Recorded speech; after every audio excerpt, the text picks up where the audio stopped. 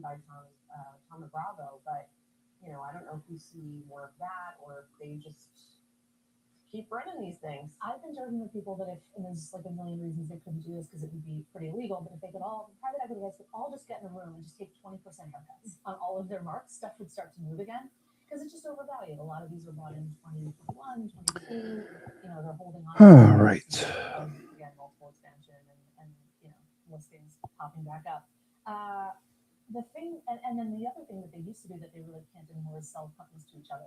That jig is kind of up because investors hate it because they're in both sides. They own it and they paid a bunch of lawyers and bankers. So I think that's a real problem. I think there's something like 35,000 unsold companies worth $3 or $4 trillion, depending on the math. I mean, it is a problem, and that's why you're not seeing a lot of fundraising.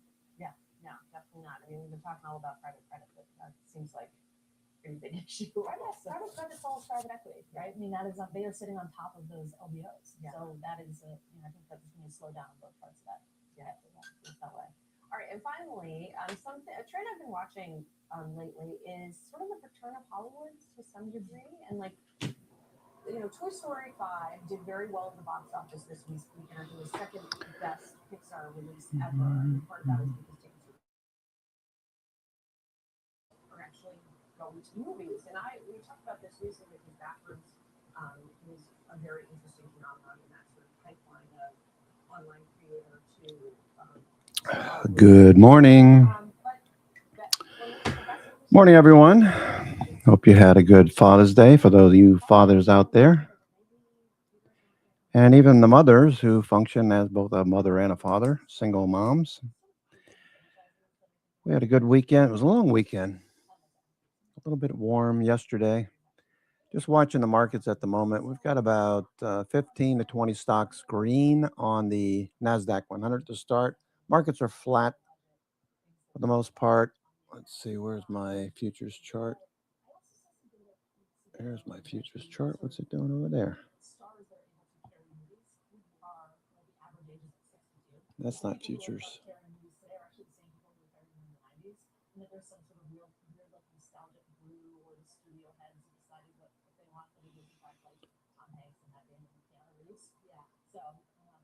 I don't know, but I think watching that whole thing shake out, streaming, with obviously Warner Brothers and Paramount having studio competition.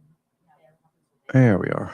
Okay, there's the futures chart. I'm very curious to see how some of the other coming movies are going to do. We were all okay. So we're flat to slightly higher now. We're coming into the opening bell. We've got about 8 minutes to go.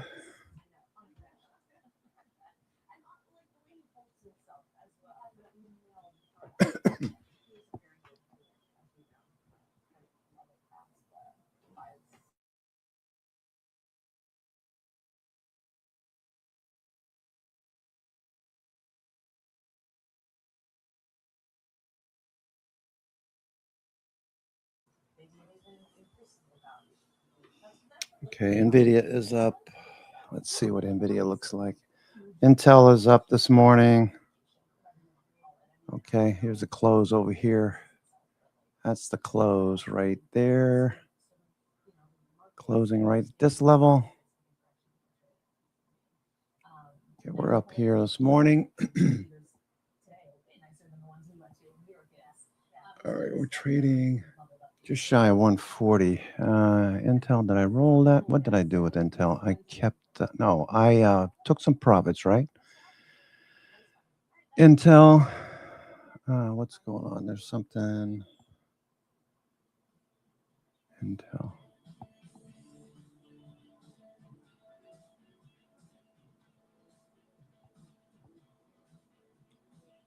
Okay, we got about 6 minutes to go. My charts are funky right now. Running your first 5K. His first day behind money. Oh, there it is. Okay, let's see. Intel. Yeah, what I did was I took profits on half, right? And then I rolled half out from September to October. What I plan to do is probably take some profits and buy something a little closer, because way out in October. I mean, I could keep these and I could just, you know what I could do? Just keep these and buy something a little bit closer, like August.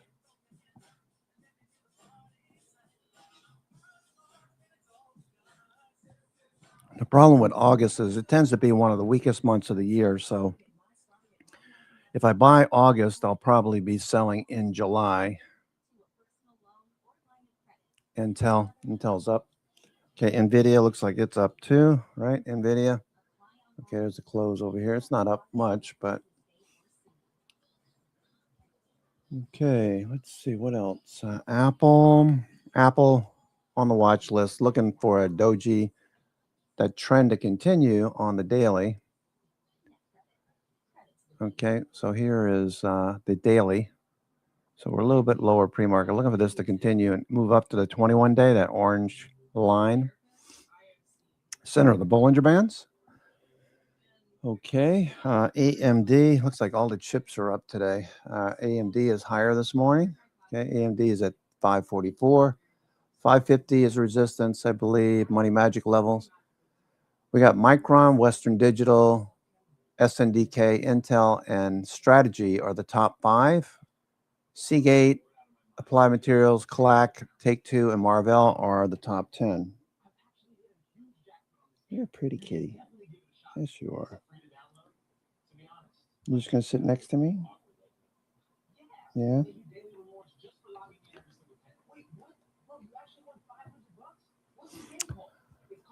Okay, so that's AMD.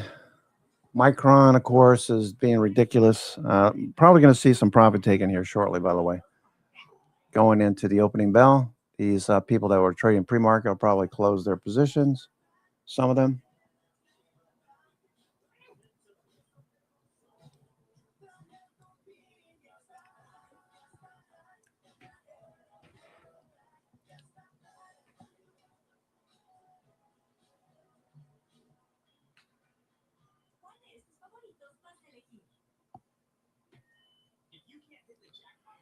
Keep in mind, a lot of the positive gamma that we had has been traded out. Okay, so if we look at Trace, all right, as far as stability is concerned, okay, we need to see more purple down below. Okay, so there's a lot of purple right along this line, 7,500. Huh, 7,500. Yeah, okay, all right. Here you go. Is this what you want? Okay. All right, we got 2 minutes, less than 2 minutes to go.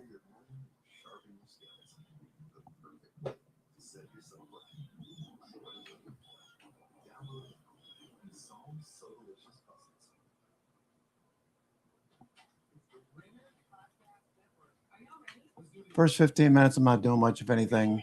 Watching the markets, taking some profits off, and seeing where stocks like Apple are going. Apple is popping up here. Apple.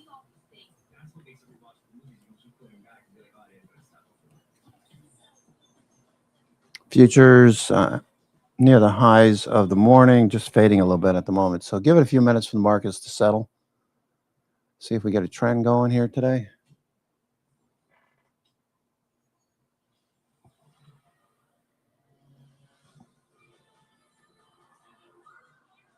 The opening bell sneaking up on me here.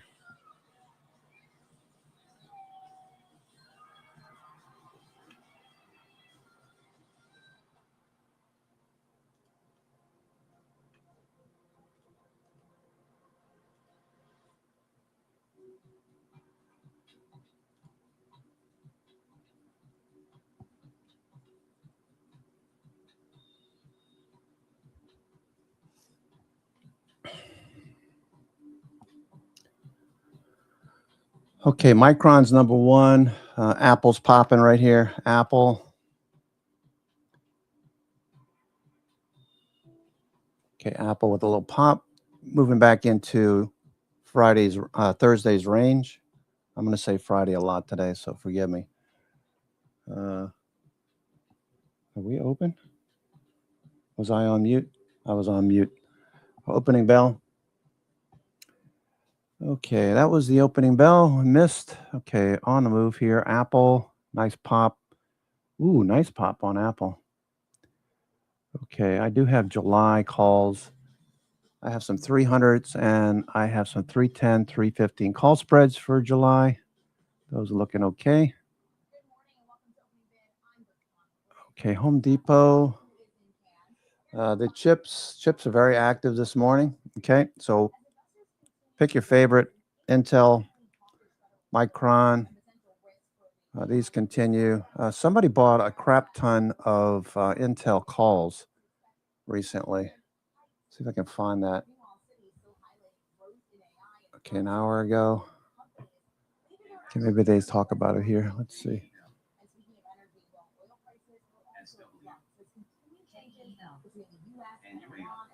Over the weekend, Mizuho raised their target to 135 from 128. That's they're a big tier 1 firm. I don't know if they're actually based in Japan, are they? Or are they here in the United States? Mizuho.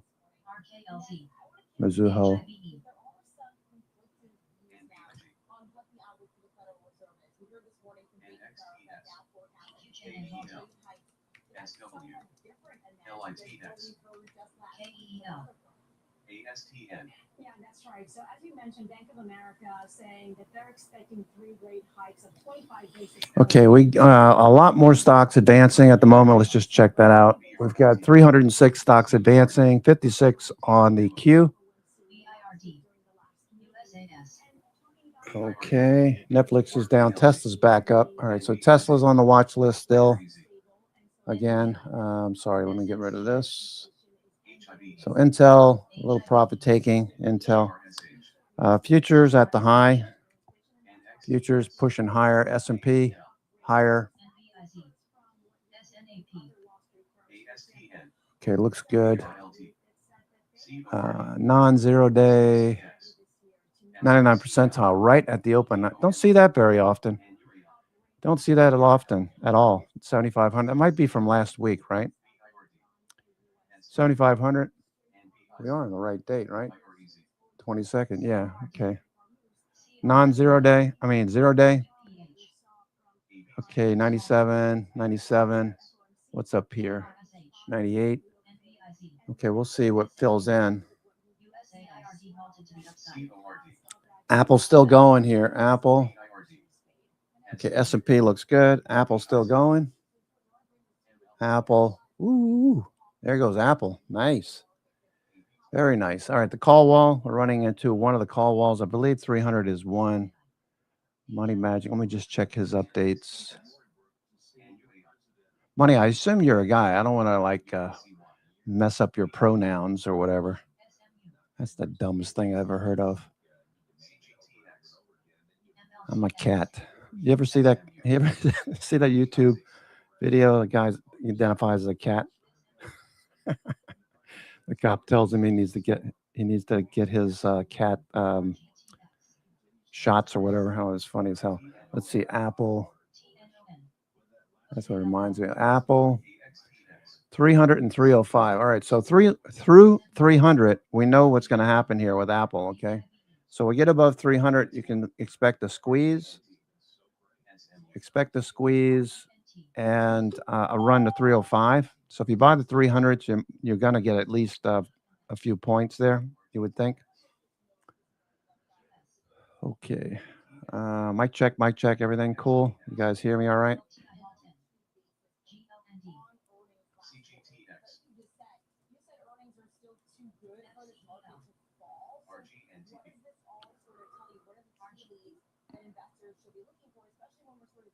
Alan Greenspan died? Oh, wow. 100 years old. Tell you what, I don't know that I want to live that long. There goes NVIDIA. NVIDIA's on the move, booking higher. NVIDIA. Wow, what the hell's going on here? All right, NVIDIA popping.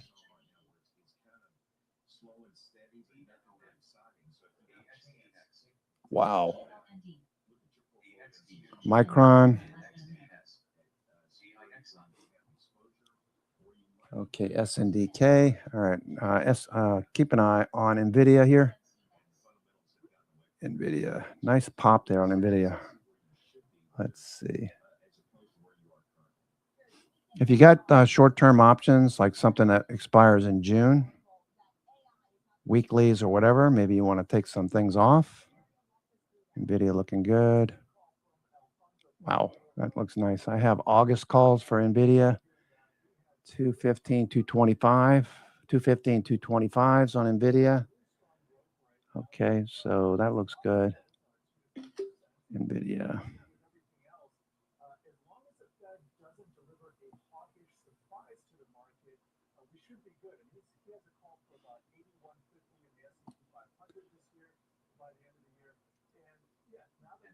SoFi is lower, Jeff. Let's see, SoFi.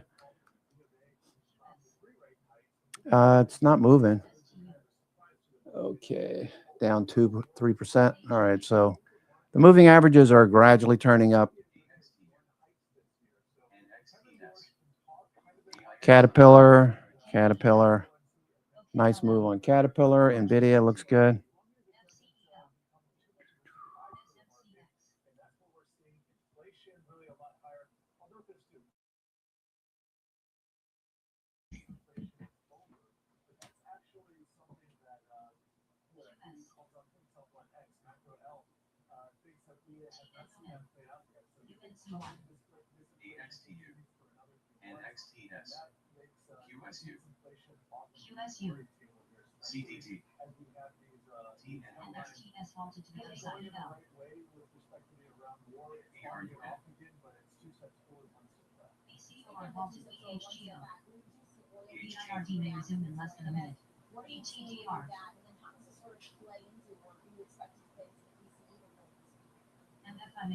Yeah, certainly. So we are seeing, over the weekend, so we've seen conflicting headlines over the peace deal, but you now have Qatar and Pakistan saying that the U.S. and Iran officials are agreeing to a roadmap that will eventually lead to a peace deal in 60 days, a final deal. So we're seeing oil prices going lower because of that. I think that the market in the oil market is starting to realize that the worst has not come to fruition. That countries have been able to tap the reserves during this conflict, and also the MSTX. DIRG may rest in 10 seconds. ATGO.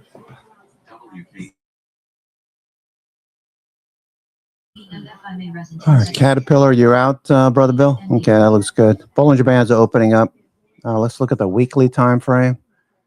Caterpillar futures continue to move higher. Caterpillar on the weekly. It's going to stay involved. Oh, you know what I want to do? It's going to stay involved in the data center build out. But Bloom Energy breaking higher. Bloom Energy.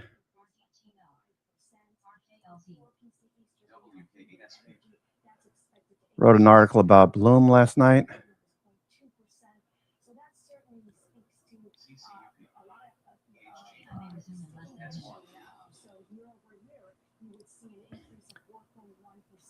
Is far from that 2% target that the Fed wants. And George, with this all in mind, what is your outlook on the oil prices? Okay, Bloom, I'm going to do something with Bloom here. Let me just take a look at the. Okay, it's going. Let's see. Bloom Energy. Let me look out a ways here. It's just now getting started. I meant to do this earlier. Sorry about that. Bloom Energy. Let me go out to at least August. Bloom Energy. 345s. I'm going to do a spread. These are 60. Let's see. We've got a lot at 360, 370, 380.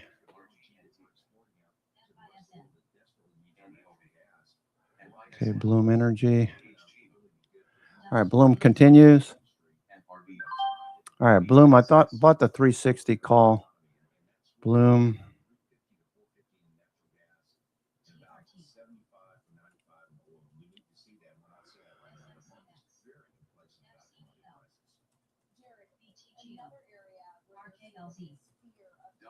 Okay, they sold the 370s. 360, 370. All right, so Bloom looks good. That one's going. Bloom looks really good. Bollinger Band's opening up. So many good things. You need to read the article that I wrote. You don't need to do it now. Just check it out later. Okay, so back to number of stocks advancing is starting to leak a little bit. We had about 310. We got about 287 now. So there's a little bit of profit taking, I would think. Profit taking into the pop. A lot of you are taking profits as well. I'm looking to take a few things off. Futures are still going here. Okay, if you're just joining us, I'm your host, Cousin Benny, coming to you from theclosingprint.com. It is Monday, June 22nd, 9:41 a.m. We're watching NVIDIA here. And Apple's still going here. Okay, cool. Apple have got August, so plenty of time on Apple.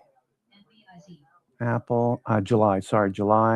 All right, so maybe I'll roll these out. Maybe I'll take half off of these 300s. We're in the money now. Okay, looking good. Apple still, wow, very strong move on Apple's part today. All right.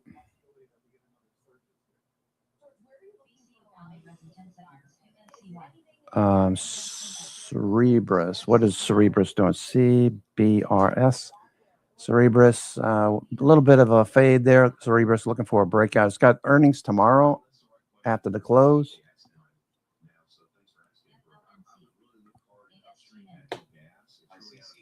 Cerebras, I'd love to hold this one for a few years.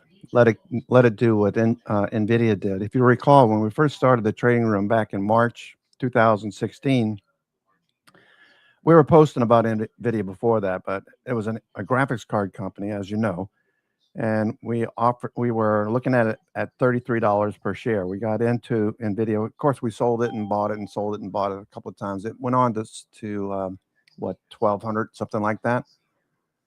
$1,200 before splitting 10 for 1. And if we had held that, that would have been quite a move for NVIDIA. So same thing with Cerebras, maybe putting some shares away and just forget about it. Put it in your kid's account. We tend to trade too much noise. I'm guilty of it from time to time as well. Instead of looking further out in time, trading options that are out in August, September, October, or leaps out into next year, June, leaps. Okay, speaking of leaps, let's look at that UNH. Okay, almost back there again. Okay, so the stocks that are leading, strategy back up. Somebody posted something about the Bitcoin, the bill. Something about Bitcoin. They were trying to push the bill through Congress, which would necessitate some buying of Bitcoin down here. It's amazing how, this markets pull back like they do. Bitcoin down at the lows, everybody gets very negative on it. Institutions start buying. They start buying when everybody's really negative. They must have a meter. How negative is everyone? Okay, negative enough? Okay, so let's start buying.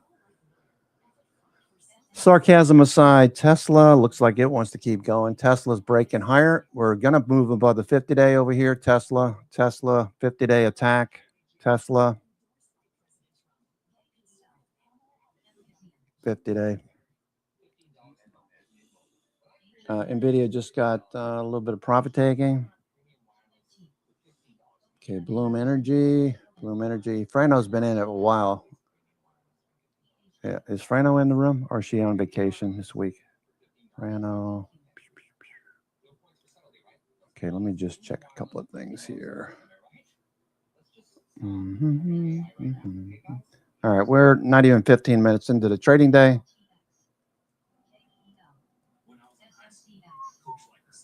Okay, Tesla's just really going here. Tesla.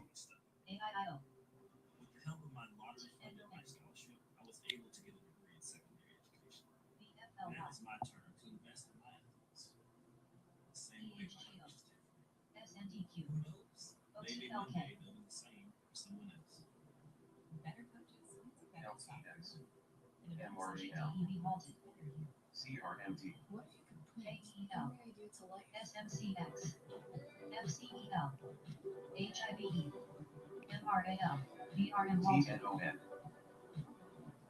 TNN, ELTX, AIL, Okay, and Tesla at the highs here, just below the 50-day. OTLK, SNDQ,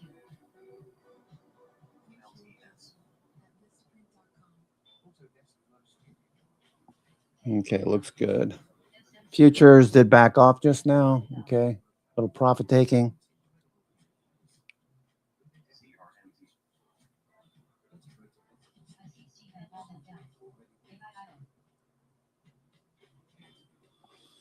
All right, Tesla looking good. Tesla. Okay, Robinhood. That's one we were looking at LTX, as well. Robinhood for potential entry. I don't know if anybody took Robinhood last week, but it's breaking above the 200-day. I'd like to hold on to this one for a while. I think Robinhood's going to do just fine. Okay. 50% retracement should bring us back to about 120, 125. We discussed that last week when this one was starting to show signs of breaking out. Bollinger Bands a couple of weeks ago. We pierced the upper Bollinger Band. We drifted back and consolidated before breaking out decisively above 93.32 last week, following through. Thursday closing inside of Wednesday's wiki high. Volume looks good. That's institutions, MACD stochastic. Everything looks good on a weekly time frame. Looks like a nice swing, right? Do we go straight up every single day? Probably not. You're probably going to get some consolidation in the short term. So if you got short-term options, maybe take some profits off. Wait for the next dip. And buy further out in time, say August, September, something like that. When do they report again?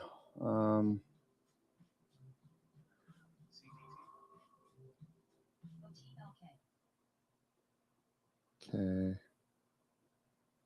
Got too many tabs open. Let me get rid of some of these tabs. Mm.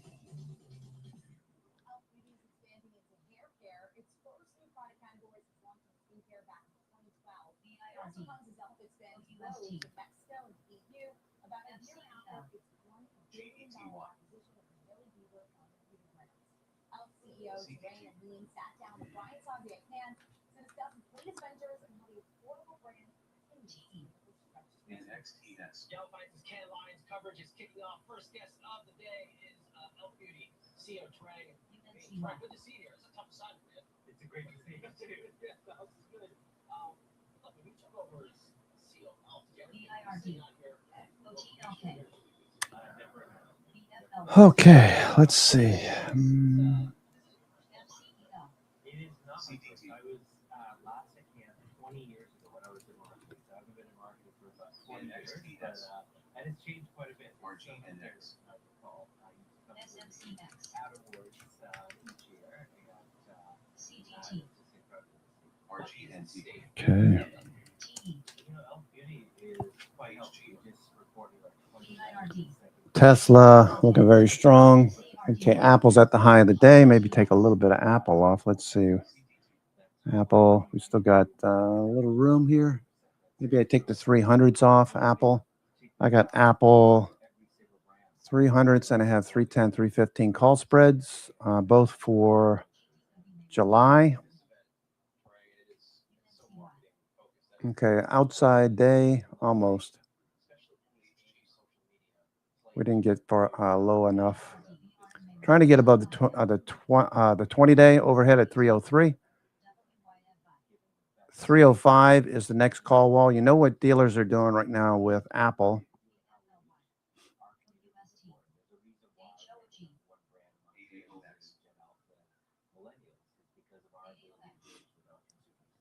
How important is that impact of social media?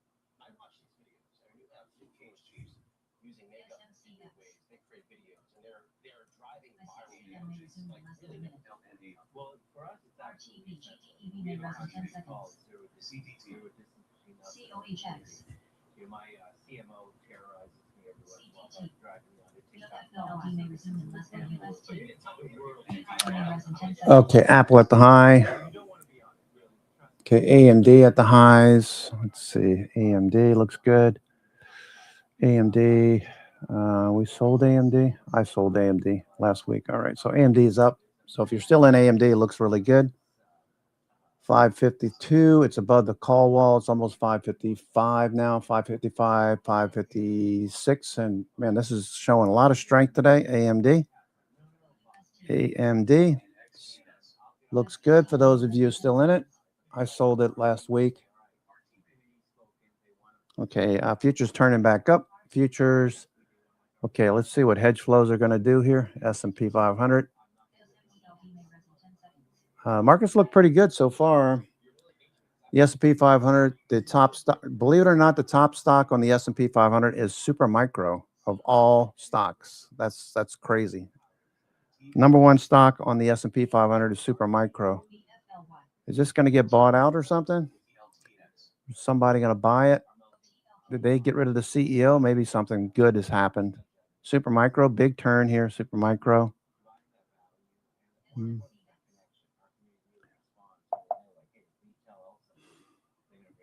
Okay.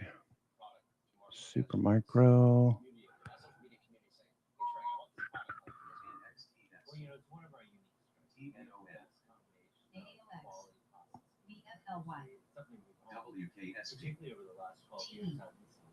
Supermicro looks pretty good, right?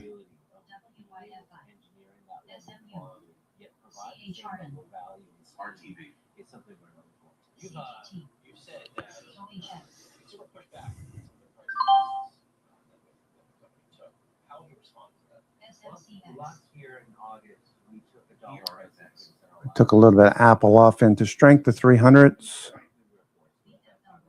Okay, future's still going here. Looks good. So far, we got some short covering now. We need to see Amazon and Google bounce. Meta's back up to the high of the day.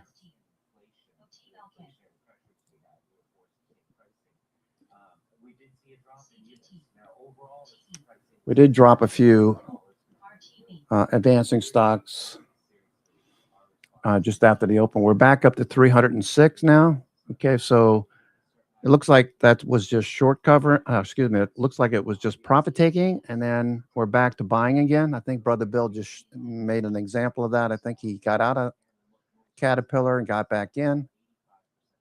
Okay, let's see. Caterpillar. Is that what you did, Brother Bill? You sold and bought something else on the dip? Okay. Watch that. Micron, Caterpillar. They both look very similar, right? Wow. Very interesting. What's going on with my charts? Why are they doing this? Oh, there we go. There we go. Caterpillar and Micro did the same thing. Gapped up and faded a little bit. Okay. Applied Materials, that was active last week. Applied Materials, let's look at the daily. Okay, Bloom Energy. I wrote an article about Bloom Energy. I really like this one. They got so much going for it. Management is firing on all cylinders. It's definitely a buy. I would be looking for dips like this one right here to buy some call spreads, maybe out in August or later, maybe even next year in 2027.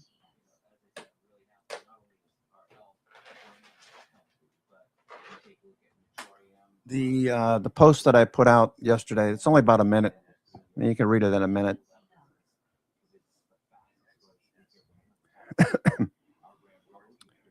Okay.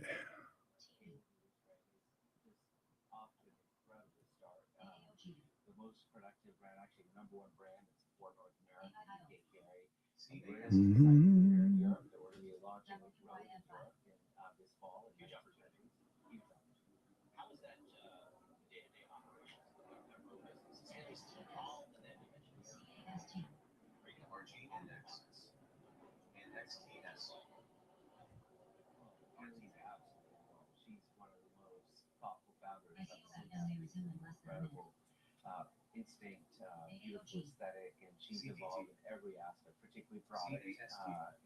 And She's really made her mark on the brand. We have an incredible team. Nick Laus is the CEO of that business, the entire team.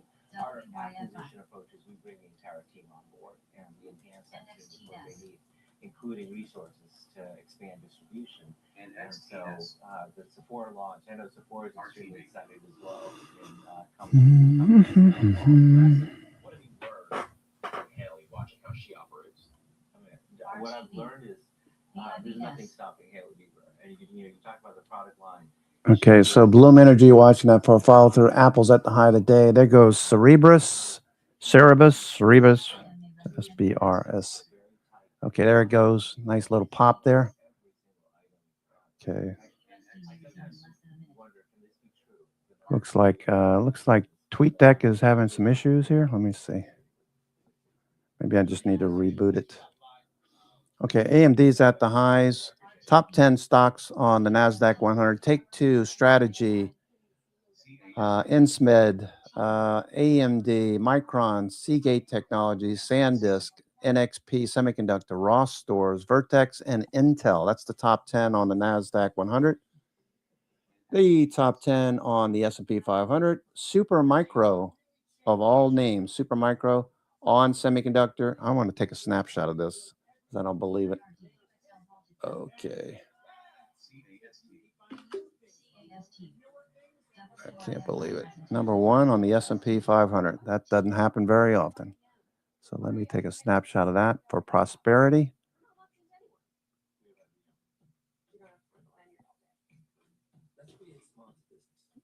Yeah, TweetDeck, something's wrong with it. Okay, I'm going to go to Twitter. Let's see if Twitter is down. No? Okay.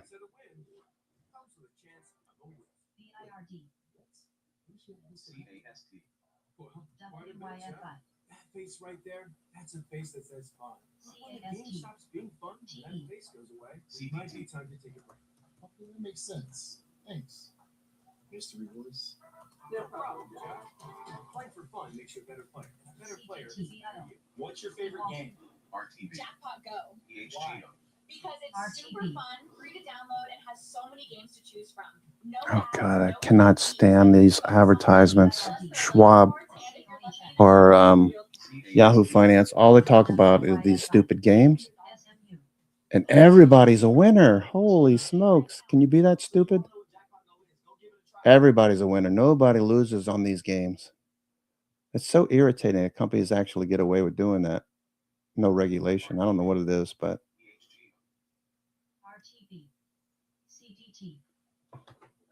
pet peeve.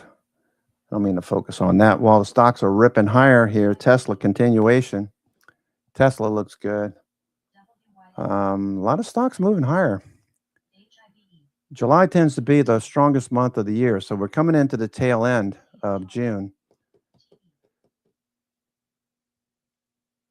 Advanced Micro looks good. Breaking out. AMD breaking out the new high.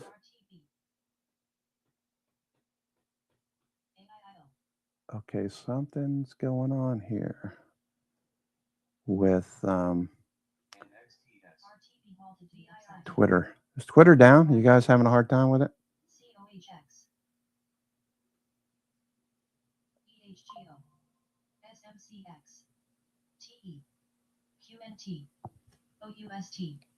RTV. EHG.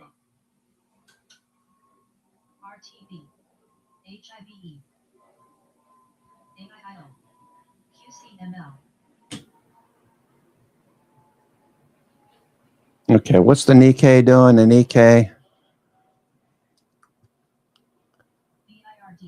Nikkei futures. Nikkei futures continues. Wow, that's something.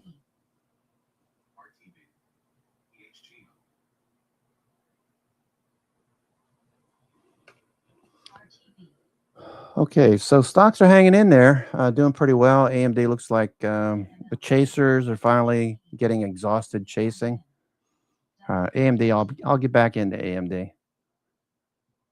at some point. Let's see what we got here. Where? Cerebras. Okay, nice little pop there. Cerebus, Cerebrus, whatever they call it. Why can I not access this? Okay, AMD still flagging.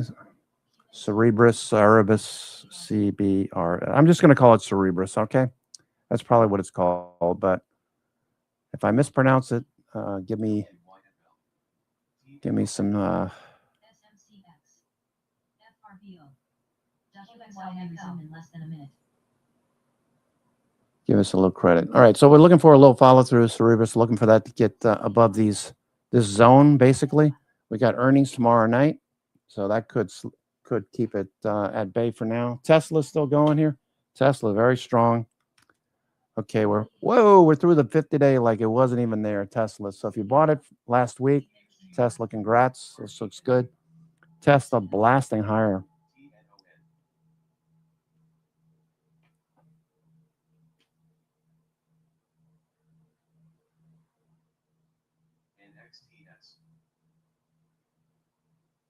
CH Harden. WYFI. SMCX. QXL may res in 10 seconds. VRXA. HQWWW. QNT. EHGO. OUST. And XTS. VIO. OTLK may res in 10 seconds. SMCX. ICCM. All right, so apparently Twitter, something's going on with Twitter. Having issues. Okay, so Tesla looks really good. Big bullish candle today above the 50-day, attacking the 200-day. Okay, looks good. What do you want? Why do you keep biting me? You still hungry? It's food here.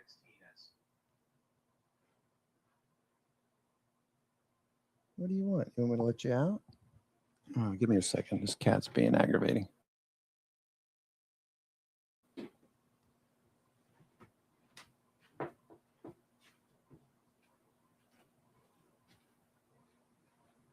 RTV may resume in less than a minute.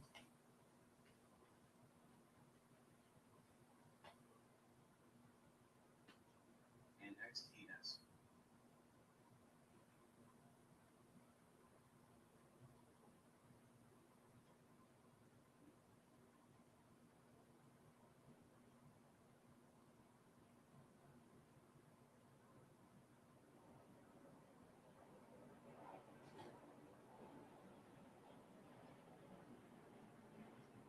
WPRT.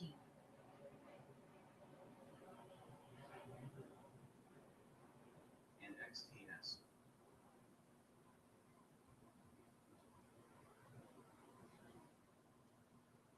RTV may res in 10 seconds.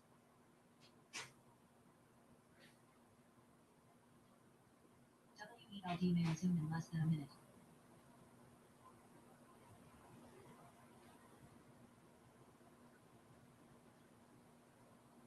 VIRD. And XTS. CDT. EHG.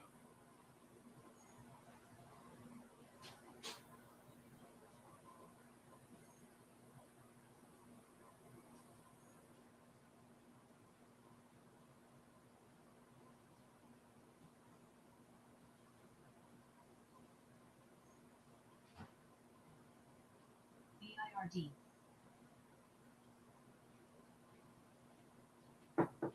WELD may res in 10 seconds. CDT.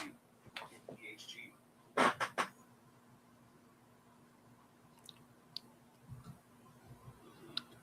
ICCM. Tesla's still going. Big move on Tesla. Market's acting very odd.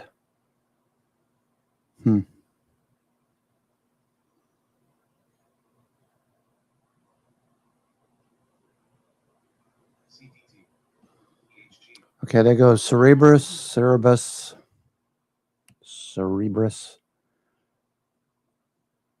Yeah, so something's definitely up with Twitter.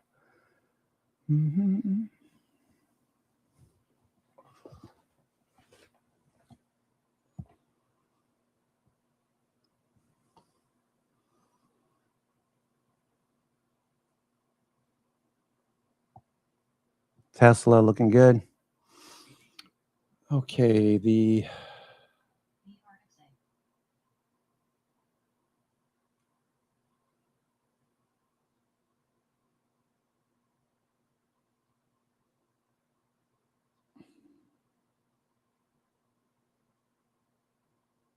okay, Cerebras.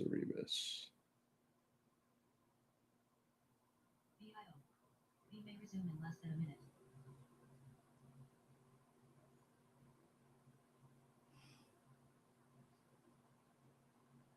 BRXA.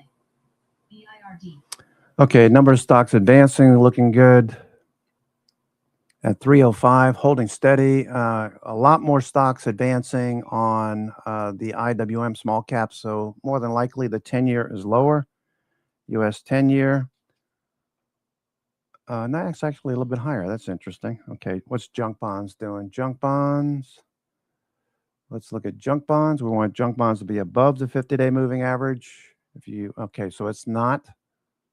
Okay, so don't get too excited here. AMD, continuation, AMD. Looking for a follow through. Tesla, definitely continuation on Tesla.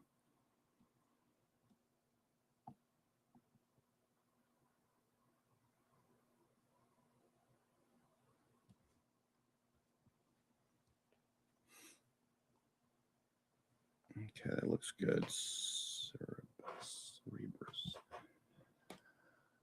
Okay, CBRS, Cerebras. Turning a corner, looking a lot more bullish going into earnings. Okay, the top 10, let's look at SanDisk, SNDK.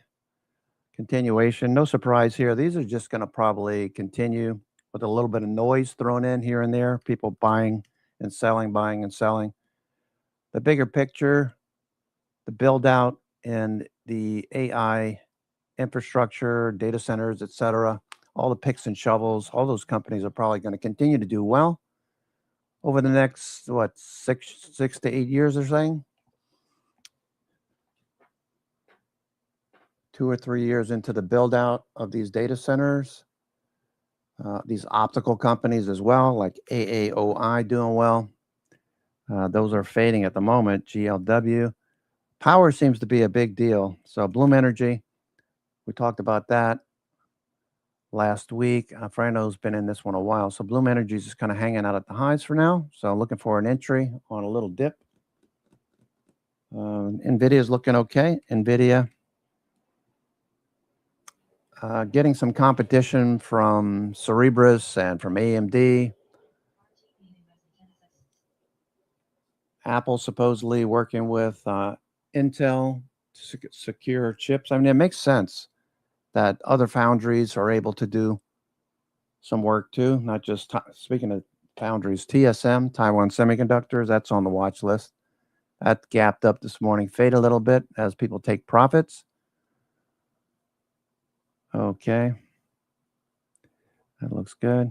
Up, down volume. Let's see what that looks like at the moment. Don't want to get into chase mode if the breath is not there. Speaking of breath, let's go take a look at breath. Breath. Okay. Everything is turned up. NASDAQ looks really good in the lower panel, back above zero. It was below zero, but turning up on Thursday. Small caps taking a little break here, but following through. Same thing with mid caps and the S&P 500.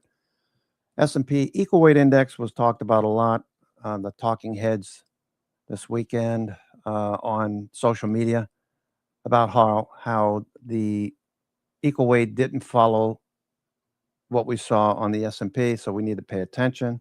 We know that there is not as much positive gamma, so that needs to build up underneath.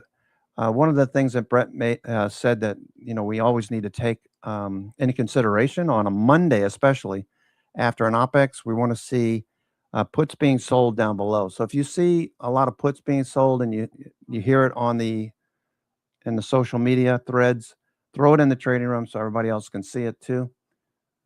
Okay, so we're watching for big sales. Qualcomm with Investor Day today. Qualcomm, what's that looking like? Thank you, David. Qualcomm Investor Day, Thursday. Okay, Qualcomm Investor Day Thursday. That looks looking pretty good. And XTS. ASTN. RKLZ.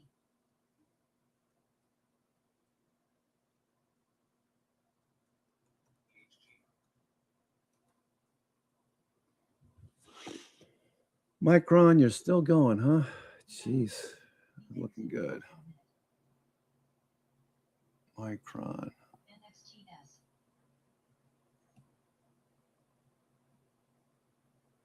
And XTS.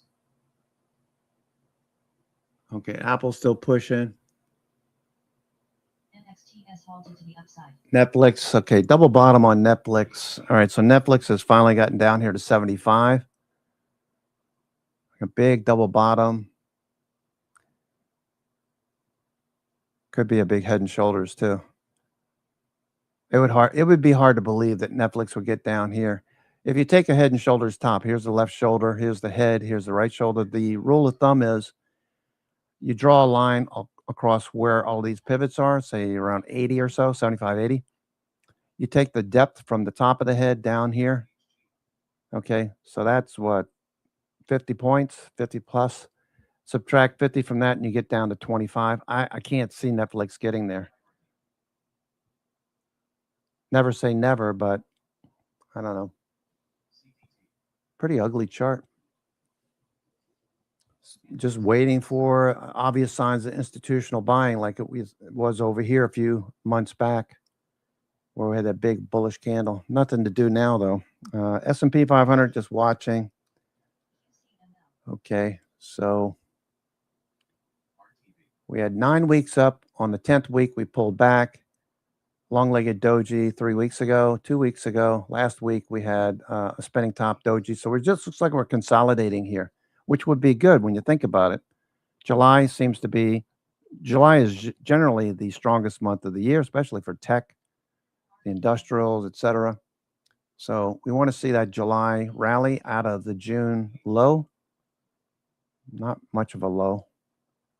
All right, so here's, you can see the center of the chart. That's July. This is the industrials. So it should be pretty good. All right, 10-year yield, we're watching that. And keeping an eye on NVIDIA.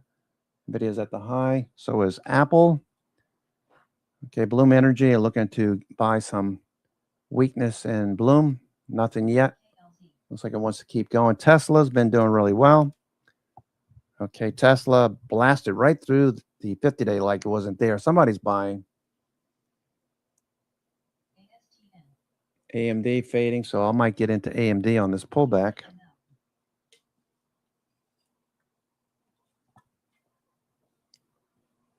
Let me just check Tesla. What do I have on Tesla option-wise? I have TSLL shares.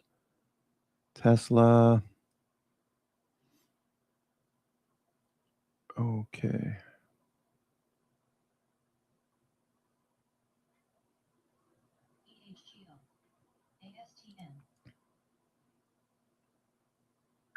All right. I sold some Tesla June calls that I have.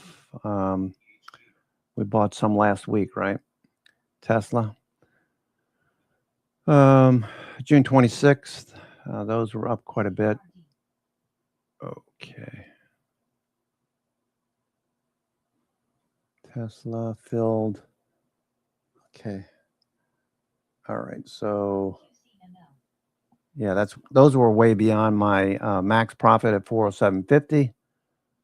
405, 407.50 for June 26th. I just took those off. Still have July calls on Tesla, looking for any dips to get bought.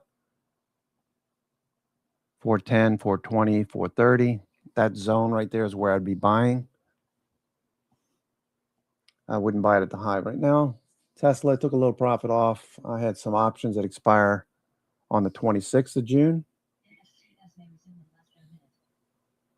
Okay, that looks good. Apple's still hanging out. Maybe I'd do something with Apple too. Let's see, Apple. I got the 300. I took the 300s off a little while ago. I got 310, 315s now. Okay, let's go here.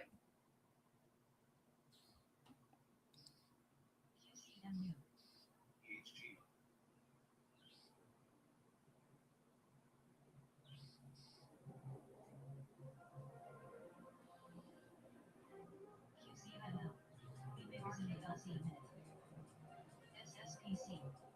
SPCG. NXTS may res in 10 seconds.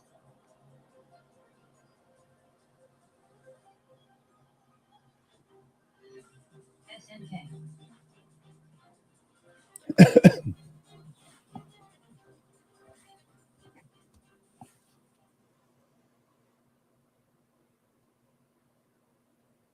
Tesla. Okay, going down the list of the stocks that are doing the best this morning. Let's go here. Let's see. Micron, NXP, that climbed the list. That was down at number 10. It's back up. NXPI, NXP Semiconductor.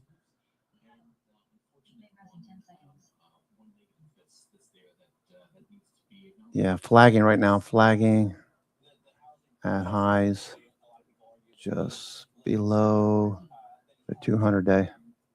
All right, so Ursel, the Tesla, I know you're driving to Istanbul. That's pretty wild, but you can, back in the day when you want to talk to somebody, it costs you so much money.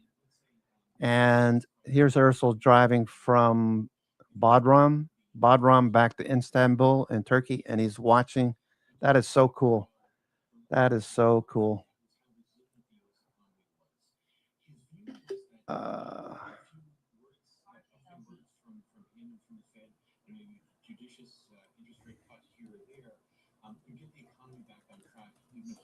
Trading from a Tesla shares.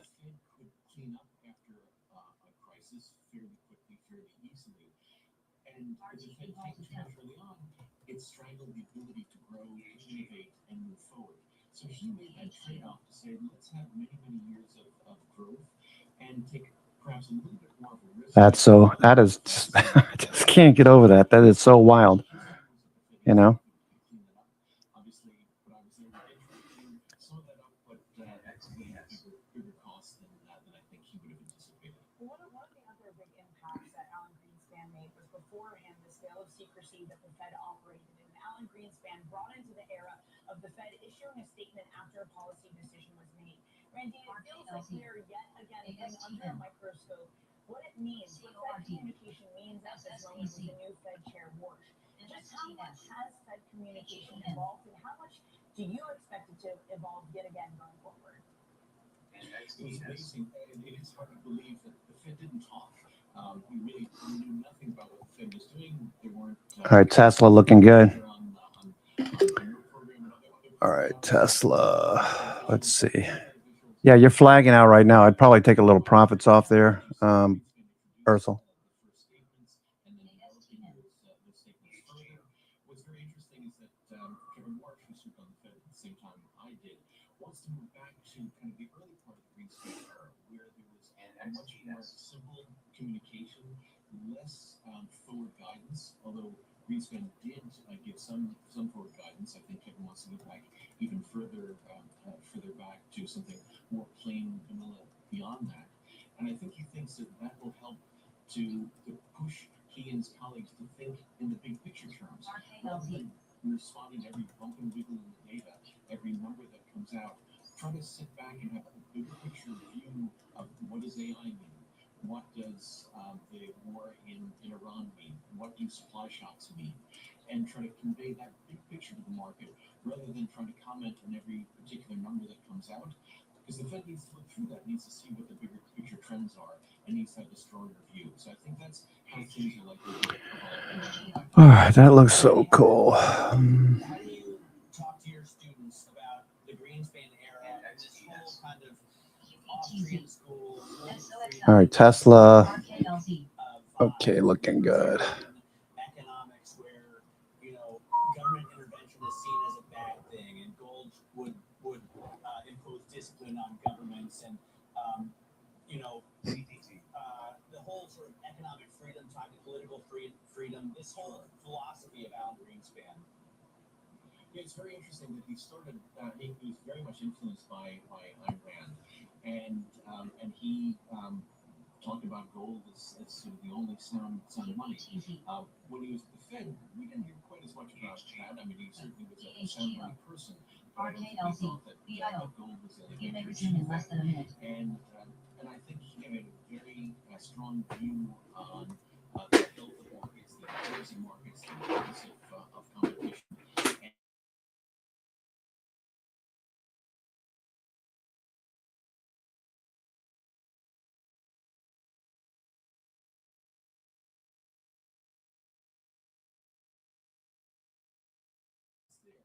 But that safety mechanism has some of the consequences that might not be so easy for the Fed to clean up afterwards. Is something that I think is an important qualification that comes in. He also talked about this a little bit in his testimony that he gave after the global financial crisis. He said there was a flaw in the system, and what he meant by that was that he thought that if people have their money on the line, they're going to do full due diligence and make sure that money is well allocated. Unfortunately, one of the things that we found out, and certainly Greenspan talked about in his testimony, was that's not always the case. Sometimes people are not as careful as they should be, and if people are not being as careful as they should be, there's not the due diligence, and some things can. Okay, looking good here. Lead to things like the global financial crisis. It's something that his wife mentioned in the statement she gave when Greenspan passed away, that he was always honest in acknowledging his mistakes. Randy, you also mentioned that part of the other part of Greenspan's legacy was allowing the economy to run hot in this 1990s internet era boom, even not hiking rates and allowing unemployment to drop without doing so. I wonder, is history any guide there to this period we're currently undergoing? Well, RTE may rest 10 seconds. Inflation was much lower. EHG I overall see. 40 We upside. have just in the last few years a high inflation coming into that. So I think that's the context is very, very important. But I do think there's an important lesson there that the Fed, once again, shouldn't be just focused on just the short-term movements of some of these numbers, but think about the bigger picture. What are the key? All right, so we're flagging at the highs right now. What are the key things that are going to be driving economic growth, and take those on board, and not overemphasize the short-term numbers, but have a clear view on the bigger picture. And clearly, that's one of the things that Kevin has been talking about. All right, Randy, great to get some time with you. Really appreciate you jumping in with us. Our condolences, of course, to you and everyone who knew Alan Greenspan. Well, one of the most influential Fed chairman who ever lived and ran the central bank for nearly 2 decades, just died. He was 100 years old.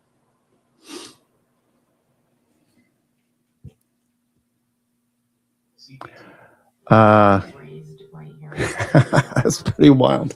That's pretty wild. All right, so Bitcoin fading off the high at the moment. Netflix,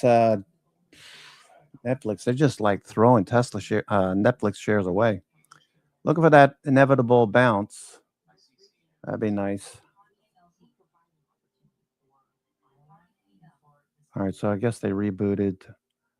Oops. Didn't mean to do that. Okay.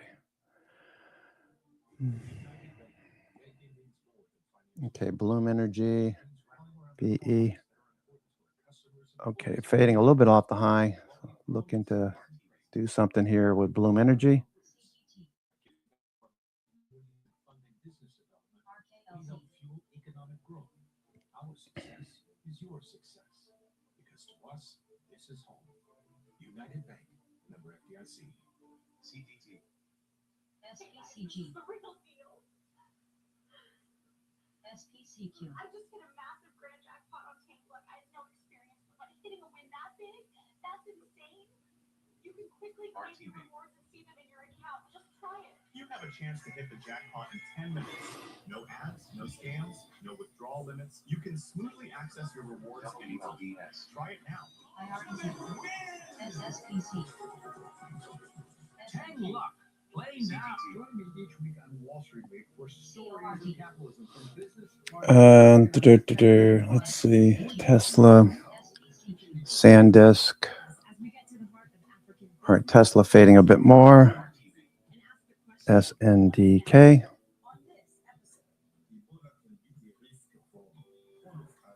That just blows my mind.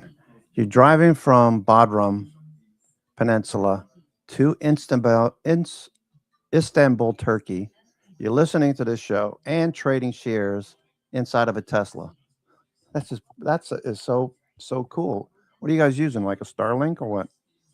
Probably using Starlink. That's wild. TS may resume in less than a minute. Bringing you the latest geopolitical news SNK. whenever and wherever it happens. I'm David Burrell, Simone Yuli, CGT. and this is Bloomberg.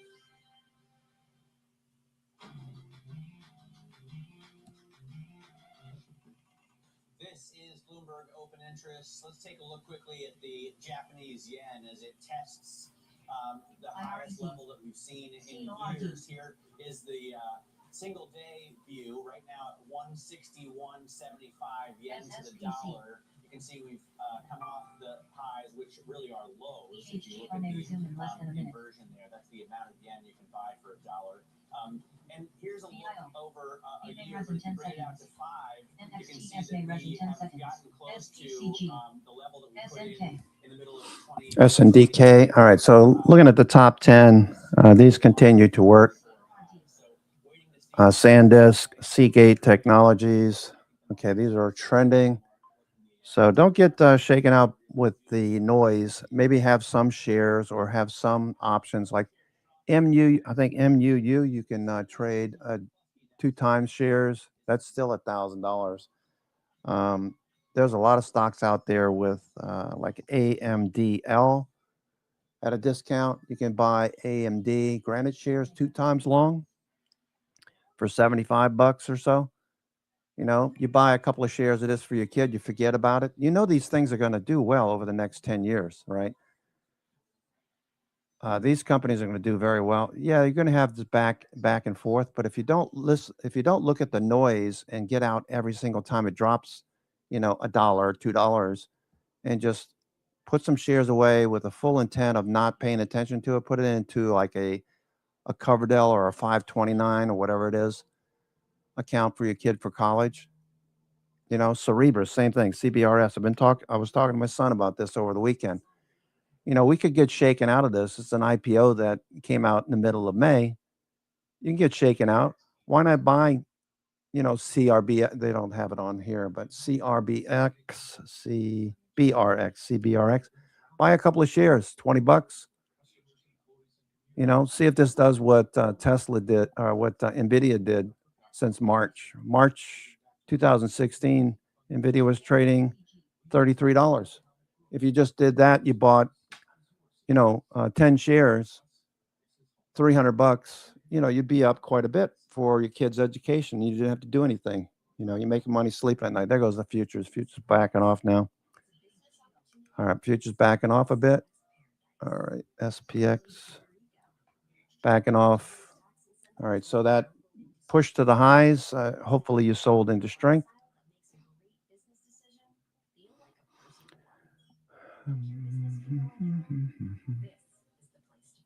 SPCG. Puerto Rico. It's not what's next. It's where.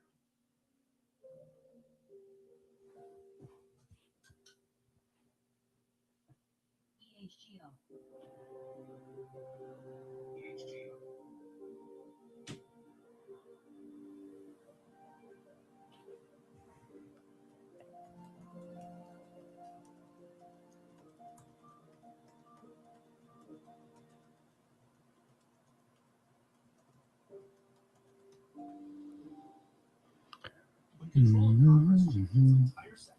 S&P.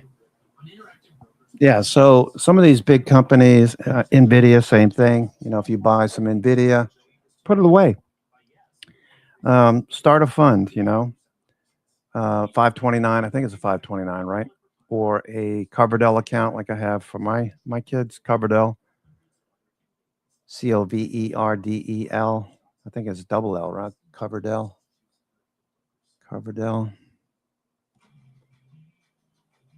College education 529 cover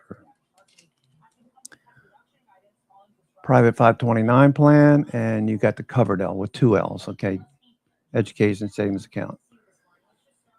Okay, this one I think you can trade options in, and this one, the 529, I don't think you can do options. Just check out all the rules. I don't have a 529, so I don't know all the rules, but S&P fading a bit more. Nvidia rolling over now. Back to the 50-day. A lot more chop.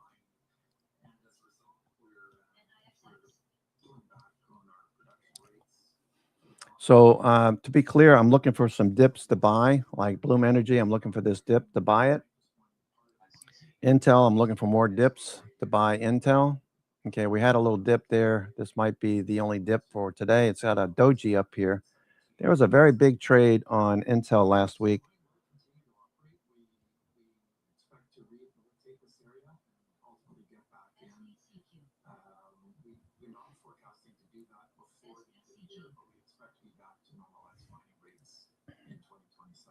It's amazing how hard your stock has been hit this year. I mean, you were at one point SKYQ. a massive amount. I look at a 5-year view. At one point, you were up 600%, and now that gain has been halved to a 300% gain. I'm curious to know how you deal with that. Can you be insured against that kind of activity, or is it considered always force majeure, or what's the story with that? Well, seismicity is just a normal part of mining operations, but it's not like an earthquake in Los Angeles or something like that. We cause the seismicity by our mining activity. It's actually the blasting that we do on a daily basis causes a relatively small amount of seismicity. It's actually a healthy thing. It's just the rock settling before you go back in and mine. But from time to time, and this has been the case in the particular area that we're in, you can get a bit of a heavier reaction of that blast than you would typically experience. And in this case, it seems to be because of the presence of a nearby dike, so an area within the overall ore body where we don't have any mineralization. It's sort of it's something that comes in after the ore body had been in place, so they call it a post-mineral dike. And the dikes themselves generally don't have much of an impact on what we're doing, but in this particular case, the presence of the dike and the source that we're mining seems to have been. All right, so we're backing off now. Stocks profit taking. So we got people to chase, and now we're starting to retreat. More noise. Okay, Apple, just off the highs of the day. Apple, looking for it to be higher this week.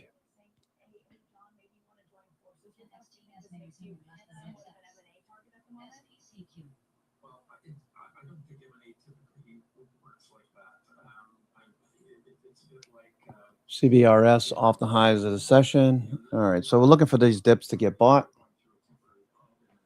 as the markets trade at highs. We have the equal weight index inside day for now. Equal weight. Okay, breadth is okay. Could be better. We're looking for more stocks in different groups other than tech and semis to continue. We had industrials look pretty good. So we got all of these starting to hook on the mid caps, small caps. You see these two in the middle, mid caps, small caps. The NASDAQ's in the lower panel, S&P's in the top panel. Mid caps and small caps are starting to take a break.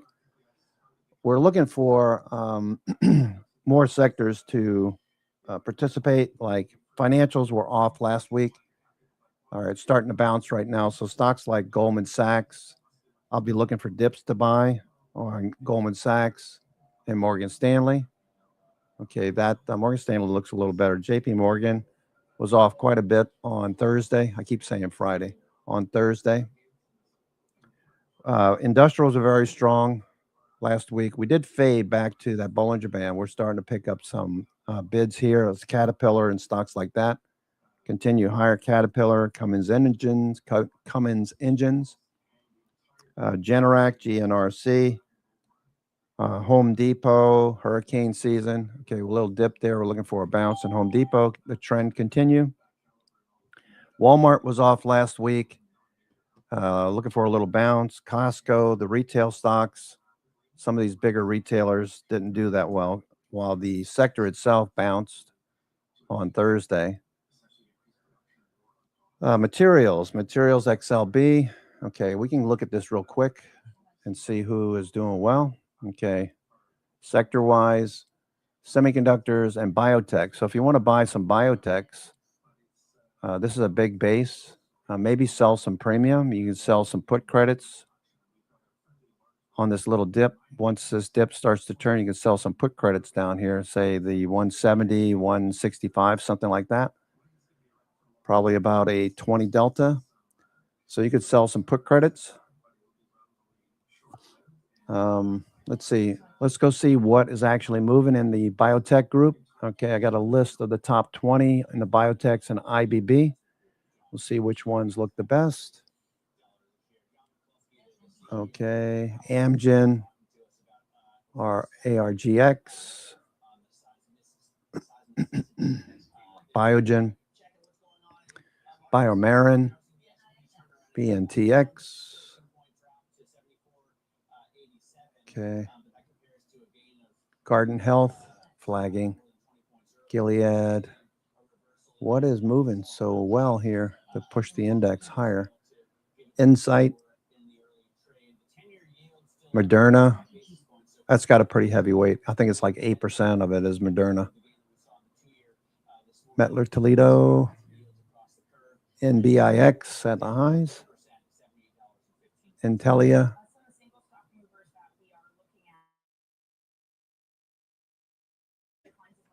All right, these stocks look good.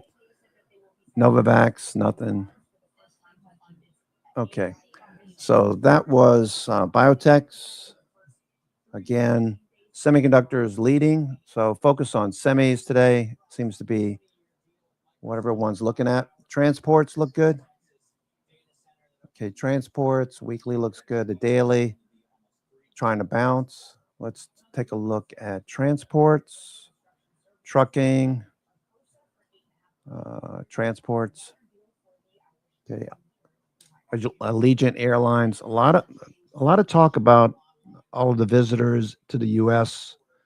flying in, staying at hotels for the World Cup. Alaska Air. Okay, Boeing, nothing there. C.H. Robertson. CSX Rails. Canadian Pacific. Caterpillar, of course. Delta Airlines. Expedia. All right, GATX, that's a shipper. JetBlue, looking good, JetBlue. Kirby. Southwest Airlines, looks good. Nice cup pattern. Landstar Trucks, manufacturers trucks. MATX, Matson. Okay. Old Dominion Freight, okay. What's United doing? Ryanair, Radiant, SAIA, Starbolt Carriers moving back up, Tops, United Airlines. All right, so Southwest, and Delta look best, and JetBlue. All right, so those airlines look pretty good. JBLU. All All right, that's breaking higher. JetBlue has been a $5 stock forever. I think it maybe had been $10 at one point. Close to it. Speaking of $10, TSSI, what's that doing? All right, that's stuck right at the 50-day, above the 200-day. Looking for that to break above. Number one stock on the S&P 500 is still Supermicro. That's hard to believe, but I guess it is Supermicro, and it trades on the NASDAQ. So why? Okay, whatever. Supermicro. All right, looking for these dips to get bought. Okay, so we got a little dip in Tesla. Looking at Tesla to get bought here. I got a little flag. All right, so it looks like this dip is getting bought. ABCD pattern. Ursula, if you happen to be listening. See 414. Let me look. You wanted to see TSLL. Now that it's got a pivot for the day, let me go to the 60-minute. Tesla 417, 450.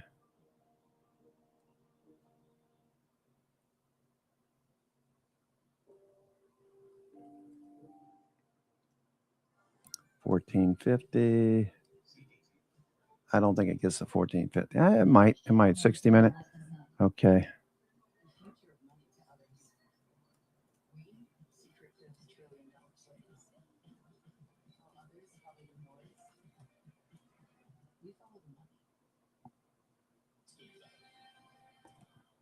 Joe Matthew and Katie Lines deliver news, insight, and analysis live 2 times a day, every trading day. Value to Power at 1 and 5 Eastern, only on Bloomberg.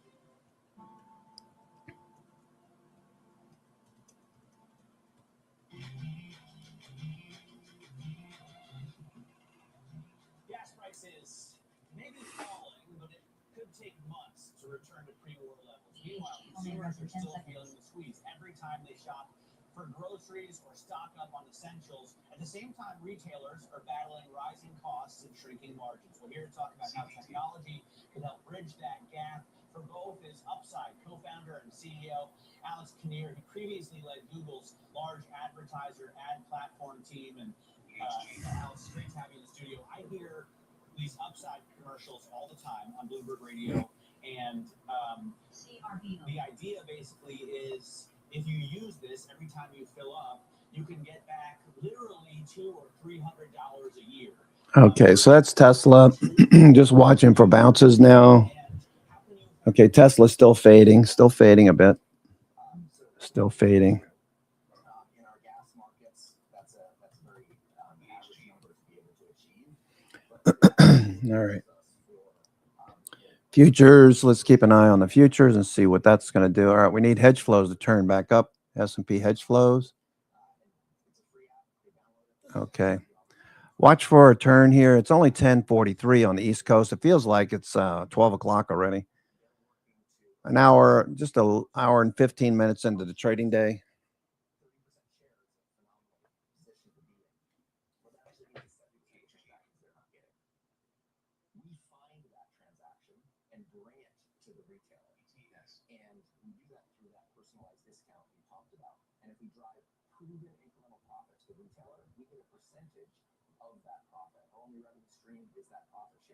So the consumer and the retailer win. And must be sitting on like one of the most fascinating data right now in all of America, because it is this conundrum of it's a K-shaped economy, but people are still spending. All right. Futures continue to fade. All right, so we started off the day pretty strong. Looked like people took profits into strength. We'll see if it turns into more than that, but for now, we just have to remember that in the back of your mind, remember that we have less in the way of supportive, positive gamma below. You can see how dark it is down below. Okay, it's not bright purple. Okay, 7,500 is where we were earlier. We faded off of that. That was a 99 percentile at the open, which unusual. We don't usually see that. But going off into the end of the week, you can see far right, that's Friday. These are the options that are currently in play. So what we want is a lot of put selling down here. That'll turn this purple and more supportive. Okay, let me just make sure I tune in today. I forgot last time. Let's see. Spot gamma. So it's only an hour and 15 minutes into the trading day. So we're looking for these dips to get bought. Okay, we faded pretty fast there from the high. July tends to be a strong month. So any dips into this week, we're looking to get bought.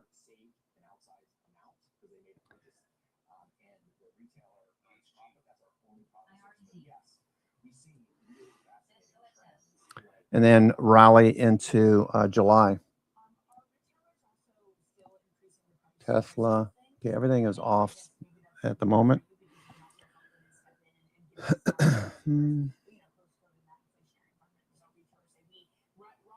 All right, so all of this needs to fill in. So if we get more put selling, that would be good. Oh, you know what I don't have? I'm sorry, I don't have Discord running at the moment.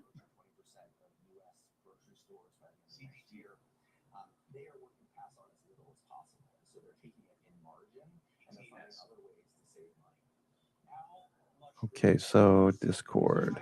There we go. And XTS.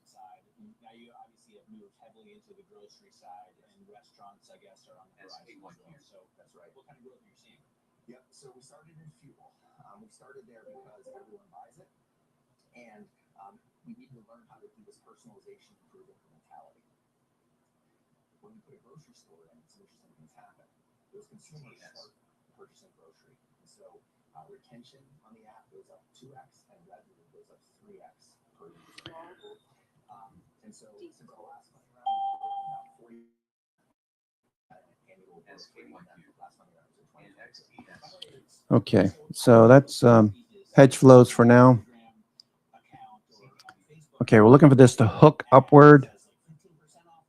That 99 percentile is gone now. It's still 99% on longer dated. You can see that 75.05 right there is a 99 percentile.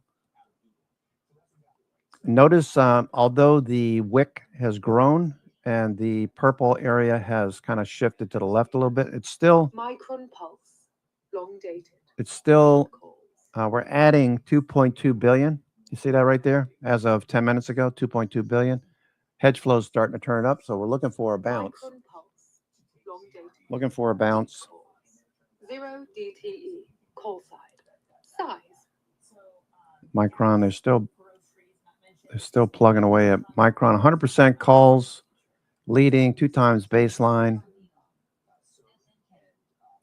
0 DTE, the 745 call for SPY. 0 DTE, SPY's 745 call being bought.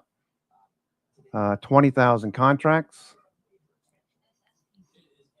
745 call. SPY, 745 call. Let's see what that looks like. SPY, 745 call. SPY, 745 call. SPY. All right, the 745 call. We're right at that level right now. So somebody just bought. Intel Pulse. Okay, 20,000. All right, so you can see that this dip is starting to get bought. SPY, they bought the 745 calls. Intel, they just bought some calls here as well. 2 times baseline. Okay, let me see which Intel calls are being bought right now. Intel. You know what? Let me just do this. Okay. And Intel, what V/OI are best for today?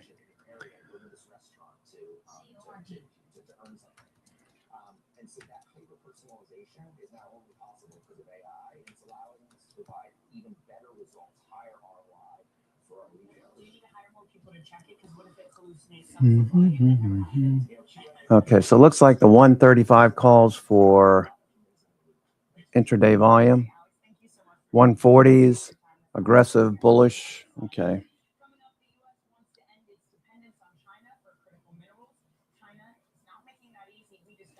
Intel. Okay, Intel looks good.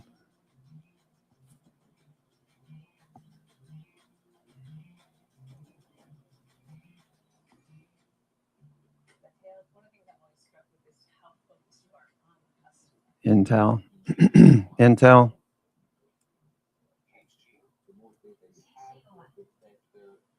SP exports, long dated. At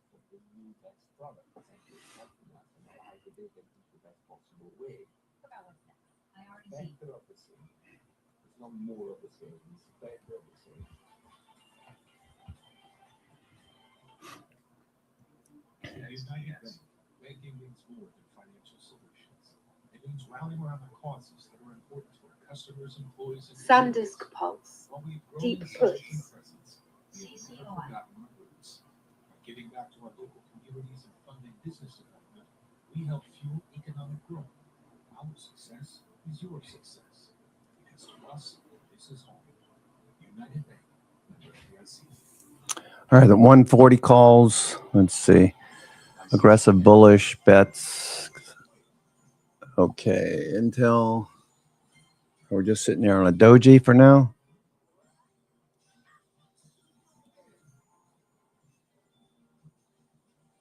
All right, recent whale block trades. Spider Pulse, 162.50s.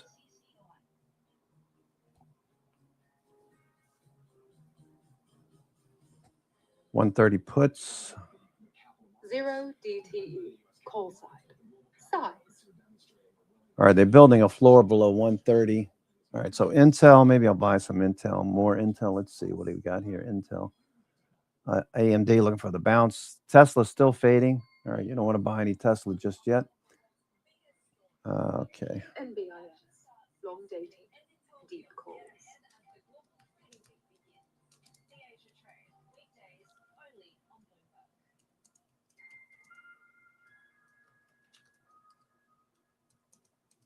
SpaceX, long dated, deep calls.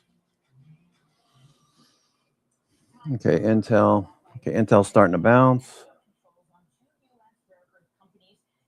BE Pulse, Okay, let's see. Intel. That's Tesla for Friday. Intel for Friday. Let's see. The 26th, right? 26. 0 DTE, call side. 130. Okay, 16,000 of the 140s are trading here. What's that? 140.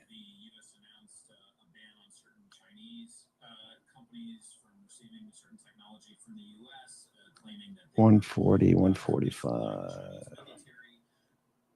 think there's a way to boil this down, right? It's easy to get caught up in the weeds of this and that and tit for tat. And like you said, we have not seen any action since the truce that was reached in November by either side of the United States or China.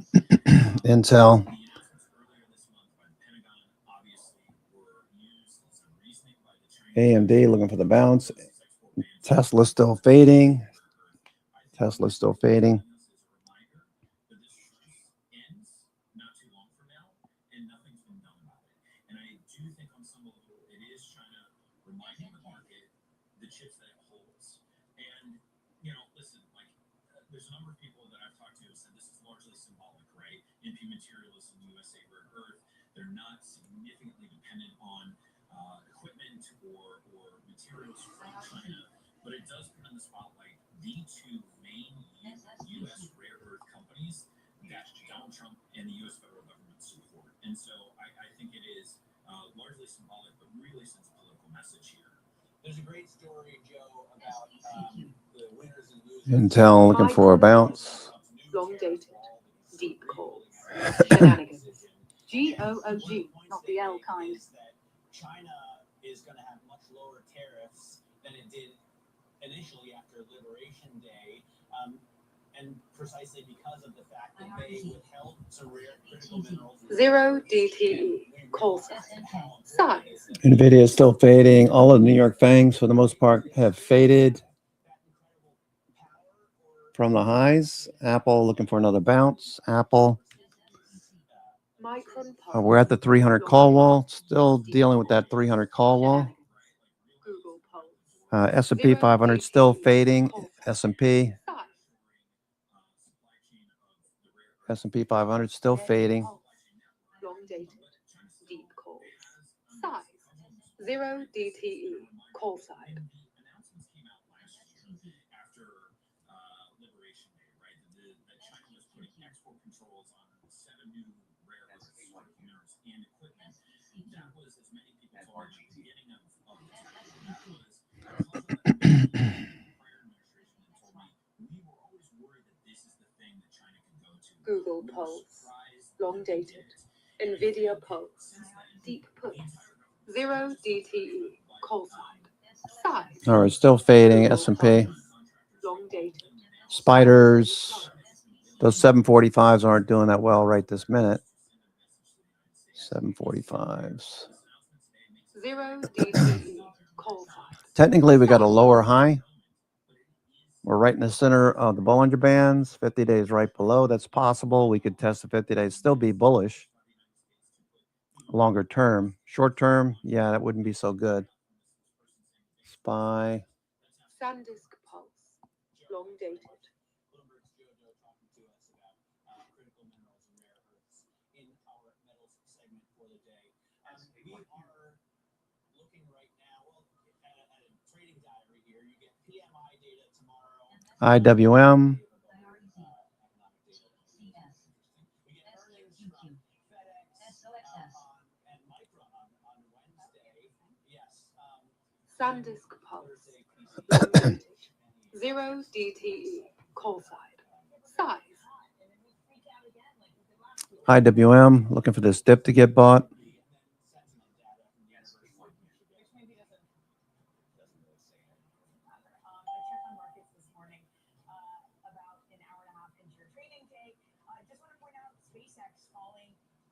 SpaceX. Long dated. Oh, SpaceX. That's right. We haven't. Intel Pulse. SpaceX at the lows here. Wow, haven't seen those lows in a while, huh? 165. 0 DTE. Call side. Looking for these dips to get bought. Apple's starting to turn right now. All right, looks like Tesla might start to bounce soon. Tesla. Okay, Tesla looking for a bounce.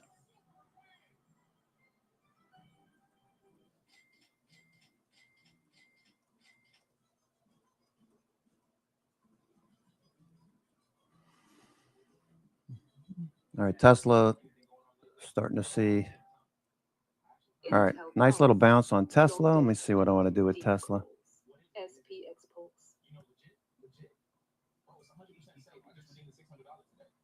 Too legit to quit. Bloom Energy. Tesla starting to bounce a little bit. Ford, TSLL. Okay, 1351 is a pivot now. SPX 1351. Tesla Pulse. Deep calls.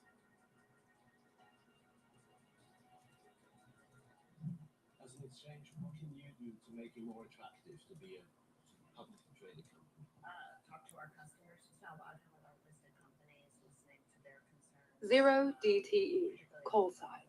Size. Head of IR, listening to their payments general counsels as well, and then act as an advocacy group for those companies to really focus on structured reform to allow a company to tell their story in the most efficient way possible and reward them for the good disclosures that they are making in the market.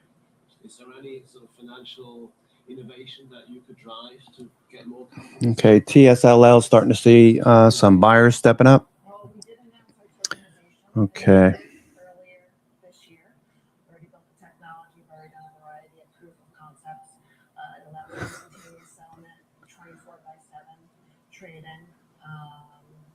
It importantly allows for the rights associated with a share to into an electronic form, but it is going to be a platform that runs in parallel to our more traditional exchanges.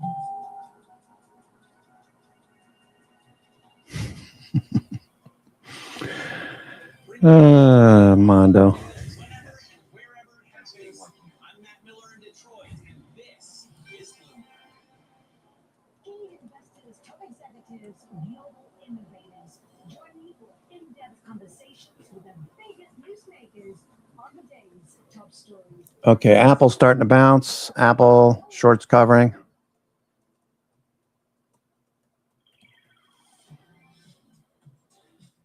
Tesla shorts covering.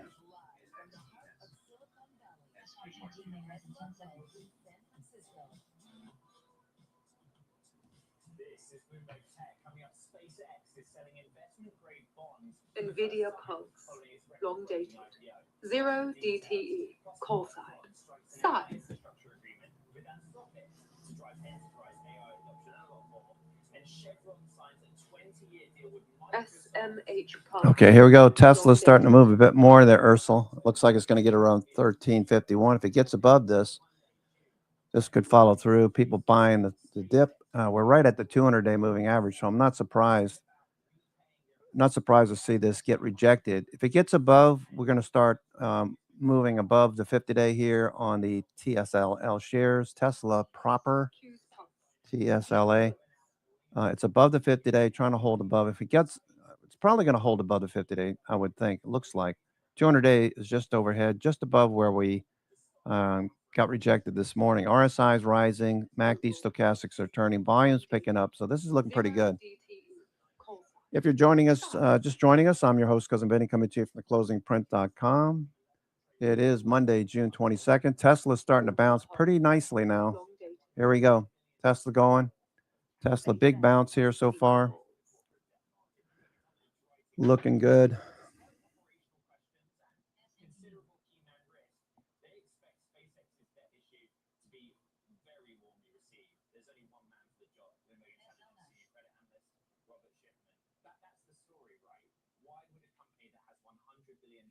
Google Pulse, long dated. I don't think I could be more bullish. Every day I wake up and show up at Bloomberg, I'm more and more bullish on AI. And I think this deal is just going to support that. You know, why do they need to raise more money? It's because over the next couple of years, they're probably going to spend a lot more than $100 billion. In fact, the free cash flow is probably going to be a lot more than $100 billion. Okay, there we go. There we go, Ursel. There's your follow through. Okay. The investor demand or appetite for this. We had reported even prior to the IPO that SpaceX had managed to get investment grade ratings from the three main agencies. And in your react, you basically say this is how we think they'll stack up relative to their hyperscale peers who have a greater rating still. Why does all of that matter? Well, listen, nobody owns SpaceX right now from the bond side, so there's going to be enormous demand. When you have an inaugural bond offering like this, it's going to be a feeding frenzy. And quite frankly, I think 3/4 of the people that are going to buy the bonds aren't even going to. NVIDIA Pulse, long dated. Tesla rising. Tesla. Supporting them. They've got very strong, stable investment grade ratings. You do not have to worry about this name going. Recording in progress. You've got perhaps. Oh, wow. It's 11 o'clock, huh? Elon Musk.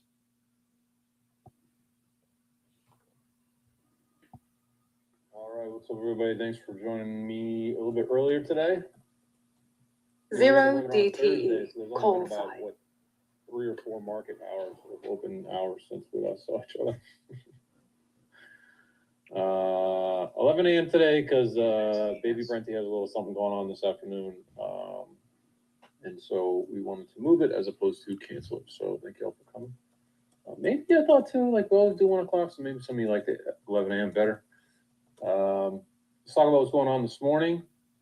Core 1M posted up a 7. Yeah, that was the other thing. Core 1M was pretty low. And so, you know, that we've been talking about here for the last few days. Tesla. That's Micron nasty. Pulse, Long long-dated, moving back up deep essentially puts, now that we shenanigans, kind of crossed SP obviously exports. about 60 All right, let me tone her down a little bit. was Tesla. market puking a little bit here, not terribly, but certainly corrected pretty Zero sharply. DTE, call And now sign, we size, tested the I'll maximum adjust her in a risk-off second. level Just just bear with me. at that level we got this bounce. We bounced there a bunch of times last week. That is the most frustrating thing to me. Just break and puke, will you? Like threaten and kind of pull back a little bit. There are no big orders. There's no big Intel positions on the Pulse, board at all right now. long So there's dated, just no big deep effect. puts, Trace did have a little bit of shenanigans, data back. zero DTE, call sign, Where are you? size, Caught back up, so trace maps should be accurate. There was a little bit of Intel a delay Pulse, there. long Let's go do dated, sanity check deep on the old puts, heroes. Very flat shenanigans, in the S&P 500. Nothing going on there. Even on that drawdown was pretty quiet. On the equity SP side of things, exports, pretty long nasty. dated, zero Not like DTE, call The sign, abyss of size, -3-4 billion, but just is certainly trending lower. A lot of call selling, which is the orange line. You're getting a little bit of put buying coming in here. I know in the discords they're talking about yen intervention and some stuff like that going on. So there's some other movements around.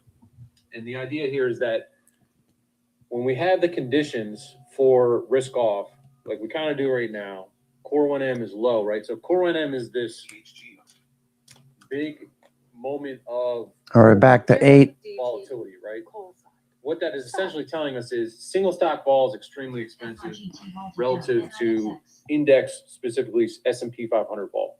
And so what happens in that situation is that gap has to close itself. Tesla looking for a follow through. Core 1M is down below 8. It hit 660 this morning.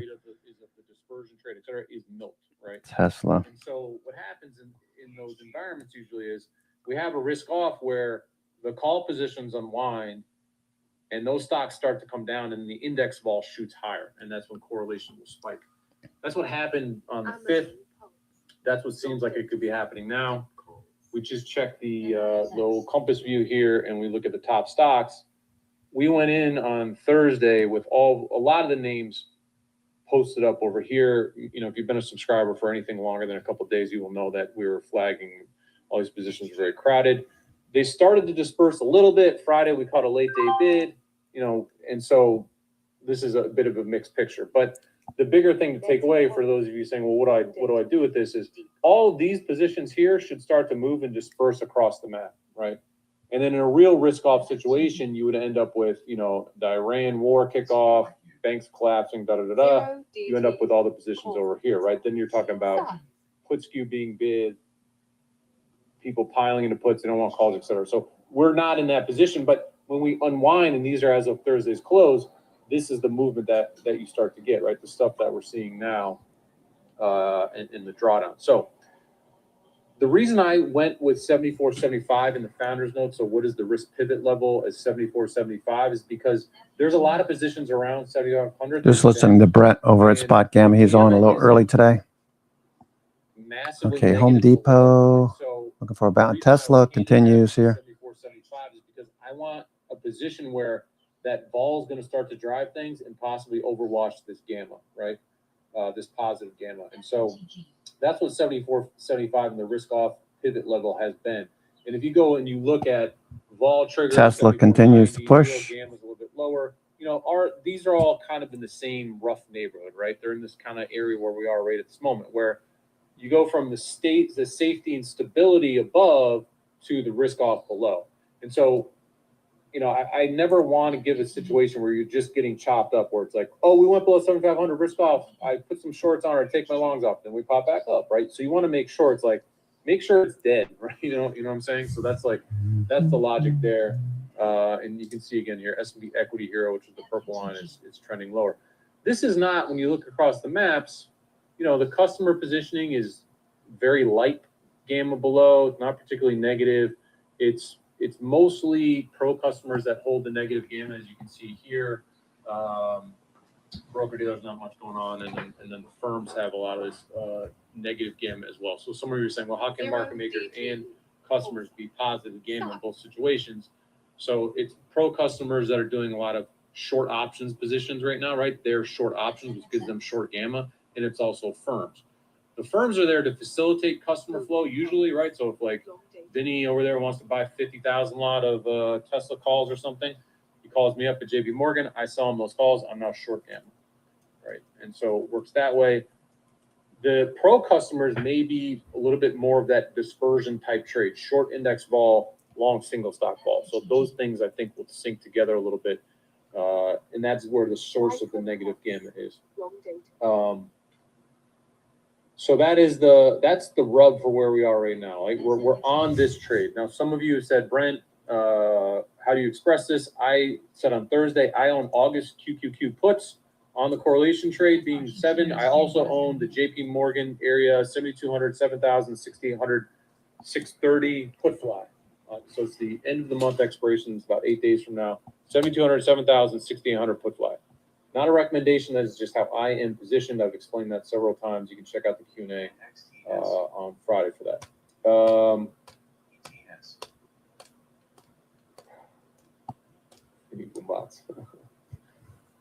David Inello is from Australia. David, first of all, I'm sorry for your loss. Sorry, not sorry. I'll move on from that now that I said that. Thank you for joining us. 11 a.m. network. I actually think for a lot of the 2-0 Australia. A pretty interesting game if you guys watched it. All right, I'm going to let Brett talk for a minute. I'm just going to take a 2-minute break. I'll be right back. What about the vols here on this move down? And then I will rotate to questions.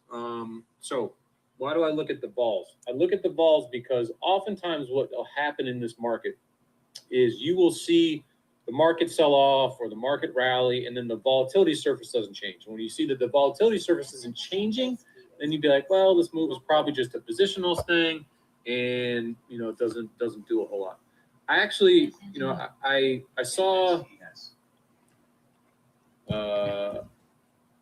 Chris Cedillo on Twitter. Most of you probably are aware of him on Twitter. He's a vol fund guy, and he was saying that if the vols don't change, it's that the dealers, the market makers know the source of flow, and so the vol's not changing on a move is a signal that they're comfortable with that. And I was like, that's such a more succinct way of putting it.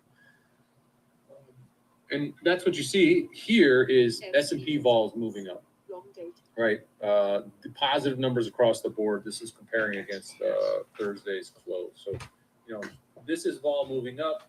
Kind of across the whole surface, particularly for this downside. So I think that there is some downside hedging going on here. There's some adjustment in the vol surface that seems to be at play. Hero selling off on the single stock side, for sure. Is this like the moment as someone who's short a fair amount of options or a fair amount of downside right now, I didn't get all jazzed up about this. I mean, this being flat to positive is fairly stunning that nothing is going on the index side of things. If anything, it looks like 0DTE is trying to buy the dip here. You can see 0DTE bought the dip around 74.75. You can see the teal line going up. So you really want to see that shift lower to be like, all right, now it's time, right? So you play a rally back. Gun to head right now, I would say yes, we probably do rally back or test that underside, especially if you see Hero, the purple line starting to go up. Maybe you could sell a put spread here as a quick trade, buy a call fly up there. I don't like call flies this early in the day because you're not going to make any money if you bet on that, and then we rally back up. But being short like a little put spread here, maybe long a call spread, maybe. But that Hero line going up now is a decent sign that we're going to at least retest that underside. Easy, all right.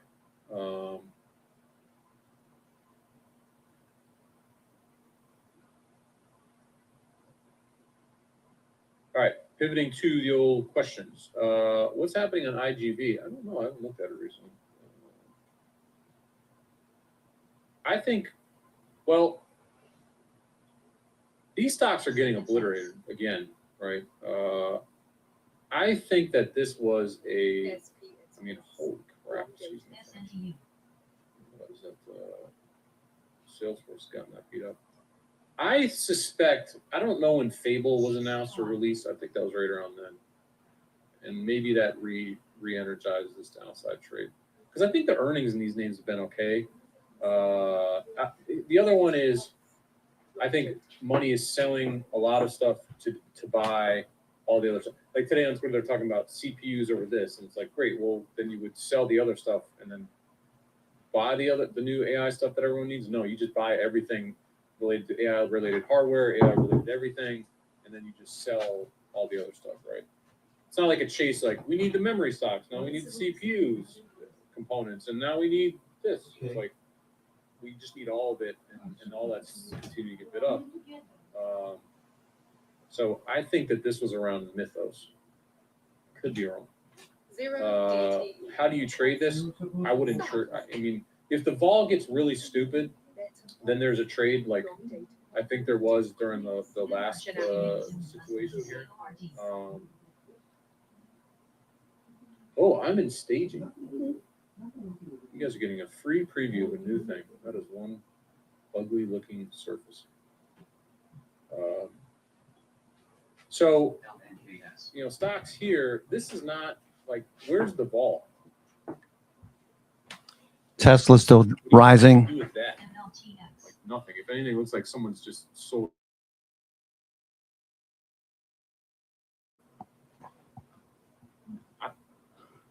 You would think that the vol would be bid here, right? It just seems like it's not. So that's a little bizarre. Okay, Apple turning back up. Tesla still with a bid here, moving back up to the high of the day. Oh man, they are. Look at that. They're short puts into the 148, 150 line. I'm other than expecting a spasm where I think the market's going to lose like 3 to 5% now. This may be a buy. I mean, these are a lot of short puts in here, and you can see that vol surface dented and you know, real money selling stock can push the stock down and it doesn't have to be an options thing, right? So, you know, maybe it's worth it. Yeah, that stuff's funny because I can just tell you, we run this, or I run this series of reports every week, and it generally costs me about $50 to run, I would say. Well, to run the reporting system for a week. I switched to the GLM Chinese model that everyone's yapping on about, and that report runs just as well, no problems, cost me $10. And you're like, oh, okay. That $50, you're like, eh. Zero DTE. Anyway, so that's now Baby Brentie's AI corner for the day. You know, I kind of like this. I kind of like getting long this off of this 150 area, knowing that I want to be short in this other stuff, but buying this and saying I'm not going to Tesla TSLL shares backing off now. But I always think of this like Rory Coon. Like for me, I like the stock. And RGT. Intel. I mean, Shenanigans. is it short calls? I mean, short puts, long calls here. I don't know that that's necessarily that people. I mean, the vol is definitely higher when you look at the skew on the call side. He's really out of the money. You can see there's like a bump here, which would infer that there's more long options in this area, so dealers have more stress. Like here, you mark these down because you already own a bunch of puts. And you want people to start buying them. Here you want people to sell calls up here, right? That's what you're trying to get people to do. So, And RGT. NRIX. it's a weird skew. And then the other one that is starting to look just kind of ridiculous is the SIBO. Bounced a little bit today. I think there's a hyper liquid artifact. So, anyways, if you're ever swing trading, I think those could be two interesting ones here. New SG indicator for TradingView. Thank you for that opportunity. It's been way overdue, so I updated this puppy. You have to download it again, I believe. To be honest with you, I'm not entirely sure. Download it again. You just go to the TradingView spot game indicator. The link is on the page. But what did I do here? I added a bunch of new levels tables, as you can see. You now have percentage drift from the. You have percentage drift from the various levels, as you can see here. So I think that's a nice feature. And then this dot tells you when you are closest to or within a certain spread from the level over time. And so that's what that little dot tells you. If you actually go into the Discord bot and you ask the AI support bot, hey, how does this thing work exactly? It will tell you. And you just paste the payload in the same way that you do the other one. So All right, so SpaceX SpaceX hitting a low. This is probably going to get bought down here, I would think. It's getting pretty close to an area where you would think that we'll start to base. So watch for a base here in SpaceX for a longer term trade. CBRS pulling back a bit. Tesla trying to get back up to the high of the day. Apple trying to turn.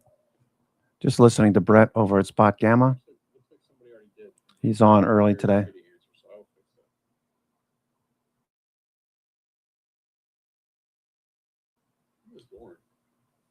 Apologies, sir.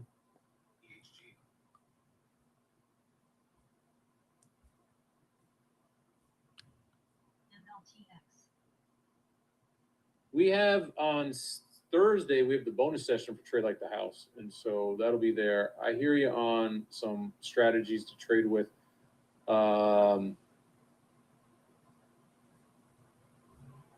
We have a tool coming out in October. It's like our marquee tool for the year. Our biggest launches are in October. So in the fall, we're going to be moving sharply in that direction of like, what should I do?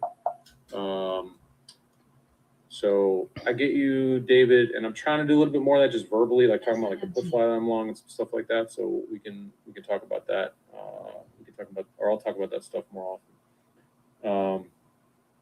So here he goes. The nearest is the 0 gamma level now at the moment, which I think kind of just popped up off of that. The recordings are on the Trade Like the House dashboard page, which I think is out of our Learn Worlds. I looked up the auto sync data. Does anybody else do auto sync? I couldn't find evidence of that. I could be wrong. Or you have to be like some kind of special partner, which I guess could apply to people. SPS tools. Long data. David, you are Amazon. NU earnings. This is a tricky one. These IBs are very high.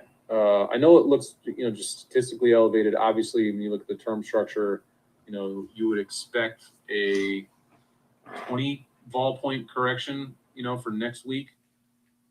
The problem with these dang earnings is that they've up to now just been blowing it out, right? And these stocks go up 20%. So Tesla trying to push a bit higher. SpaceX watching this turn. Sticking my neck out of this kind of an ass of myself with AMD, extra high vol, and they must be pricing this in, and that trade just worked out terribly. So I don't love this. You would expect though a 20 vol point correction, almost 30 vol point correction you can see there. And if you look at what the skew looks like, so we go to skew premium here, and we just zoom out. Where is the premium? Like there's a bunch of premium, these really steep upside calls, as you can see. There's also a bunch of premium at these big downside calls. And so, 0 DT. do you try to do some type of giant condor trade? I'm scared of those things. One of the things I think could be interest rate and maybe would worth be doing would be some type of a put ratio. So buy a slightly out of the money put, sell 2 farther out. And the idea is that you want to try and make a vol trade that if the stock does go down, vol should go down, right? And you have that lower bound. And I think if there is a correction in these stocks, like, okay, maybe it trades down 20%, but it could go up 50%, right? So the tail risk here on the left side is much higher to me than the right tail is much higher than the left tail, meaning it could go up 50 or 100%. Like it sounds stupid, but it's already up 1,000 or whatever in the last year. So I like that put fly idea playing for that. Calendar spreads I think could be maybe interesting here. I just don't want short call exposure in this thing, even though you would assume that the calls would come in. So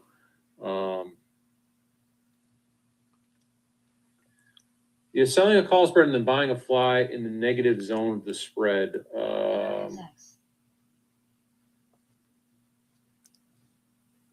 That's kind of interesting. The other problem with this is that, it's a $1,000 stock. The options are super expensive as well. So, I don't know. I hate not giving like a non-answer, but in this case, it's just like, betting that vol compresses is what I would want to go with, but you have that delta risk of the stock just kind of going crazy. So what do you do? Maybe you can, maybe there'd be some interesting ratio trades or something set up. Zero DTE. You know, if it was any other stock or sector, it would seem like let's sell the straddle or sell a condor or a strangle or something, betting the stock kind of like stays in some kind of big range and then vol just kind of decompresses, and maybe that's not a terrible trade, but you know, this has just been such a gotcha and pop quiz hotshot. And some of you who are newer here be like, well, Brent, thanks a lot for that fucking information. When I have a fairly good opinion, I'd be like, this is what I would like to do here. Sometimes you just kind of are just like, NIXX. Mark, if you're missing something, or if there's not a level on here that you had before, or if there was one that was there before and it's not there anymore and you want it, let me know. I think I got everything back. FPTU.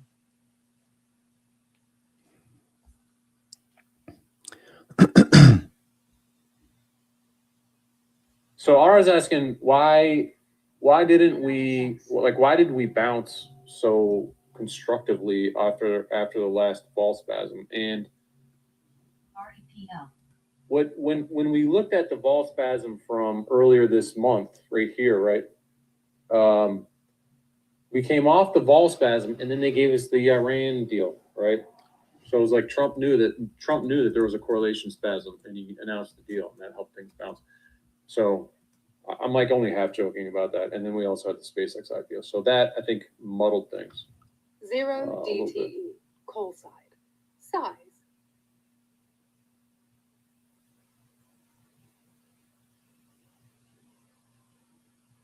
All right, I'll play with some of the labeling. See if I can get to a little bit better. So I think that's kind of the difference. And in this case, you know, we're clearly not, Zero you know, DTE. Coal side. Size. no spasm has been triggered as of yet, right? Like, okay, core 1M is up like a slight bit, but you know, not yet. Micron earnings, if they don't go great, I mean, I can't imagine why they wouldn't go fine. But maybe that's a trigger. Of course, the PCE being kind of hot or bad or weird, right? Could just be another one. I think that could be a thing.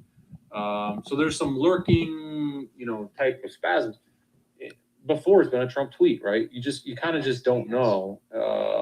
But you know, when the trigger comes, usually you get a pretty violent drawdown. And then if 20 days or less is kind of the back test of core 1M going under 8, like you get a spasm, is what the odds on bet is. But look at this gamma positioning too. Like, it's weird. It's just not very negative. FUTG. This is kind of unusual. I have it so flat. So, you know, it's like normally you would see this gamma dive a little bit more. We're post sort of OPEX and trying to chew through some of the stuff. So there's still a little bit of positioning adjustment. So, you know, again, it's like if Hero starts to sell off, market should start to move with some velocity down. Why? Because all these rich calls that people are going to have to get sold. And that could drive the downside initially. Does that drive people to want to buy puts? I don't know. If you start to worry about the macro rate situation, then okay, I want to buy some puts or just sell my stock. Or so there's plenty of stuff here to maybe trigger a little something. I don't know what it is. I don't know exactly what the trigger would be. I just believe that if there's a trigger, we could have a more violent reaction than you would anticipate, right? And that's why I was like, August puts for the Qs on the core 1M trade. That's what I wanted to go for. The put fly is hey, if we do start to sell off, I know that JP Morgan position's there. I've held that now for a little over a month, right? And so I thought it was going to get paid when we were having some weakness here. We obviously bounced pretty sharply around SpaceX and CPI and whatever. So, you know, this trade, during the trade like the house, I was like, this puppy's about to pay, right? I'm excited about that. Obviously, we rallied here, and so we'll see if we kind of, you know, revisit. But look at that Fed spasm. I mean, that was a pretty violent down day, right? We had a big jump into OPEX. There's another Iran headline in there too, wasn't it? No down days.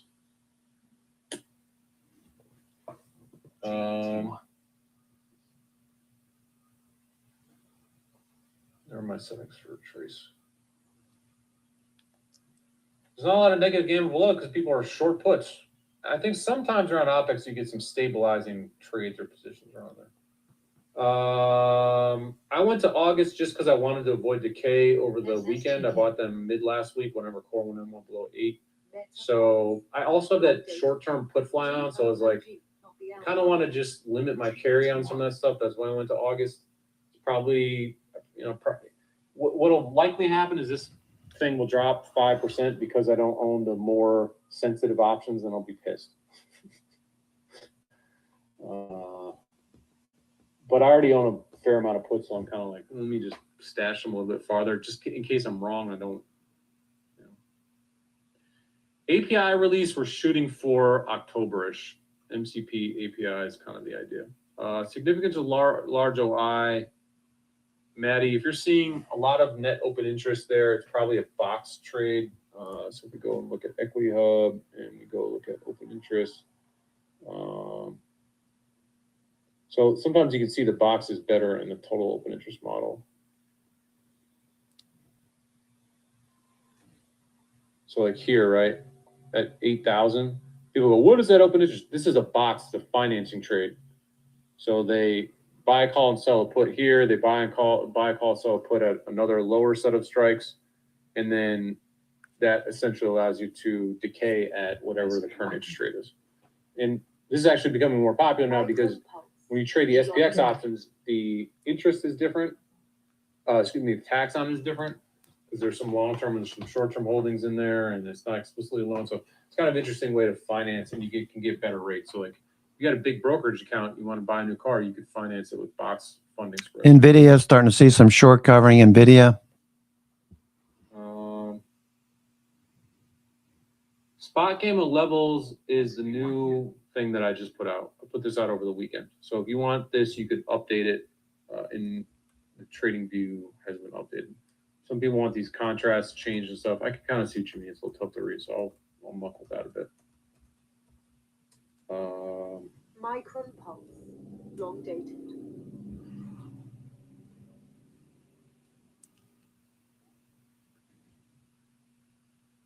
Yeah, so in Discord, we have flow alerts. Google Pulse, long dated. Micron Pulse. So I think you're talking about these flow alerts. So what the flow alert in Hero is doing is it's telling you when is the y-axis for Hero. When that is significant to the volume of the underlying stock. So it's sort of like, hey, options, a lot of options flow is trading, pay attention to the options market. Oftentimes it's a mean reversion tool, meaning if you see people bidding up, buying tons of Tesla calls and they stop, then the stock will mean revert. That's particularly true before 11 a.m. Oftentimes the flow alerts in the afternoon will be more of a trending flow, and I don't want to play mean reversion in those. Generally, the idea is because if it's flow alert in the afternoon, is like someone's VWAPing options over the course of the day, for example. So that is essentially what that means, right? It's essentially at a minimum, hey, options are driving this thing. So now you can see here, right? Big Home Depot flow, for example. This is big sweeper comes in, flow kind of stops. Is there a huge mean reversion there? No, but it's $6 million of flow, which is apparently significant to Home Depot. So I like to come in here and say, okay, what is the action doing of the option or of the stock at the same time, right? So SMH has had a lot of flow here. So big move down, flow alert prints, and then you can see there's reversals around a lot of these things. So that's what the Hero flow is meant to do. I'm working on a new version of this that is a little bit more of like a Bollinger Band, which I think will be a little more helpful for people. But generally, fading the flow is the way that I look at this. Before 11 o'clock, the stats actually show it's better. After 11, it's more like go with the flow. We also added in the pulse, which we talked about a lot. Pulse was down this morning. Oh, there's video right there. Look at it. In Pulse, everyone has access to Discord. This just shows you when a lot of prints are hitting the tape, which is a slightly different thing. I can also tell you that I loaded in this weekend. I don't know, where did it go? There it is. I have to clean this up. Gamma Maps in the Discord. So over the next couple of days, I'm hoping to release this where you can see it's kind of sloppy. Bloom Energy, looking for Bloom Energy, looking for an entry on Bloom. Had a nice little dip here a few minutes ago. Let's see if they put in a C pivot here and gets above 350. Put a stop underneath 330. Then I pull it up to 340. Let's see if this follows through. Bloom Energy. When you scroll around it, the contracts tab down here, and then the contracts tab and the flow data will adjust around the timestamp, which is cool. So like, why did the flow alert go off? Like, what has been trading so much here? The biggest contracts traded over that window in Delta terms was the 717 puts. Oh, interesting. Okay. So someone's buying a lot of 717, 821, 717. All of these are, not all of them are puts. There's a decent amount of calls in there too. So maybe some short call flow in there as well, right? So you can see the prints that are taking place. Here's the individual prints versus the contract set. So it's a cool way to do the forensics around this stuff. Tesla. Tesla hanging in there, doing pretty well.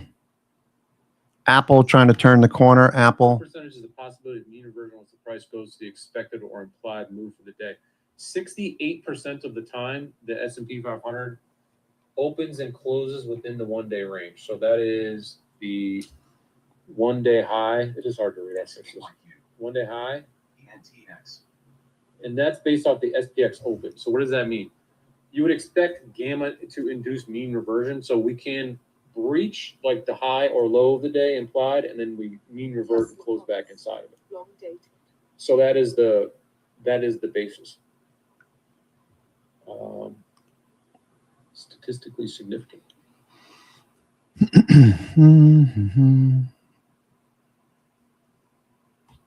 Mary's asking about gold. I think gold is very interesting because the vol is like nobody wants calls at this moment. The options are not cheap. I think it's an interesting time to sell puts. I'm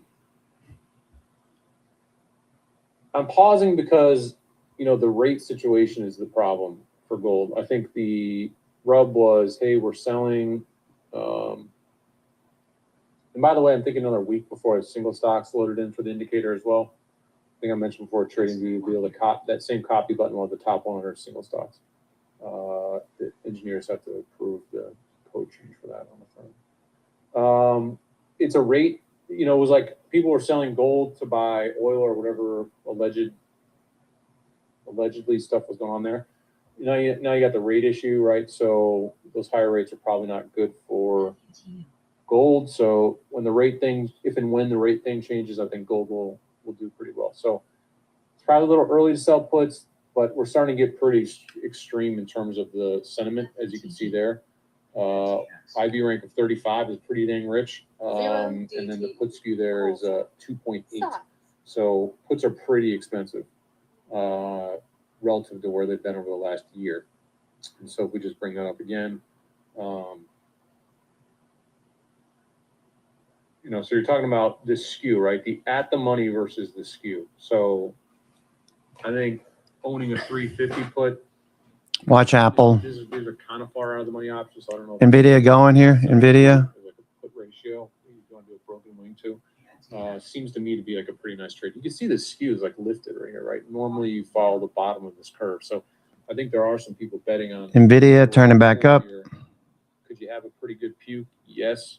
But the 1x2 could be an interesting trade in that respect because that skew seems pretty steep. And so hopefully that makes sense.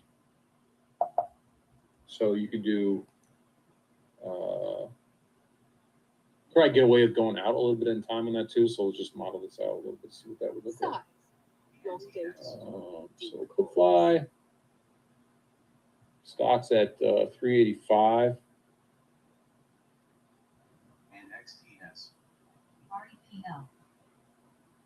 NVIDIA starting to turn.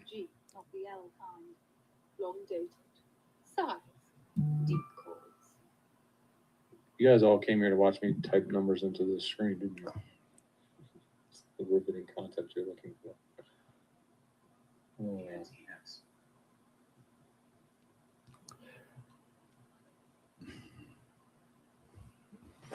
All right, so I put in just some random trades in here. So this is the 18 delta, and then these are 8 delta options. Apple turning up, NVIDIA turning up. Just for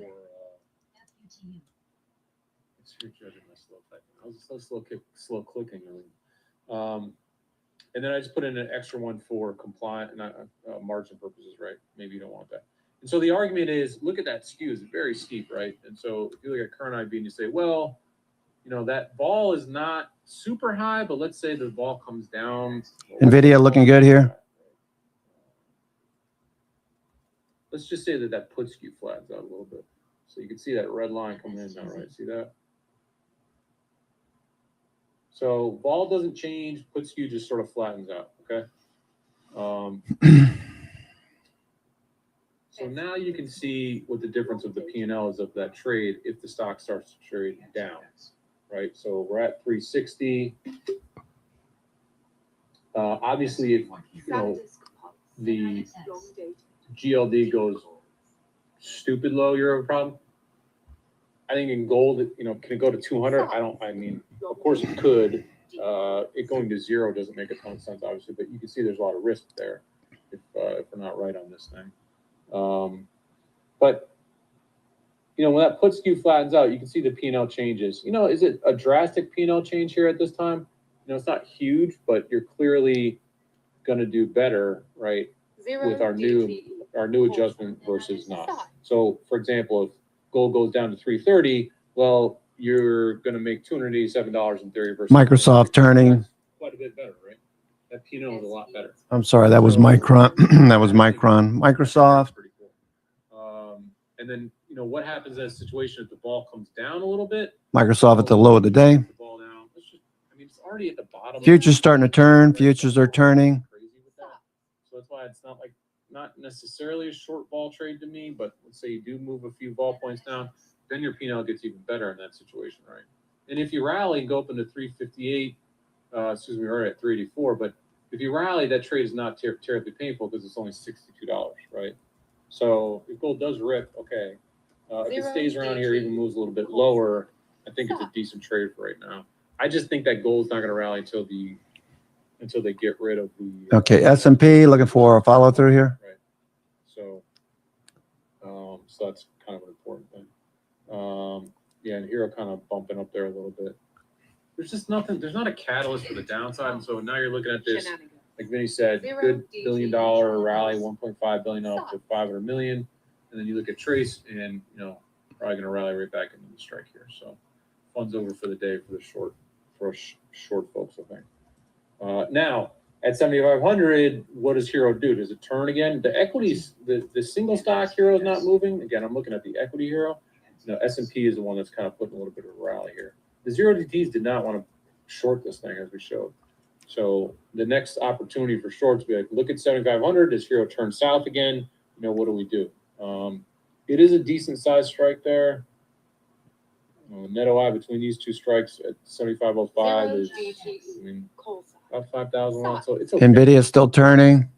It's not a huge strike, but I'm going to watch at roughly 7,500, 7,505. Does Hero turn south again? If it does, then that's the opportunity to short. 0DT at 99%, the open, it's okay. We were talking about recently that the size has come down a lot, and so it's funny because what is a 99 percentile strike now is smaller than what it used to be because the size and it's really post Iran has just been not quite as big, and so kind of checking that. And what about one last thing just to mention on the topic of MU before I forget? What if, you know, how could we be wrong in this core 1M situation? The single stock implied balls are probably all a little bit rich because of Micron, like the names that are driving. All right, futures continue to rise here. Looking like we're headed back to 7,500. Probably headed back to 7,500. What's driving correlation are Micron earnings. Kind of like in the past, how NVIDIA has dominated or has impacted single stock, right? Before. Sorry. NVIDIA earnings have impacted the S&P, kinks the term structure. So, you know, do we potentially have that situation here? Not really, right? If anything, the implied vol looks a little bit, you know, here's the problem. Micron earnings are on the 24th, and then core PCE is in the next morning. So you're seeing a little bit of a bump for forward implied vol, but this doesn't give me the same feeling of like NVIDIA kinks the entire S&P 500 index curve, right? So something to this sort of Wednesday night to Thursday situation. I think is going to be, if there's going to be a moment to sort of actually cause a spasm, I think maybe it's going to be that. Yeah, we're probably headed back to 7,500 if you're taking longs here. What is even going on with Bitcoin anymore? Micron is just not Micron, MicroStrategy. Well, here's what you can take away from this. Nobody wants calls, right? Those cheap calls, that's about as cheap as it gets, as you can see here. I mean, particularly those 10 delta, 13 delta calls. So if you wanted to position for some kind of stupid rally in this thing, these are only 1 month out options. It's not very far out, but wow.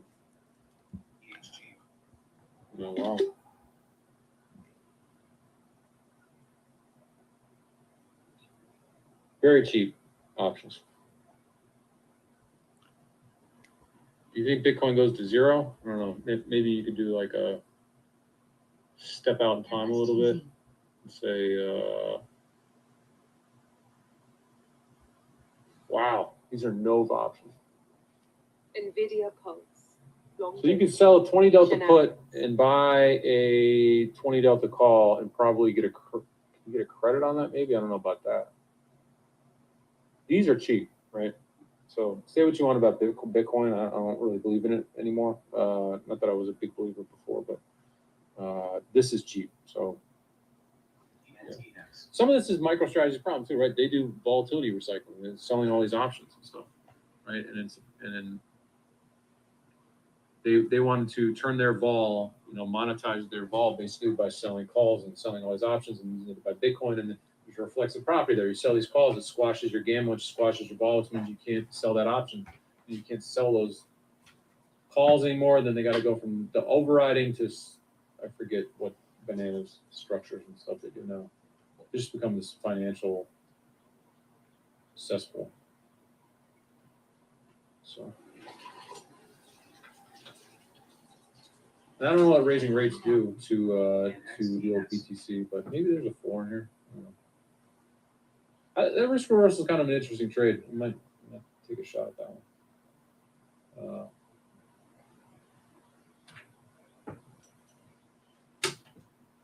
Nice group out there for that, huh? The 1 o'clock afternoon, you get yourself all going.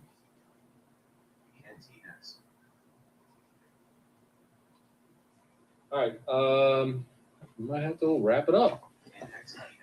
Do the old wrap up, I guess. I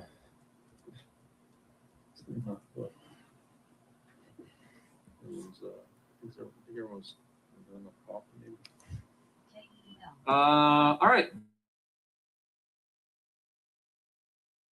New tools that are, you can see right here. It's called Sneak Preview Canvas. Can't tell you what it is, but I can tell you it's named and it is working. So you should expect to see that in the next couple of days. New hero chart. This is the old chart. The new one will be out in the next couple of days until the week. So pre-4th of July. I can tell you that Brent has been building aggressively. Look. Calculator. That's all I can show you. Pretend you didn't see that. So that guy's out there, the trading view indicator. If you go over to the Discord, you got the pulse, so please check that out. I also, as I told you, I've been trying to get you the calendarized strikes. So this will be hopefully turned on in, not that one, this one. Gamma maps, I got to stress test these, and then I'm going to just spit out the top 100. I'm trying to get these in the dashboard faster. So a lot of new stuff coming out as per usual. A lot of fun stuff. Any questions, please let me know. PhD for the current calculator, Big Red. I'm trying to make it better, easier, faster. I wanted it all on one screen. It's never quite felt like I want to give it a hug. It's like I'm gonna spend my time here. So I'm trying to make that better. Y'all are welcome. Thank y'all for showing up today. That's my Texas apparently moment. Thursday, if you were part of the high roller click. Nvidia, a little profit taken there. Somebody took some profits. S&P, low profits. So we're making sure we get that together. AMD just rolled over. Yeah, Steve, I hear you. Andy, you're welcome. This is not going to be the new time yet. We're going to make some Q&A changes 0 DTE. coming up. Specifically, what it's going to be is we're going to try to have a new user Q&A. So, like, you want to come and ask what Hero is, or this or that, the other thing. Come ask whatever question you want, and it'll be a little more of that type of thing. And then the Q&As with me are going to be a little more like, what's going on trades today? Talk shop. And the hope is that those of you who are like spot game OGs or been here for a little while, you kind of get the lay of the land. You just want to know what's going on in the market and hear me yap about it. That's great. And then you don't have to hear me necessarily go through like, what does this button do? What does that button do? I'm hoping that makes people want to stay around for a little bit longer, because I understandably know a lot of you are like hanging around like, oh God, Brent's going to talk about, you know, what color the orange line means again. So, you know, I appreciate that. We also want new people to come in and be like, get your questions answered. So, anyways. Amazon. So that's that. And on that topic, if you are new, the support bot is good. And I'm checking all this stuff. It doesn't give a good answer. Like somebody just asked an egg on my face because it just says Spot Game. It doesn't have these new features. So I'm gonna go yell at my AI support bot. But I am looking at every single question and answer pair, and I will fix it as I see it making mistakes. And so I think it's giving a lot of good answers. It needs to get a little bit better. So give me a minute. If you have questions about TradingView, I'll pop it in there. Always confident, often wrong. You sound like one of our lead developers there, Andy. All right, that's gonna be it for me. My big hope here is that we have a giant, unbelievable correlation spasm, so I can just be like, look, I told y'all, and then I don't have to explain why I was wrong. Please don't bet your life savings on that. Jake, we can set up a Q&A where we just argue about, let's puke together, that's funny. Purple and blue is always a good conversation we can have. Micron Pulse. Deep. By the way, I think I mentioned this before. I don't know if any of you are going to the Money Show. It's like a month out. I don't get paid for any of you to go to the Money Show, so please don't go or whatever. But if you are, let me know. I've never been. I'm giving like an on-stage presentation, so apparently it means I'm gonna have to improve my appearance, make it look like I see people on a daily basis. John, you're going all right. That's funny. I'm trying to get a little special swag, secret swag. SanDisk Pulse. So if you happen to be there, we'll talk about more later, but sure, fine. The recordings for this, if you go to the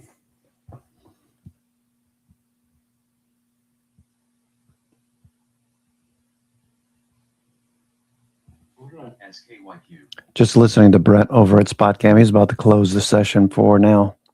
I'm your host, Cousin Vinny, coming to you from theclosingprint.com. It is Monday, June 22nd. We're coming into the lunch hour, about 8 minutes to go. Sources, webinar replays, right there. Also, in the bot, if you go and ask the bot about the recent webinars, it should give you, it's usually a little bit behind, like 1 or 2 webinars behind, but you can say, like, when did Brent talk about correlation and webinars, and it will give you timestamps for that, which I think is a cool feature. So you can check those out under webinar replays. Caesars Las Vegas. You want Gex and NetOI next to each other on the same page, Maddie? That's an interesting idea. I can bring that one up. I think there's a Gex change coming up soon in something. To be determined. We'll see. Baby Brenty. That's funny. Baby Billy.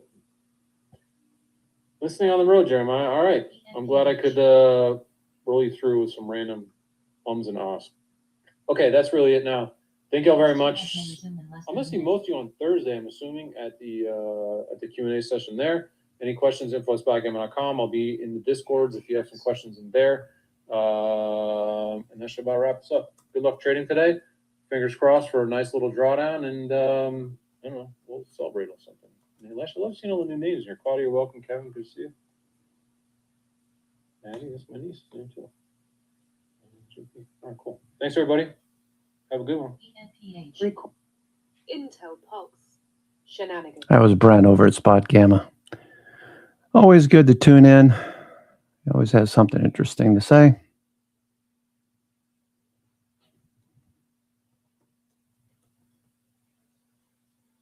NXTS may res in 10 seconds.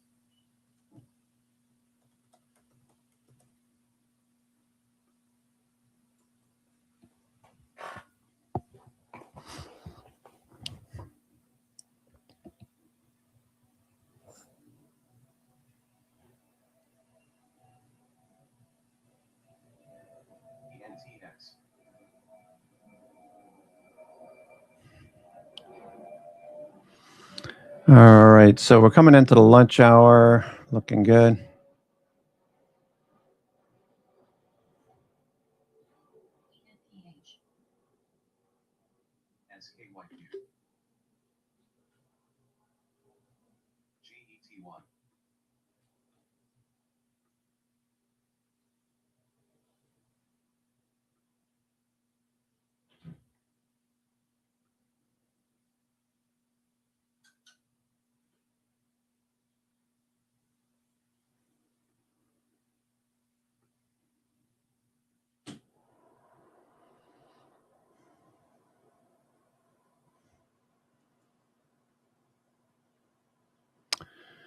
All right, let's see what they're doing over.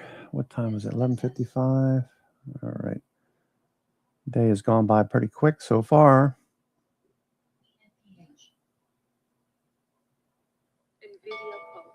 The overlying issues are positive gamma, a lack of positive gamma. We need to see more put selling down below and core 1M being down below 8. Got down to 680, I believe, this morning. So that could lead to a volatility spasm, as we always look for now. So we're looking for put sellers and for these dips to get bought.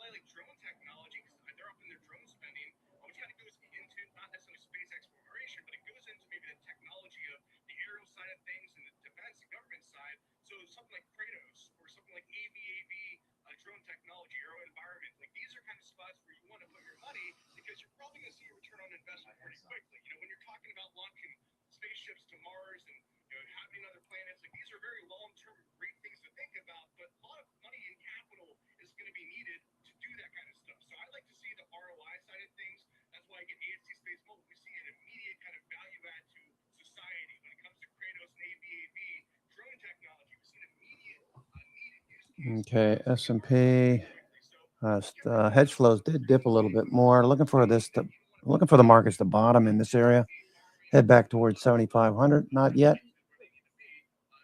All right, AMD continues to dip. AMD, Intel hanging in there at the highs.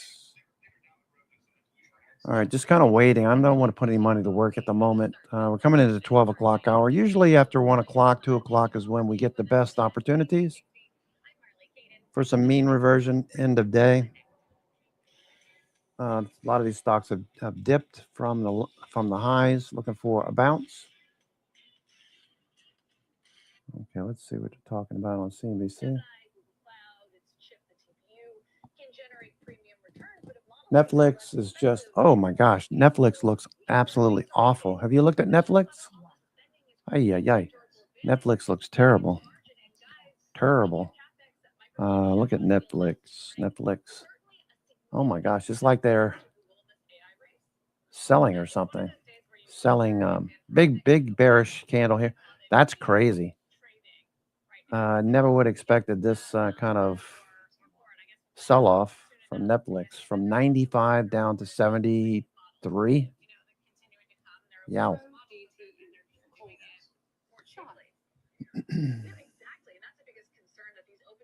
All right, Apple trying to get that to turn back up. Apple, we had a doji into Thursday.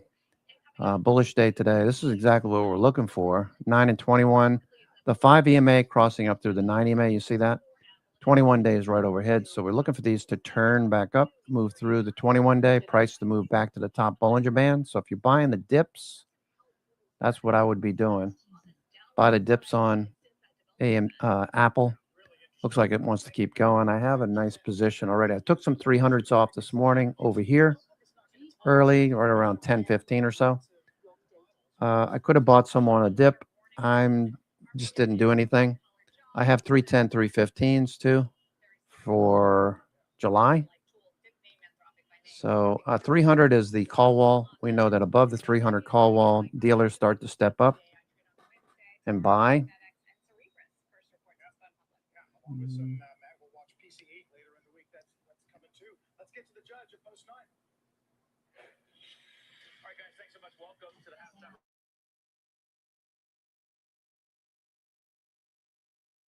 Gearing up for Micron earnings as well. Midweek trading the markets today with the investment committee as always. Joining me for the hour, Joe Chernow, Stephanie Lee.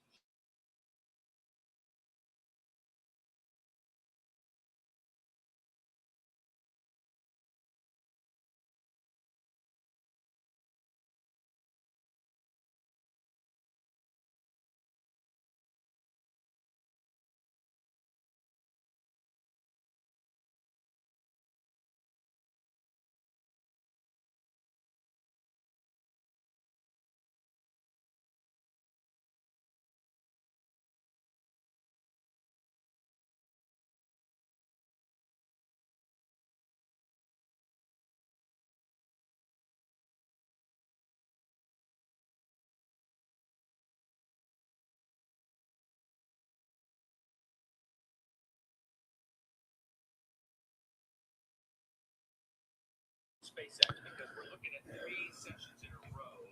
This was after Remember those days when you can take your parents' car and you take off during the summer, you go meet your friends. My son's going to the beach. He's taking my car. It's all dressed up, looking good, and it's a white polo shirt. I remember those days. No care in the world. It's good to be a kid. 16, growing up too fast. All right, Microsoft's at the low of the day right now. Apple's turning back up. NVIDIA got rejected. Looked like it was going to continue.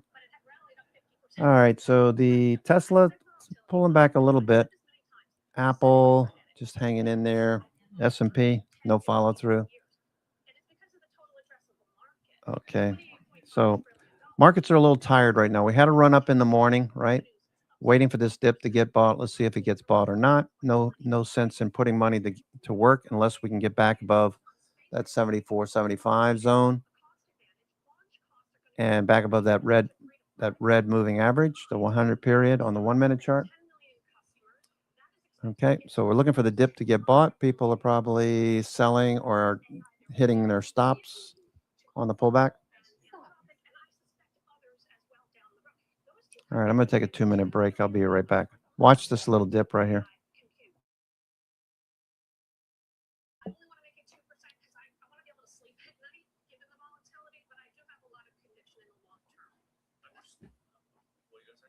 just wanted to ask Stephanie, why do you think the market is troubled by this debt offering to pay off the $29 billion bridge loan? That's part of the reason to be excited for down 10%.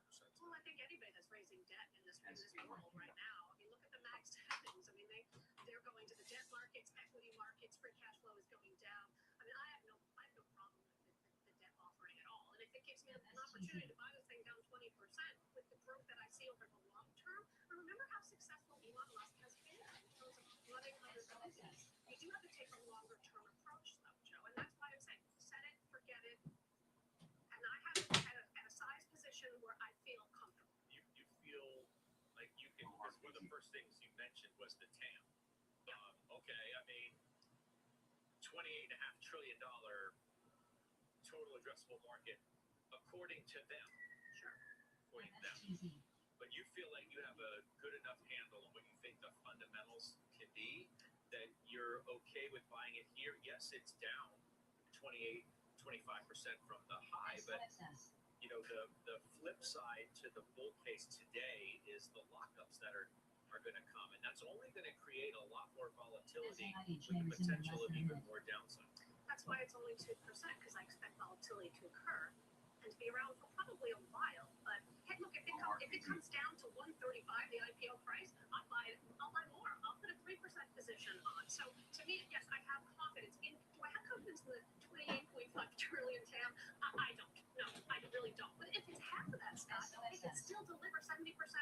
revenue growth. And again, the big importance here is that the gross margins can actually expand substantially. SKYQ. We said when we talked the last time we were on the show that I thought you could be a better buyer of this. It was up a huge amount, obviously. I think today's one of those days. I tend to agree with Steph. We're not doing it yet because we have a lot still from the private markets in client accounts. Now, I still think we haven't seen price discovery yet in this name. It's still being very engineered around the IPO. There are lockups coming off. Zero fundamentals DT. of this business, they're unreplicable by anybody else. So I don't think for us it's now, maybe later. I'm wondering what the whole short life cycle of this as a public company, or even the preparation for it to become one. That we're at are much higher. So the starting points matter. I think, stocks have managed to rally, but at the same time, you've seen pricing of Federal Reserve moves change from potentially cuts to potentially hikes. You've seen oil prices move much higher. And I think against that bigger backdrop, the path to ending the year higher without volatility has narrowed. And I think we have to respect that. And that's what we did in our latest rebalance, is just think about how do we add more shock absorbers, diversifiers that are not traditionally just long fixed income into a portfolio to get us through to the end of the year. Well, that I find really interesting, adding diversification, but not through, the textbook ways, which would be, as you say, long dated fixed income. I mean, what is BlackRock looking to in your model business as one of those shock absorber, that, alternative ballast to a portfolio that isn't just fixed income? Yeah. I know you're a bond girl at heart, right? And so I don't mean to cause you any offense, certainly. I don't want to. No, I know, right? I don't want to cause trauma to a pregnant woman. We're talking about bonds. But what I will say is that when we looked at what we wanted to do to add shock absorbers to our portfolio, we're coming into an environment where the Fed is still attacking inflation from above. In those above target inflationary regimes, where the worry is what might happen incrementally to inflation, stock bond correlations can spike. And they can spike quite positively, and that can be, a horrible lesson that we learned in 2022 for a lot of clients is, your stocks are selling off, but also your bonds are selling off.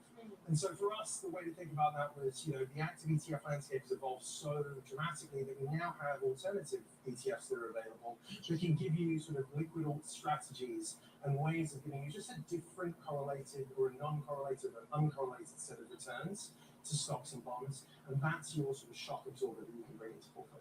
Let's talk about the growth of model portfolios, ETF model portfolios in particular of late. It's now a $3 trillion machine. That's what Eric Balchunas has found in his research, representing 22% of ETF assets. 20 years ago, we know that financial advisors selected funds, but today they're selecting a model provider like a BlackRock, for instance. Do you think the industry center of gravity has shifted from fund picking and perhaps stock picking in that to model picking? I mean, absolutely. I think you're seeing, just the years of that acceleration really starting to come to bear now.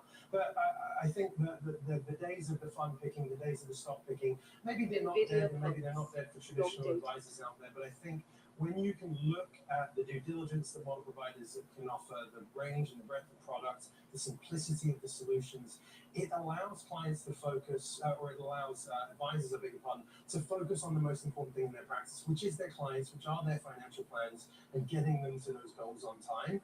And so model portfolios are just the innovation that helped do that. And I think client trends that we're client-driven business speak for themselves. Okay, you work at BlackRock, which is its own big machine, but the success in ETFs, especially from smaller issuers, non-BlackRock, non-Vanguard, does that increasingly depend on getting into models then?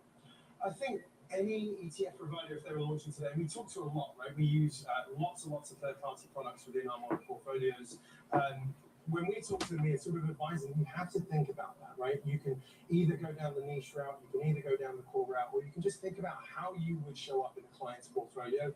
I don't think the model necessarily is the reason that you want to have that conversation. I think ETF issuers should have always been having that conversation. How does a client or advisor use me in a portfolio? I think it's just become more apparent in this day and age that that is the way to sort of think about how to scale your business quickly. Let's talk about, what the future could look like, because as Scarlett mentioned, VI calls this a $3 trillion allocation machine. It really feels like that too when you see some of the flows shift around quarter by quarter.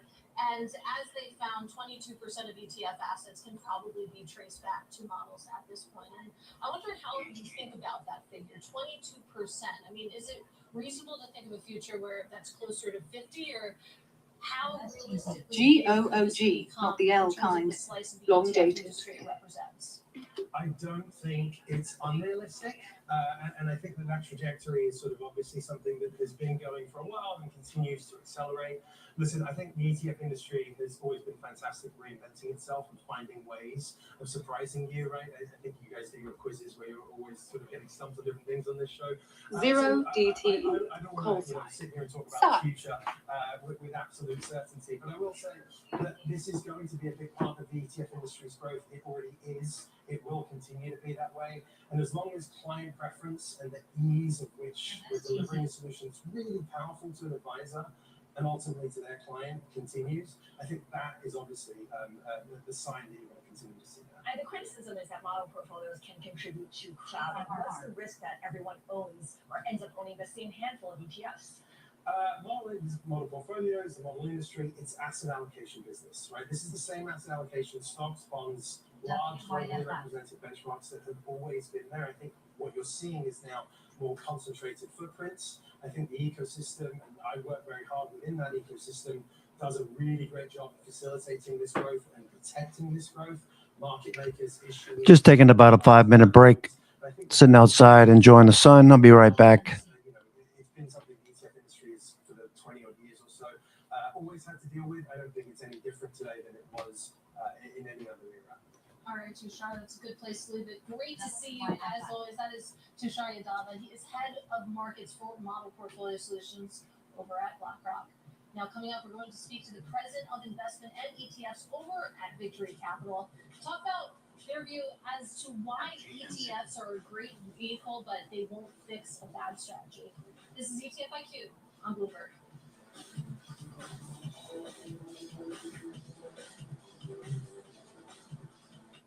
At Capital Group, we design our active ETFs to weather the ups and downs of the market, so they can be rooted at the core of the portfolio and meticulously crafted to endure. Capital Group, actively different, active ETFs. When you buy beef from Riverbend Ranch, you're supporting over 260 ranching families who use our Angus genetics to produce the world's most flavorful beef. Riverbend Ranch, real American beef. Robots who walk, talk, and perform tasks just like us. It's the stuff of science fiction, right? This is not science fiction anymore. The age of the humanoid is here. With robots as smart as we are, rather than replace us, can they help us? Through mobile fiber networks, GOOG, not the L kind. Long dated. we are able to mirror human behavior. They can go where humans shouldn't or can't.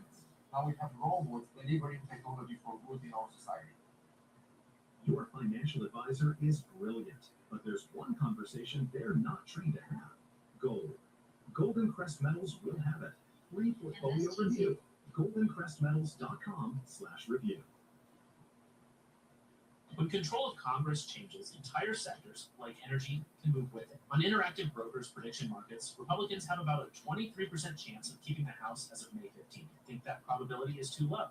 Buy yes for 23 cents. Think it's too high? Buy no for 74 cents. Each correct prediction pays exactly $1 per contract. Shenanigans. At Interactive Brokers, you can trade that prediction market in hundreds of other candidate races.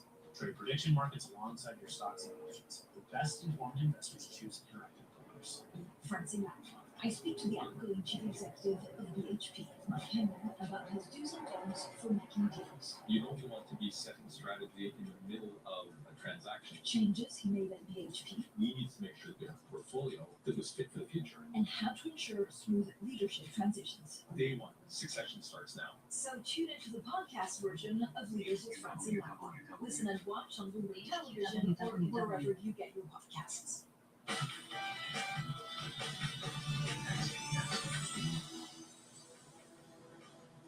Welcome back to Bloomberg ETF IQ. I'm Katie Greifeld. It's time now for the Micron ETF brief, where I walk you through long trends and dated, stories that caught deep my eye calls, in the ETF shenanigans. industry. And we start overseas because today Keir Starmer said that he would step down as UK Prime Minister. So let's take a look at EWU. That is an iShares UK ETF. And it's interesting that since Starmer took over as PM back in July of 2024, this ETF's total return has actually kept pace with that Zero of SPY, which DTE of course call tracks sign. the S&P Stop. 500. You can see actually they're really neck and neck when it comes to total return. So it's going to be really interesting to see how this white line develops. That, of course, is that Tesla iShares pumps. UK Long ETF. dated. But let's also Deep talk a little bit about Brazil, because money managers recently have pulled cash from the largest ETF that's focused on the country. The ticker there, it's another iShares product, EWZ. And actually, we saw the fastest pace of outflows in nearly 13 years. Now, this comes as the outlook for central bank rate cuts dims. So you can see money on the move. But let's end with an announcement that we got last week from Dimensional. Of course, this was the pioneer of ETF share classes. They said last week that they're planning to merge 8 mutual funds into ETF share classes. Rather, they're merging 8 standalone ETFs into share classes of existing mutual funds. All told, this will bring together $250 billion of assets, and as a result of that scale, they're going to be able to cut fees across those funds. So interesting news when it comes to the world of ETF share classes. All right, so Katie, let's talk about this now with Monik Dillon. He is president of investment in ETFs at Victory Capital. And I want to start on that note, Monik, this idea that Dimensional is going to lower fees for investors. I wonder whether that's going to prompt other companies to do the same. As Katie mentioned, Dimensional was kind of a pioneer in the space, but eventually we're going to see other asset managers be able to do the same. Does this kind of set the expectation that others will follow suit? Crypto is Well, for first of real. all, thank you for having me today. Long dated. Free pressure is something that's existed in the asset management business for a long time. Moving from mutual funds to ETFs was one big. Zero and ETFs, DTE. To your point, Call we're sign. seeing it here. Stop. I think at the end of the day, the advisors, the investors are looking for what is the true value proposition of what I'm buying. So it doesn't mean Zero all ETFs DTE. will have to Call be sign. low price. Stop. But for those that are very broad in their construction, low tracking error, a very broad-based basket in the portfolio, maybe those should be lower priced. And then those where investors are actually getting a little bit more active SP exposure, exports. even through a rules-based process or an active ETF, those should command a higher price. Now, in general, though, overall, we've seen consolidation of prices industry-wide, but I think there's still room where value can be added. Well, when it comes to ETF share classes, again, the idea that you can launch ETF share classes of an existing mutual fund. We saw the first few roll out this year, and you hear all over the spectrum about what this means for the ETF industry. It seems like the consensus is that you're going to see more ETFs launch. I wonder, as we get further, into this, a year from now, 5 years from now, how dramatically does this alter the mutual fund landscape, the ETF landscape, and the two in relation to each other? Yeah, it's they're all intertwined at the end of the day. These are asset managers that are offering their strategies through funds today that are trying to get into the ETF business. Now, they want to get into the ETF business because it's a great vehicle for investors, right? Potentials for tax efficiency, intraday liquidity, all the benefits we know. It doesn't mean that it will be a silver bullet for all asset managers out there and investment strategies. Because if you have a bad investment strategy that doesn't generate alpha, it's not going to make sense to put it into an ETF share class, because that alone will not make it popular.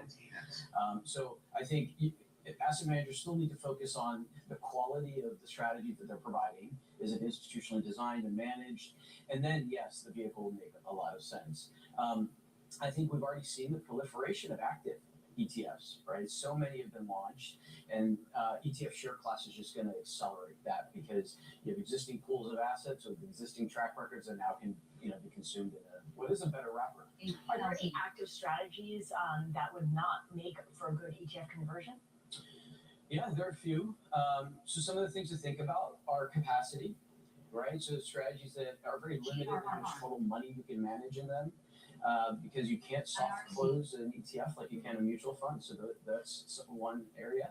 The other is transparency. Soft pulse. So, Long dated. semi-transparent came and went kind of in a way, right? Presidium model, right? Right. And so if you're going to launch an ETF share class, it's going to be transparent. Or if you're going to launch a standalone ETF, iREIT strategy doesn't make sense in a transparent structure because sometimes as an active manager, you don't want to signal to the outside world what position you're perhaps legging into or legging out of. So it'll be very kind of strategy by strategy specific, but capacity and transparency are two issues. I do want to talk about the ETF industry overall because, we're talking about a potential seismic shift. There's some disagreement over, what that will actually look like, whether this will be sort of the Y2K movement or what. But it does seem like when you think about asset managers overall, they're all trying to figure out what the future looks like. And part of that future is, how many players there are. And I wonder how Victory fits in because Victory Capital, you guys are kind of known for being aggressive about going out and pursuing targets. You think about what happened with Janus. You were pursuing Janus as a firm. Ultimately, you pulled that offer back in March. But how are you approaching, the idea of getting to scale, increasing your footprint, inorganic versus organic? Yeah. Well, first, Zero DTE. I think the industry tailwind is in our favor because it's been consolidating for some time, and Victory Capital is a consolidator in that case. We've grown both organically and inorganically, and each time when we set out to do an acquisition, we're focused on how does it make our company better so we can serve our clients better. So that could be through investment capabilities, it could be through new distribution channels, it could be new vehicles sometimes. We acquired our way into the ETF business back in 2015, and that gave us the capability. I think consolidation is going to continue and strengthen in the market because there are great investment strategies out there that will never raise the assets they deserve because they don't have the other side, which is distribution. And so with advisors wanting to do business with less firms, platforms raising the thresholds on entry into their distribution platforms, you're going to have to be bigger. You're going to have to scale up. And this is why I think it's an important time for maybe smaller ETF issuers to start to look at firms like Victory Capital and say, maybe we can join forces. Does that mean you're looking for deals right now? We're an acquisitive firm by design, so there's always interesting things out there. And given the industry is in a consolidation, there's always some good work to be done. Sounds like you're kind of always looking then. Always. All right, Monik, thank you so much. Monik Dillon of Victory Capital. Really appreciate your joining us today in studio. Still ahead on ETF IQ, Hong Kong listed leveraged ETF, one of them in particular, 7709HK is the ticker, has become the world's largest product of its kind, but not everyone is happy about it, surprisingly. We're going to talk more about that next. This is ETF IQ on Bloomberg.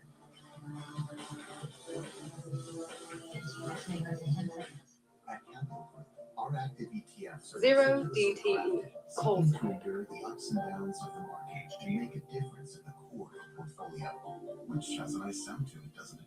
Capital Group, actively different, active ETFs. When you buy beef from Riverbend Ranch, you're supporting over 260 ranching families who use our Angus genetics to produce the world's most flavorful beef. Riverbend Ranch, real American beef.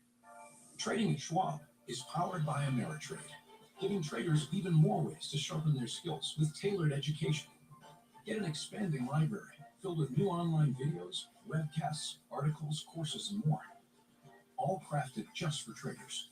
And with guided learning paths, stacked with content curated to fit your unique goals, you can spend less time searching and more time learning.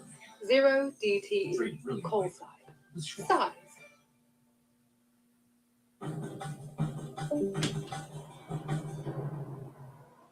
FDI surged in Dubai in recent years. What do you think is driving growth?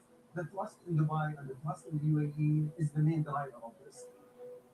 Security, but also protection of IP.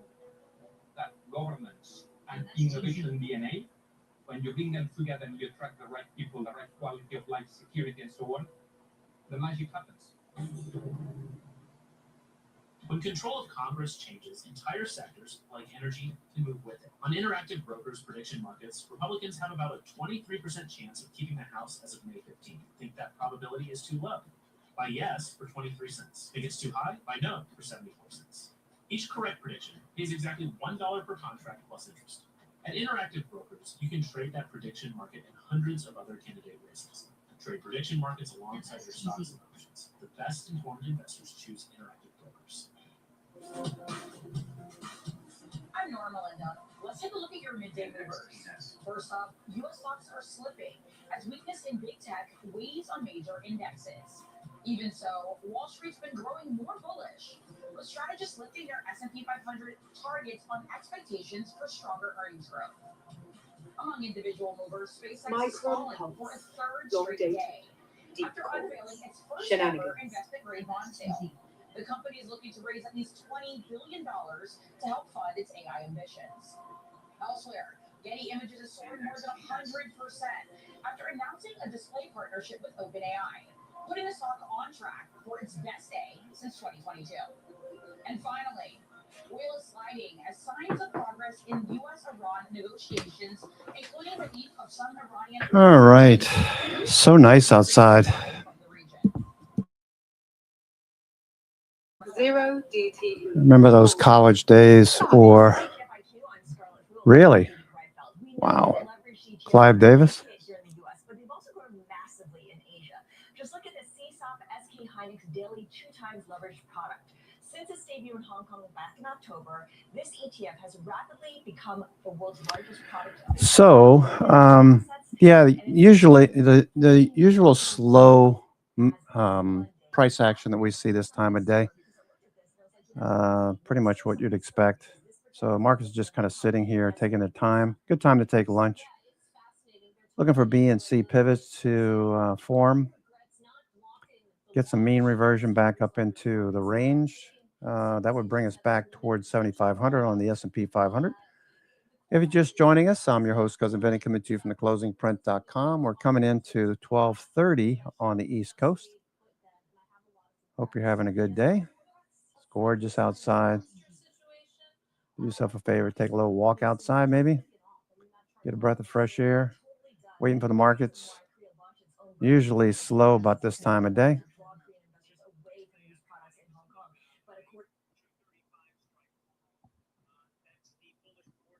Zero DTE. Call side. Size.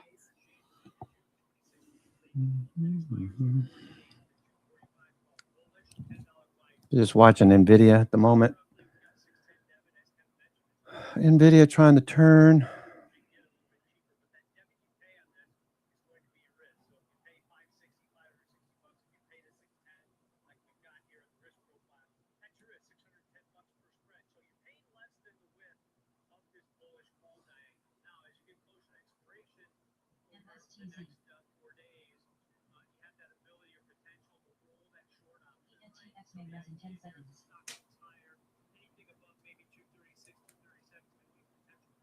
All right, SpaceX, no rally yet.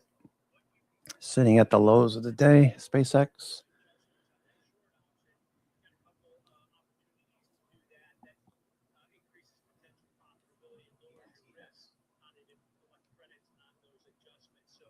All right, let's take a look at Core 1M again. Let's see what that's doing. Core 1M. Okay, it's still at 8 and change.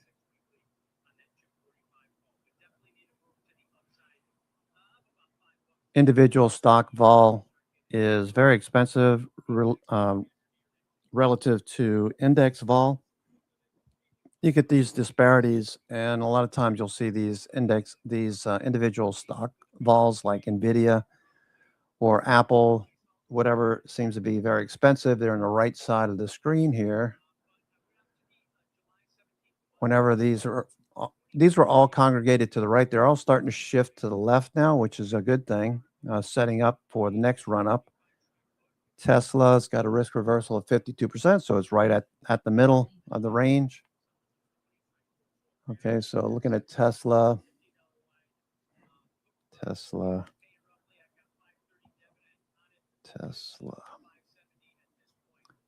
Okay.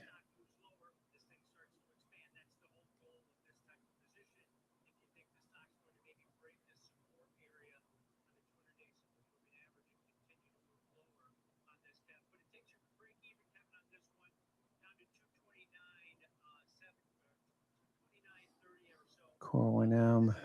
Okay, NVIDIA. Looking for it to come off the low. This is the quiet period right around this time between 11:30.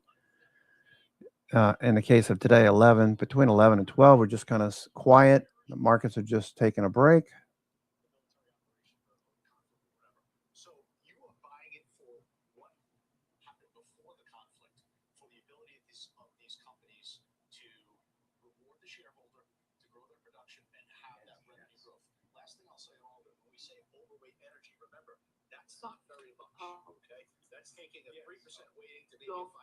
I'll make a strong case that oil actually goes higher from here to the end of the year. I think we're underestimating, or the market is underestimating, how much inventories need to be refilled, not just commercial, but strategic. We were already very low on the SPR, the Strategic Petroleum Reserve, before this conflict started. We know China drew down. And all of the oil that's going to be transited out of the Persian Gulf has a meaningful amount of time that it takes to actually transit. On top of that, energy security is going to demand that countries de-link from the Persian Gulf. I think oil is going to be around $70 to $80 a barrel for the rest of the year. All right, let's go through some names. Monster Beverage, overweight, Morgan Stanley. Quickly, you got that. Pricing power, consumer staple name, near an all-time high, executing, increasing prices on Red Bull, and they will stay. 52-week high. Increasing prices on Red Bull. Damn, those things are already super expensive. I wish it was bigger. This is a great management team, and their core business is humming. I mean, how much more are you going to charge for a little can? $250 for a can. That's like what, 6 ounces? Crazy. What is the Celsius? Celsius. It's 12 fluid ounces. It's just this tall can. Deceiving. Still, very expensive, these things. These energy drinks, sports drinks.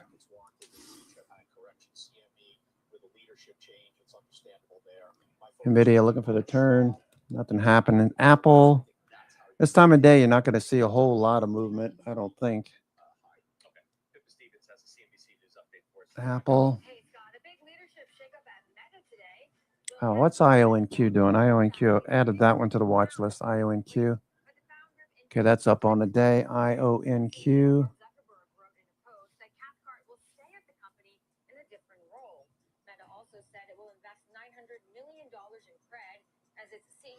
This Facebook Marketplace. I mean, so many people getting robbed on Facebook Marketplace. You put something out. They had this guy trying to sell a dirt bike. He wound up getting himself killed. Unbelievable. Guy shows up to rob him with fake money, counterfeit money. He walks down the street after this guy. Guy turns around and shoots him. Dead. Messed up. As part of a new AI research partnership, that's according to the Wall Street Journal. The deal does not give Google access to A24's data. Tesla still hanging in there. Tesla. IONQ looks pretty good. This is on the watch list this week. I believe I put it on watch list, right? IONQ. Pretty sure I did. Yeah, it's IONQ. Let's look at a couple of names on the watch list. See how they're doing. Okay, so top of the list was Apple, of course. Apple hanging in there. Bullish day. Apple. Stochastics turning up, okay, from oversold. So net over the next 14 days. This is a 14-day period. Okay, 14.3. Over the next 14 days, the odds are closes in the upper half of the daily range. Why does that matter, Vinny? Look over here in March.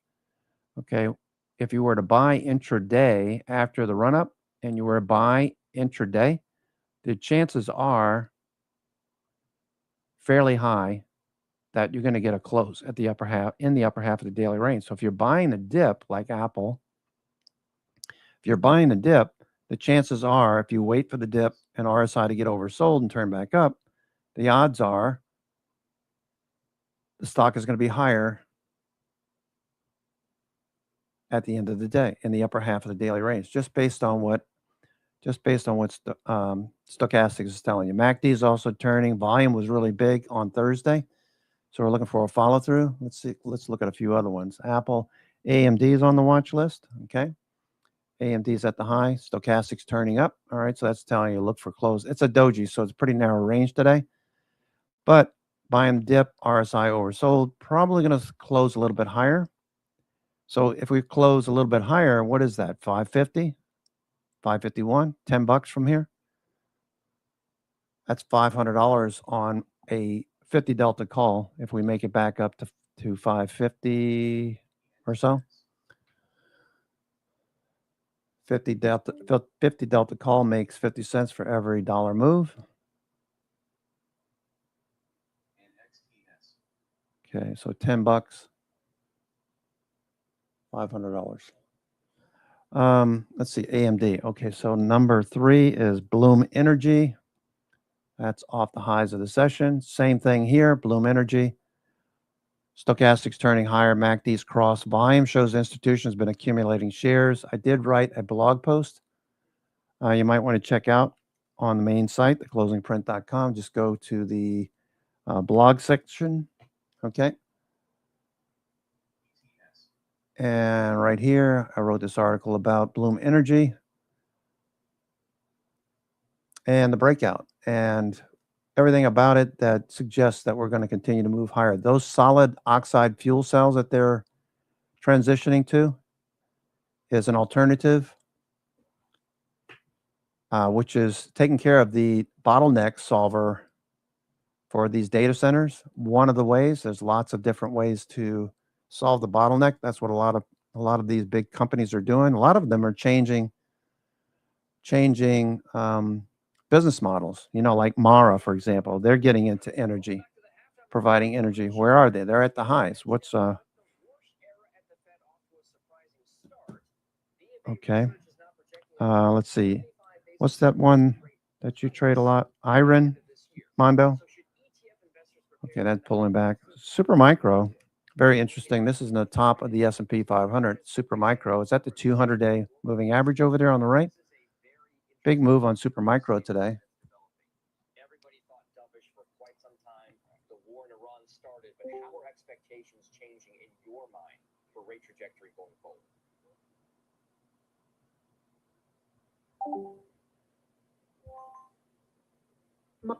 Micron pulse.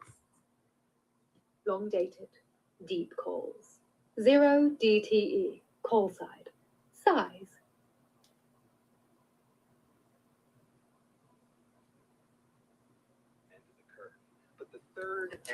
Okay, so Supermicro turning back up, worth a shot. This keeps going. He's going to follow the data. They are going to follow the data. But there's a window, and they have all these changes coming. So we think they're going to be on hold, we think, for a while. And we need to see how the data actually unfolds.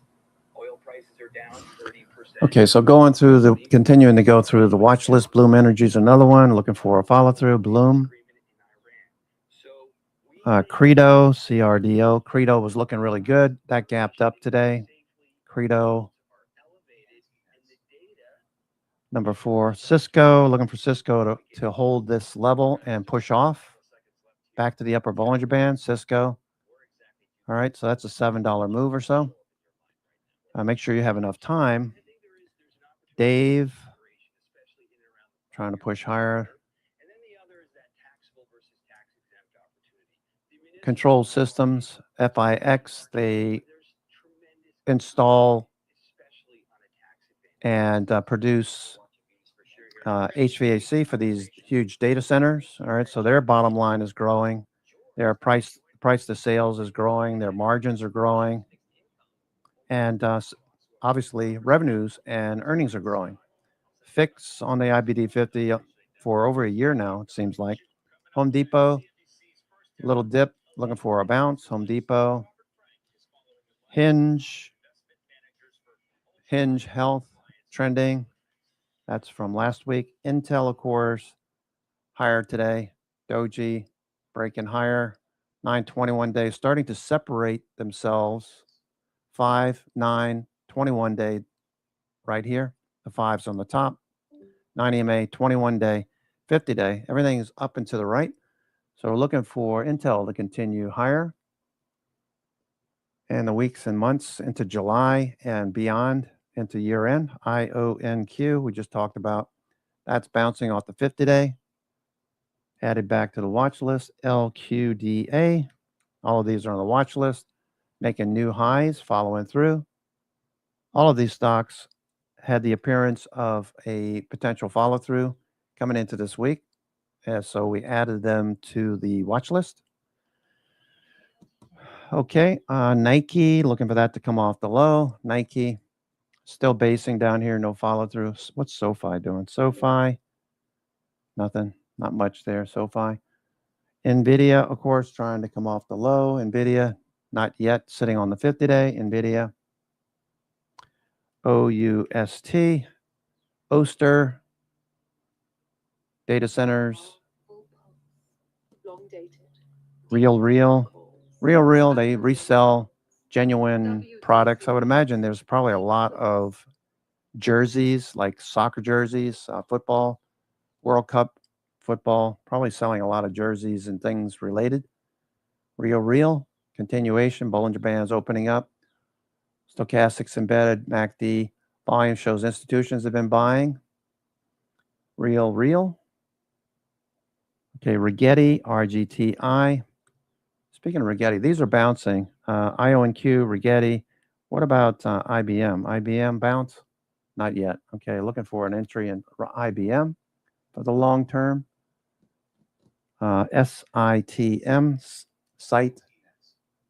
sit time, whatever it is, pushing higher.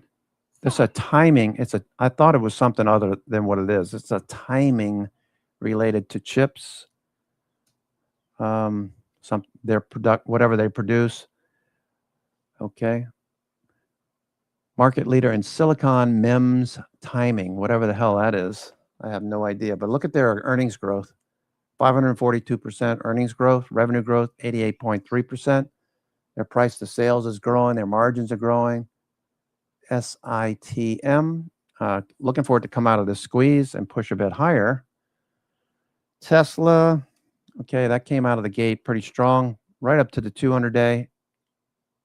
Rejected right between the 21-day and the 200-day. Looking for that to follow through tomorrow, at the end of the week, get above 420. Tesla looks good. Taiwan Semiconductor had a big breakout on Thursday, gapping up today. Okay, I have some of the 450, 500s left. I sold some on Thursday rather. CNBC's inaugural Elite Advisor List out today, highlighting the top firms serving ultra-high net worth investors. Our Robert Frank joins us now with more. Hey, Robert. Good to see you. Well, they are the 25 firms that specialize in advising investors with more than $25 million in investable assets. CNBC's Elite Advisors List highlights the advisors who have the history, the scale, expertise, services, and the client base to solve the very complex problems of today's ultra-wealthy investors. They manage more than $2 trillion combined. They have headquarters in 15 states, offices across the U.S. and even Europe. They've been in business an average of 31 years. Now, with fees under pressure, the ultra-wealthy... Okay, so that looks pretty good for Taiwan Semi, gapping up again. Let's see, Taiwan Semi. TSSI, also looking good. Supermicro and TSSI, those are on the move. TSSI, a little slow this morning, not following through yet. TSSI. Supermicro, that's still the number one stock on the S&P 500. Crazy strength here. Okay, let's see what the news is on Supermicro. Supermicro, big move back to the 200-day, right through the 50-day like it wasn't there. Supermicro stock is seeing its best day in a year thanks to NVIDIA partnership. I thought they were always had a partnership with them.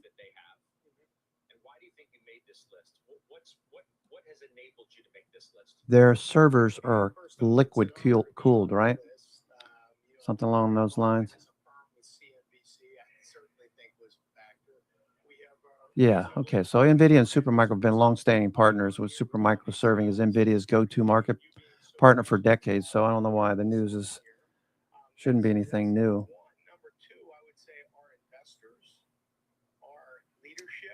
Okay. Supermicro turning back up. It's above. It went above the 200-day, got rejected. Looking for it to follow through. If we can make it back up to the high of the day and close up here, that would be really good.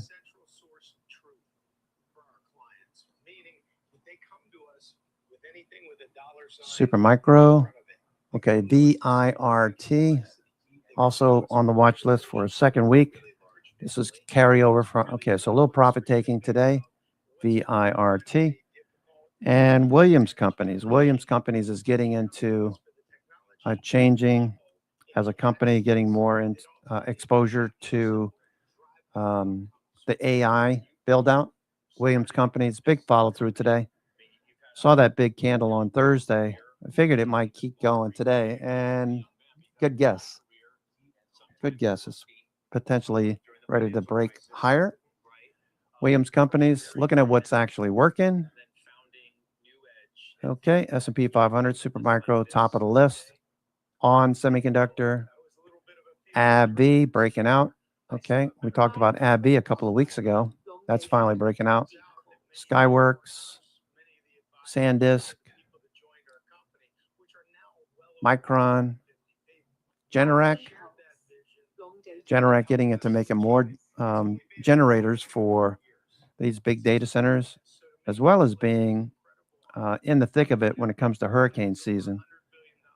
VRT turning up, and Q. Qnity Electronics breaking out. Okay, back to this. What's it running today? Dow Jones, Caterpillar up 3.5%. Amgen, JP Morgan. The banks had a little dip on Thursday. Probably going to see a follow through.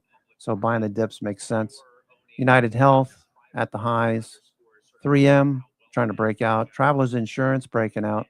Merck basing up here between 112 and 122. Looks for that to follow through. Cisco looking better. We talked about Cisco a few minutes ago. Holding this level here at 116. Looking for it to turn back up towards that upper Bollinger Band. Okay.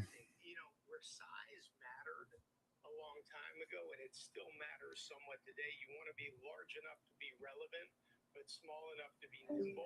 And I think what's been lost along the way is that nimbleness and that sitting center on the same side of the table as the client. I think there's a lot of firms, a lot of the competition that was on that list. I'd like to congratulate all of them because it is a great group of firms. Micron at the lows again. They got earnings on deck. Okay, Micron earnings.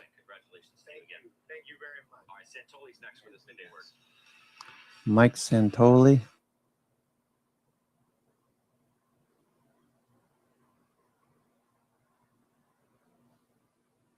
Okay, earnings.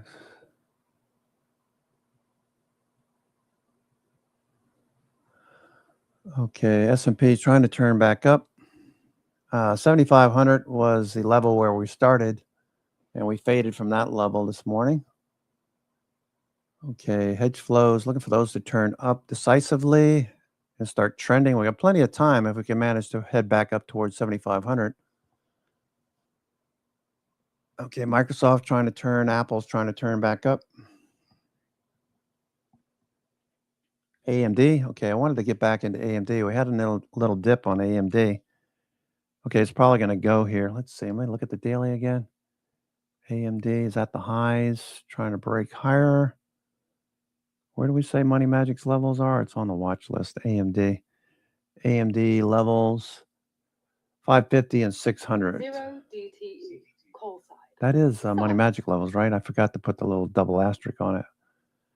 AMD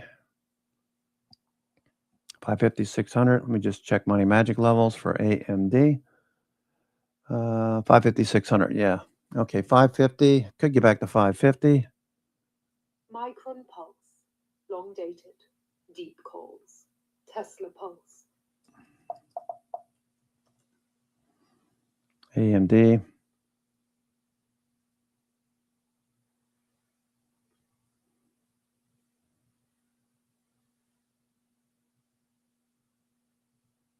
Micron Pulse, long dated, deep calls.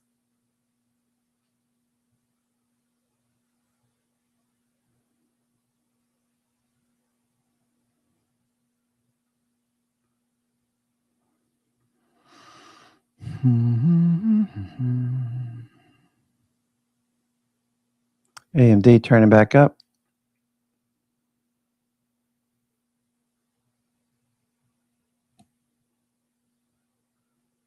TNON.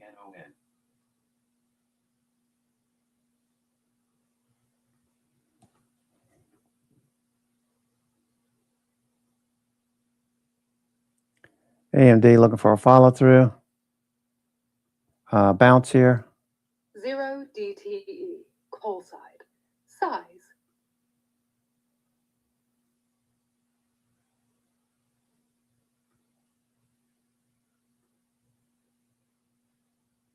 TNON.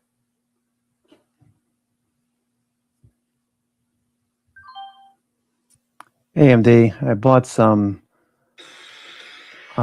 of these December. I bought some December 580s. That's a 57 Delta, 580, 590 call spread. AMD, I bought December 580, 590 call spread. That's a 57 Delta. In the days preceding the IPO and then thereafter, 225 to 165.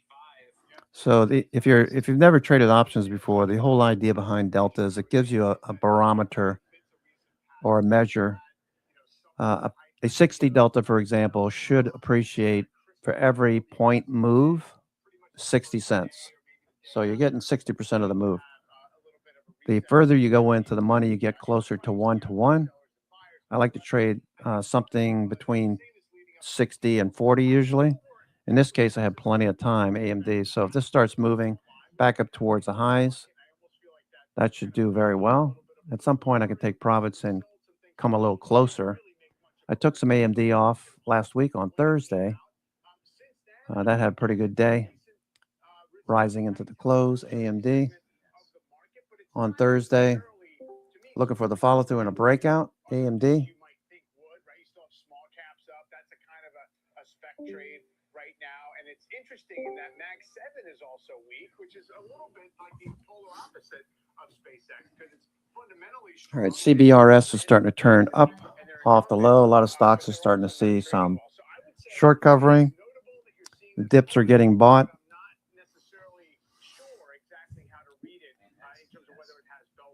Let's see what he has to say.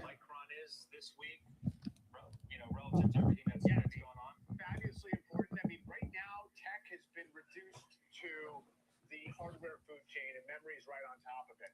So everyone keeps saying, oh, but earnings estimates are up so much in the next 2 years. That's absolutely true. But the price move has become so aggressive that you can't kind of convince me that it's all purely earnings based. So I think it's a good test.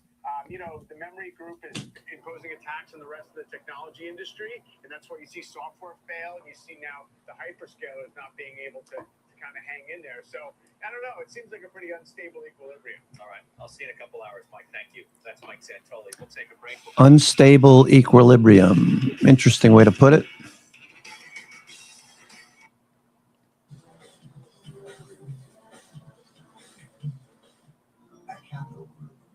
Zero DTE, call side.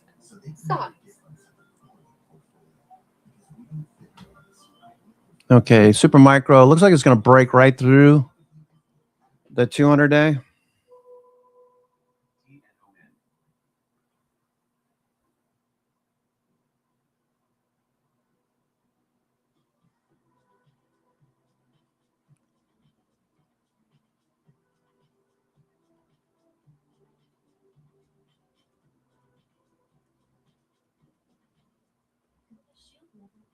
Annuity from Bright House Financial, you can turn a portion of your portfolio into guaranteed lifetime income, or whatever the occasion calls for. Bright House Financial, built for what's ahead. Some see heroes, others only egos. We see the era of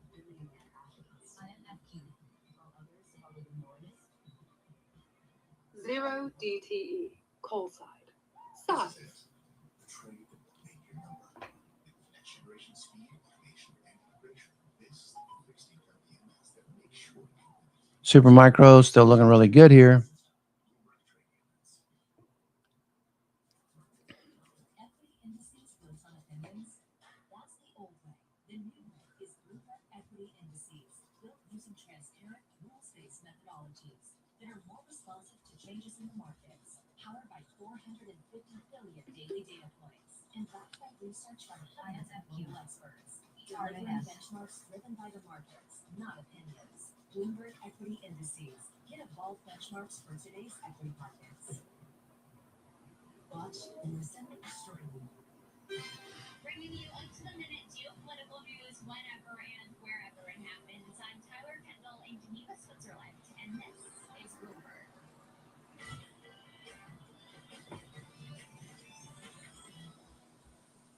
This is Bloomberg ETF IQ. I'm Katie Greifeld along with Scarlett Field. It's time for an IQ test with Bloomberg's Joel Weber. Starting to see whether Scarlett and I really know our stuff when it comes to, by the way, no Eric here, so Eric, you know, fighting chance. Plus, I miss him as a person, but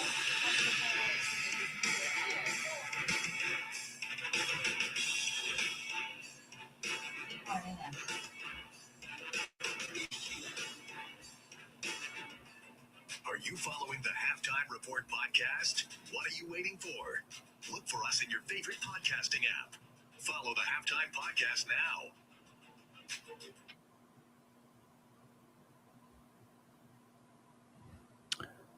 All right, looking good. Is it Elon, Musk, SPACs, or all of the above? I don't usually see all of the above, so I'm going to pick on. There's a couple of curveballs.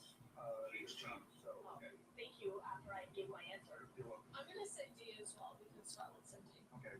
That's not the correct answer. There were two correct answers. It was A or B. Well, We I didn't pick didn't it. know. What is that? So tricky. Well, either one of them was the ENST right answer. exports. Tesla Pulse. Long dated. Deep calls. Micron Pulse. Shenanigans. 0 DTE, call side. SpaceX. When it comes to all ETFs, which is HG, A, ARK, K, B, Iran B, C, 1Q, or D, BAI? B. Size. I feel like it's B though. Yeah, that was a surprise. We have 30 seconds. Let's see if you can get this last one. Top performing exchange traded product so far this year. ARM, Intel, BWET, or 7709 OMGA? The CSAL SK Hynix 2 times leverage product. It's D. Okay, let's see if they're What? over 3. We have 8 seconds. Thank you. That was such a shameful loss, but thank you to Joel Weber. This is Bloomberg ETF. Micron Pulse. Long dated. Deep calls. Shenanigans. Meta Pulse.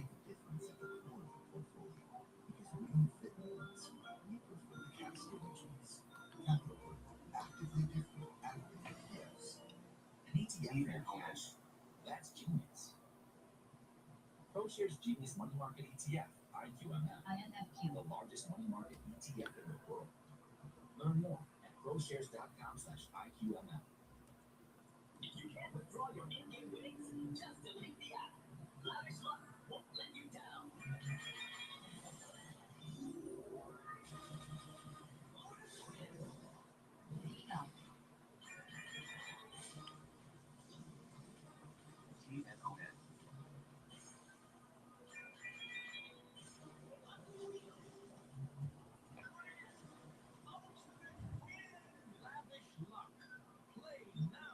Okay, I don't usually post stuff like this, but this one surprised me. I've been playing this game for a few days, just here and there, like 5 days and that. Didn't expect anything, but the bonuses actually add up. Some go up to 100, 200 bucks. What I like most, you can withdraw anytime. No ads popping up every second. They give you a welcome bonus when you first download Fire for a minute. If it's not real, just delete it. But if it is, it's kind of a fun little side cash thing. It might be worth it like cash carnival. Just a small casual thing, but it is surprisingly well used for you. CF closing call today. Adam Parker, Chris Harvey, Chris Burrow. See you at 3 o'clock. What happens to the tech trade between now and then? We'll certainly document that. Rob Sechan, congrats again on your firm making our inaugural list. What's your final trade? These continue to see power as a bottleneck and think they're one of the best positioned for that. Okay, that space getting a nice bump today, as we discussed earlier. Farmer, Jim. CRH, important materials company, should benefit from all the things we're talking about with AI build-out, making a big acquisition today. Thank you very much for that. Stephanie Link. Rockwell Automation. I think automation is in very early innings, and this company's growing double digits with margin expansion. Generac, industrial name, bought 2 weeks ago, going to add more this afternoon. The other thing, real quick, just to get out there, you sold Netflix to help fund SpaceX. I did. Stock that hasn't traded well, No, right? it really hasn't. That's another reason I sold it. Yeah. All right. Well, we will see where SpaceX goes over the remaining hours of this Zero day. DTE, call side.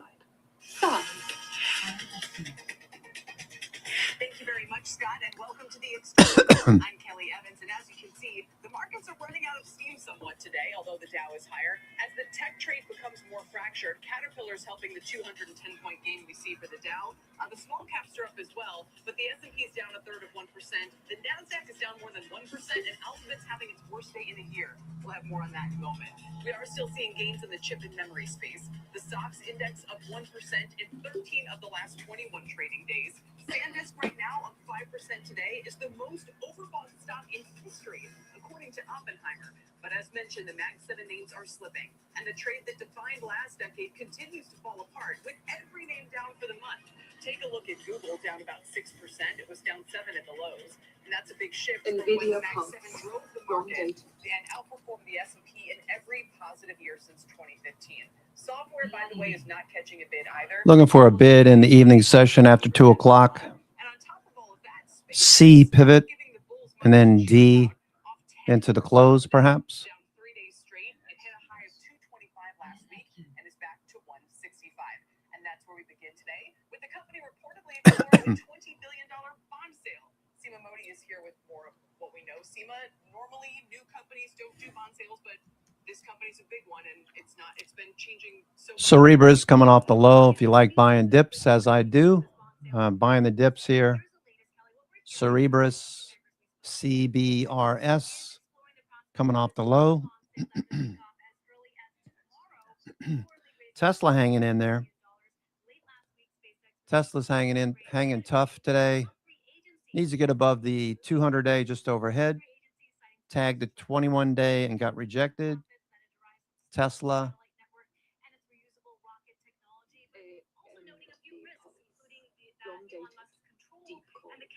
Intel Pulse. Many businesses like XAI. In fact, Standard & Poor's flagging its AI bet as the riskiest of the three business segments due to massive upfront investments and the unclear monetization path. Investors see this bond sale as one way to continue funding SpaceX's goal to buy more chips, compute, and invest in its large language model Grok, which faces fierce competition from the likes of OpenAI and Anthropic. If SpaceX was able to raise $20 billion, it would come less than 2 weeks after securing over $75 billion in its initial public offering. There are fixed income calls, we're told, between management and investors right now, which would imply we could see this bond sale happen as early as tomorrow. Just as we watch the stock Micron Pulse. Deep push. The declines that, look, a name this volatile, this large, this unprecedented, it just can't keep going up. But what are you hearing about this reset? Two things I would say. First, nearly every technology company has tapped the bond market to raise funds to fund the AI build-out. Okay, Supermicro trying to push a little bit more. Staying pretty strong.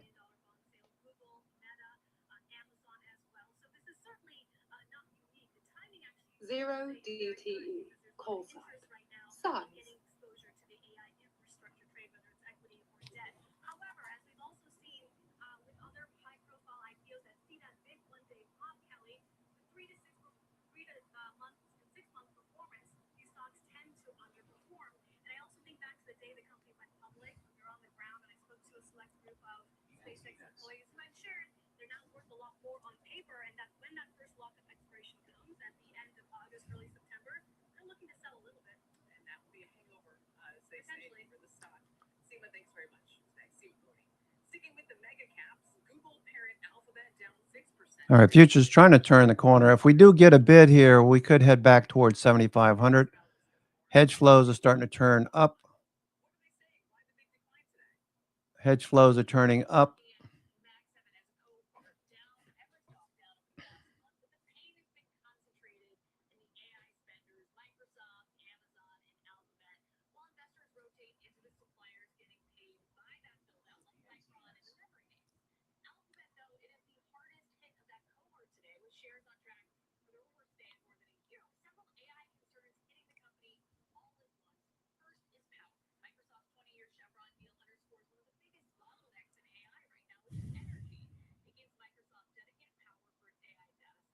What's DoorDash doing? We were looking for DoorDash to break higher on Thursday.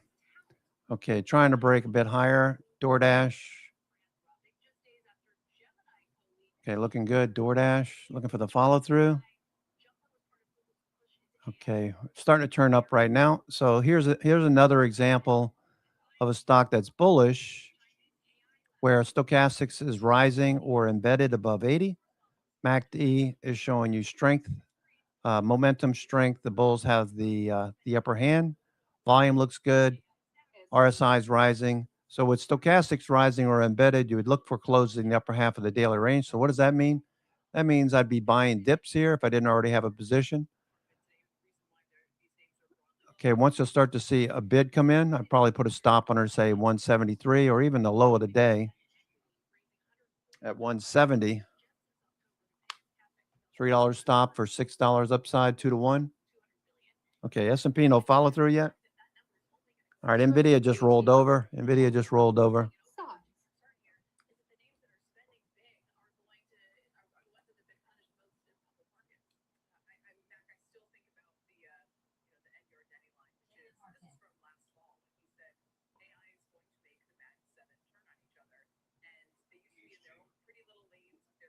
Zero DTE.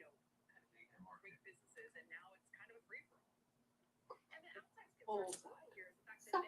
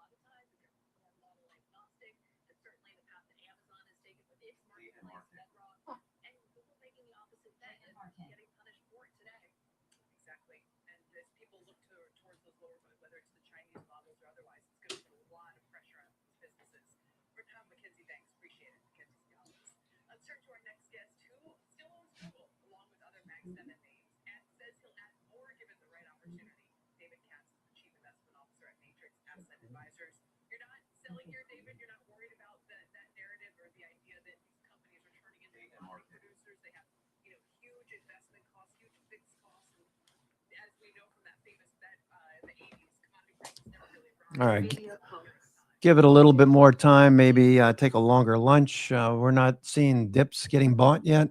The dips aren't getting bought. Hedge flows just kind of sitting here. Could always roll over and head towards the 50-day.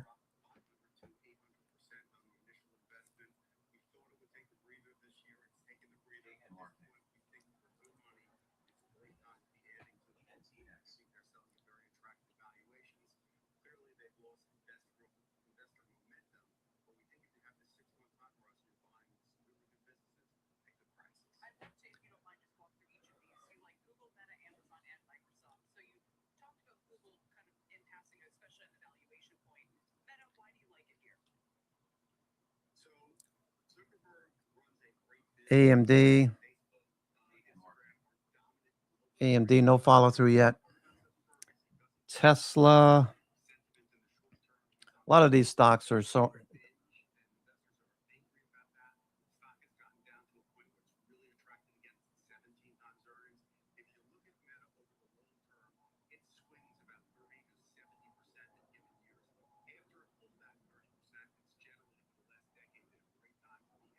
A lot of these stocks are not following through. NVIDIA making a new low. SpaceX. So stocks are just hanging out here at the low. Most likely we'll get a bounce. If we don't, it'll be a negative day today. So looking at breadth, See what breadth looks like at the moment. Everything is turned up, so maybe we'll get an end of day. Well, these two are kind of flat. S&P 500 big caps and mid caps are rising. Small caps and NASDAQ are kind of taking a break right now. Let's look at the equal weight, RSP. Equal weight. Okay, inside day, just kind of sitting here. Bollinger Bands coming together.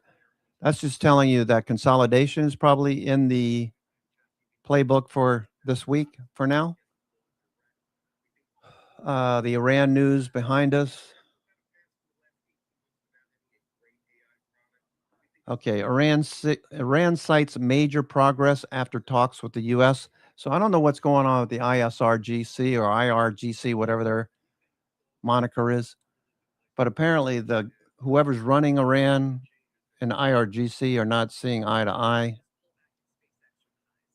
The military, got to reel those guys back in. So let's take a look at the New York Stock Exchange and the S&P 500. New York Stock Exchange, we're looking at new highs minus new lows. Very simple calculation. Want that to be above the zero line. Okay, today, not very much. You can see this is only a change of +2 over Thursday. That's not much. Advanced decline, just below the highs, a lower high.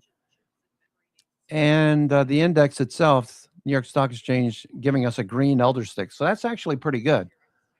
So let's just take a look at the New York Stock Exchange, NYSE. Okay, so that's turned back up. So this isn't telling me to look for a big crash lower. Just telling me that right now this just looks like consolidation. Coming into the week, we wanted junk bonds above the 50-day. We're still at the 50-day, can't get above it. We wanted the 10-year lower, if you recall from the weekend video. If you're bullish equities, you want the 10-year lower, not higher. Not a big deal at the moment. We'd like to get this back below 4.5% and technically below the 50-day, that green line. But Bollinger Bands are coming together, so that's telling us to look for contraction or compression. Doesn't look like a breakout.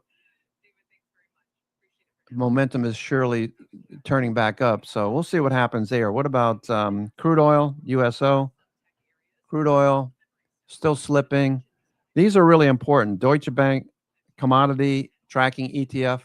This continues to move lower. This is very good. This is fertilizers and any kind of chemicals and commodities that are needed to run the world.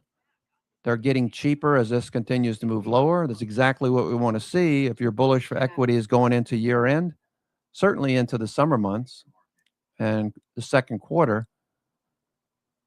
Okay, we're looking for the second quarter.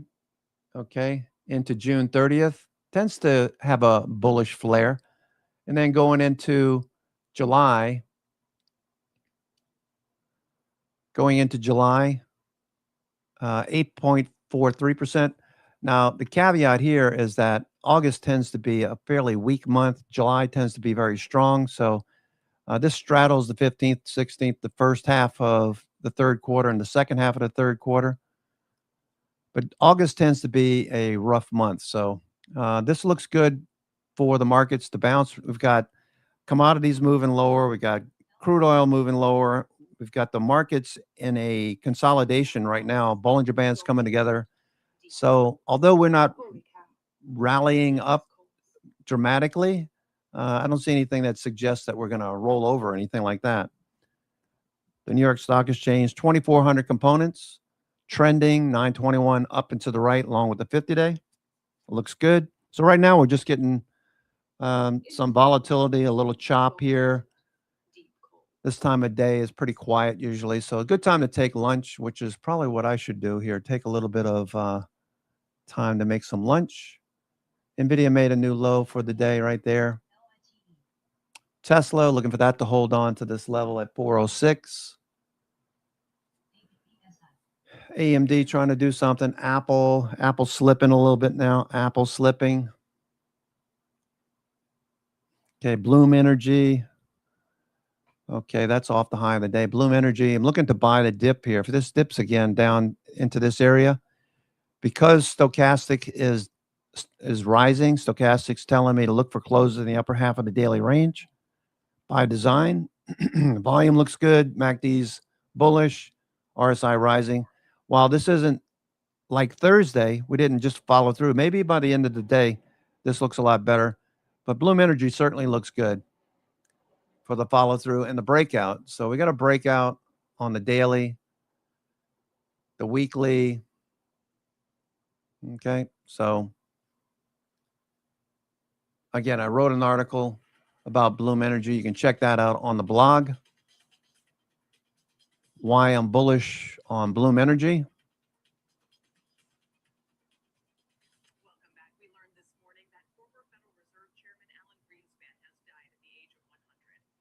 That's wild. To be 100. Super micro.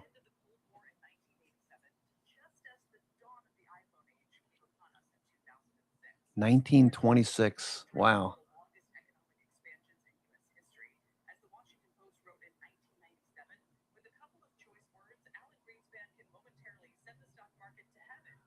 S&P is still down 27 handles. Can we get back half of that? Can we get a 50% retrace? Probably. Amazon Pulse, long dated, deep calls, 0 DTE, call side, size.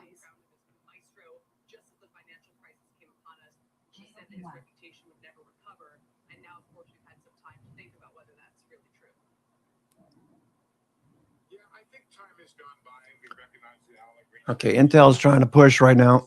Intel's trying to push.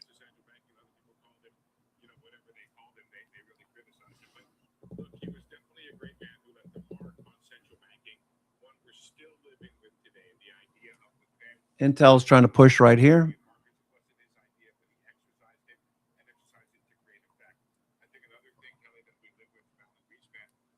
Micron Pulse, long dated, deep calls.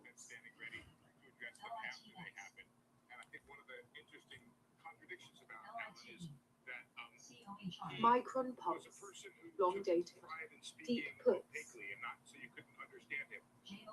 At the same time, he began a trajectory that ultimately resulted in the Fed becoming much more transparent. He's the one who put out the statements, the first one to put out statements, tell the Fed what the Fed had done, and kind of also suggest where the Fed was going. I think he maybe thought it all went too far, but he started a kind of trajectory. And also, and I think another thing, and I'm sure Greg has thoughts on this. So Cerebras has earnings tomorrow after the close. Be aware of it. Cerebras.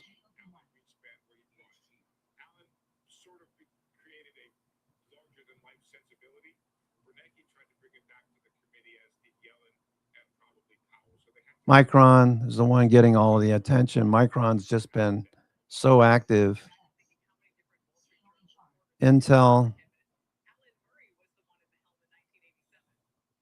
$4 million worth of prints today.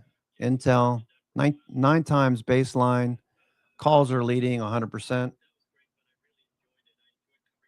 Intel trying to break higher right now. Intel trying to push a bit higher. Intel's trying to break out.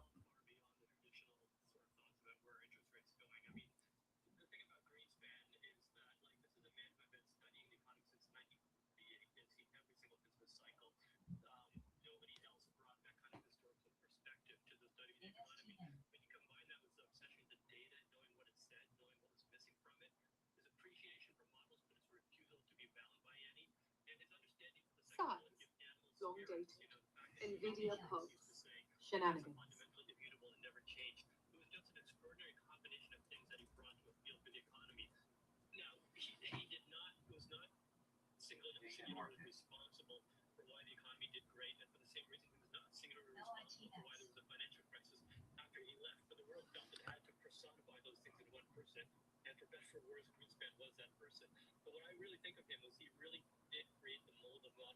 Intel Pulse, long dated, deep calls, deep puts.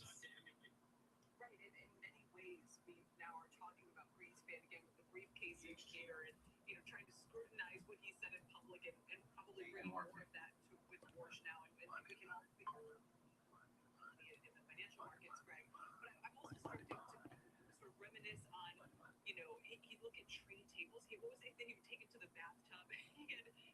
He had such a maverick mind for economic data that we often now think of covering the Fed as this formulaic thing. Oh, you just look at jobless claims here, and then you just look at this, and it's like he really tried. And back then, it was much less, you know, formulaic than it is now. To figure out how you actually learn about Intel the Pulse, economy. I mean, long dated, much deep more calls, of a deep puts. unique person in that regard than I think we would just think of him now as, oh yeah, he's just a central banker. Okay, Intel pushing a bit higher. Intel trying to break out. 0 DTE, call sign, size.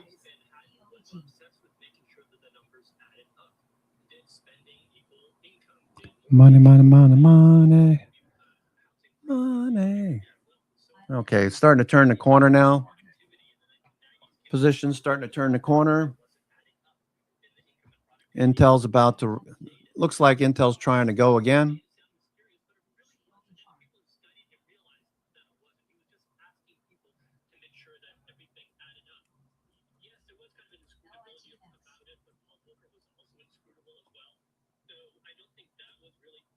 Zero DTE, call sign, size.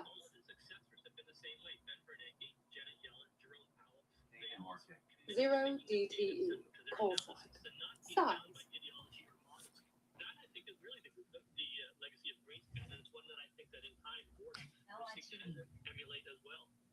Steve, what would you add? Well, I think it's interesting that he was the original alt data guy. Look, we're all these days, I think beginning most especially with the pandemic, but looking for other ways to understand what's going on with the economy. And the way I remember the story was this. He looked around, just sort of details of what Greg was talking about, looked around the economy and he saw all of Just cheap and cheerful. When you're a Canadian dollar in short haul space in Europe, because we have much lower fares and much lower costs. The problem for the last 50 years in the States is that we didn't know low cost carriers anymore. If you're not a real low fare carrier here in the States, as Ryanair is in the US, there would still be very strong demand. Don't miss Bloomberg Surveillance Live every weekday. Welcome to the world of decentralized finance. Bloomberg is covering all things crypto, the people, the transactions, and the technology. Bloomberg Crypto, Tuesdays only on Bloomberg. Africa, a region rife with potential for growth and opportunity, but not without its challenges. Join us as we get to the heart of African business, politics, and economics, and ask the question, what's next? On this episode. The solution is not to close borders. The solution is to provide sufficient support. Premieres June 26th, only on Bloomberg. LITX.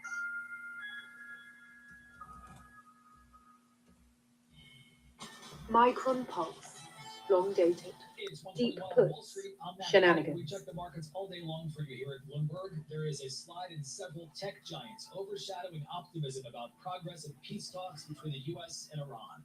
That has stocks mixed still. The S&P right now is down 0.3%. The Dow is up 0.3%. The NASDAQ is down more than 1% or less than 304 points. Oil, Brent is at $77 a barrel. WTI is at $74 a barrel. The Bloomberg Dollar Spot Index is at 1218.72. As for stocks we're watching, SpaceX all day. Shares are slipping for a third straight day after the company said it is selling investment-grade bonds for the first time to fund its AI ambitions. SpaceX right now down 10%, 10.8%, I should say. We also just learned that it has inked a multi-billion-dollar agreement to provide computing resources to AI startup Reflection. Cerebra's turning back up. Okay, Intel turning back up. Intel. And you think it's hot here? A heat wave is forecast to strengthen in Western Europe, with record-breaking temps expected in France, the UK, Spain, and Germany of above 100 degrees. It has already caused a surge in cooling demand that has driven up power prices over there. For on-demand news 24 hours a day, subscribe to Bloomberg News Now wherever you get your podcasts. I'm Matt Piper, and that's a Bloomberg Business Flash. Joe and Kelly.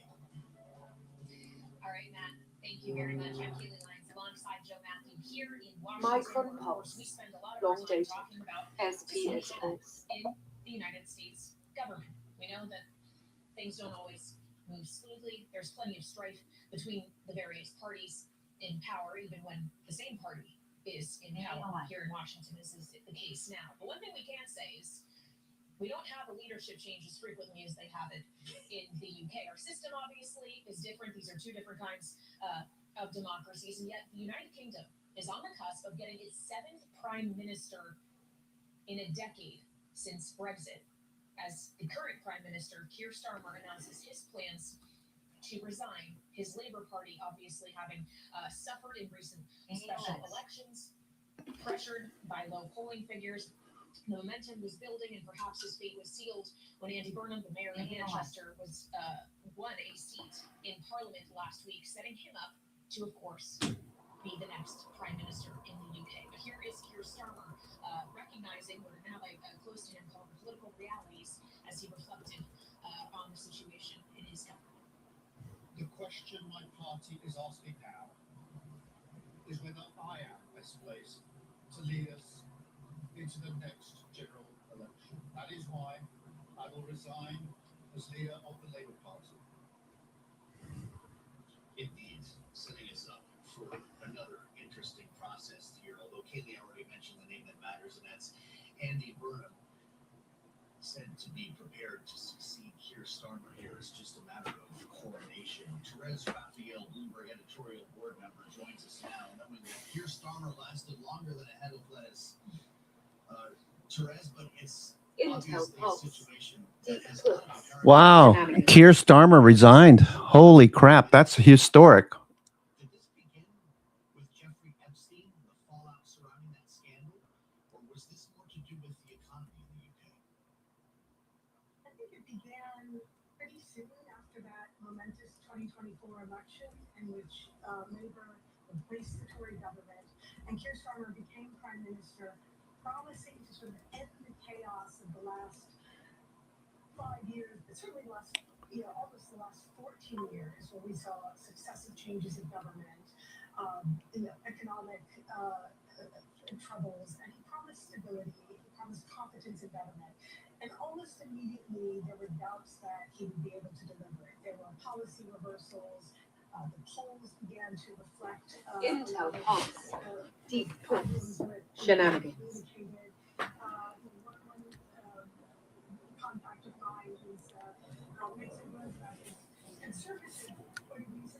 Holy shit. That's huge. When was the last time a prime minister resigned?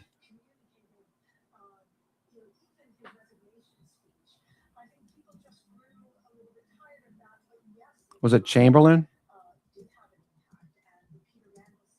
Micron Pulse, long dated, deep calls, deep pulse, Q's pulse. There were so many issues that just piled up over the last 2 years that ultimately, what I think made the biggest difference is that MPs, Labour MPs, began to really doubt that they would be holding seats in the next election. And Wow, that's something else. Andy Burnham, who is that?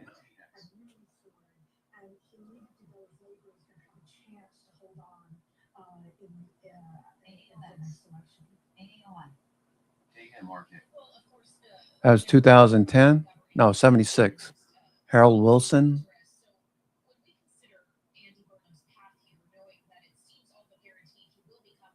79. So Tony Blair too, huh? Gordon Brown, David Cameron.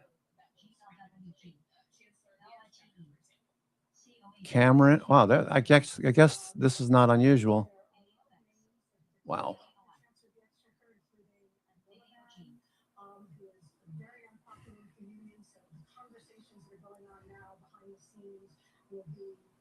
Between Andy Burnham and union leaders and labor heavyweights, and the signal that he sends to the markets, especially, is going to be enormously important. We heard him very quickly reverse that the gap where he said, Britain is too hot to the bond market. All right, CBRS continues higher. We need We're still down.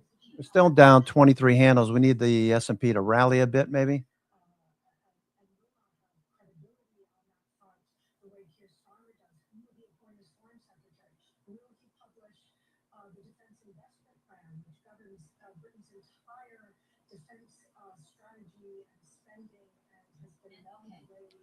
And will determine how Britain meets its NATO targets and its credibility among its NATO allies on defense and security issues. So they're big, heavyweight issues. It's a long way from Manchester to London, even if it's just, a very short train ride.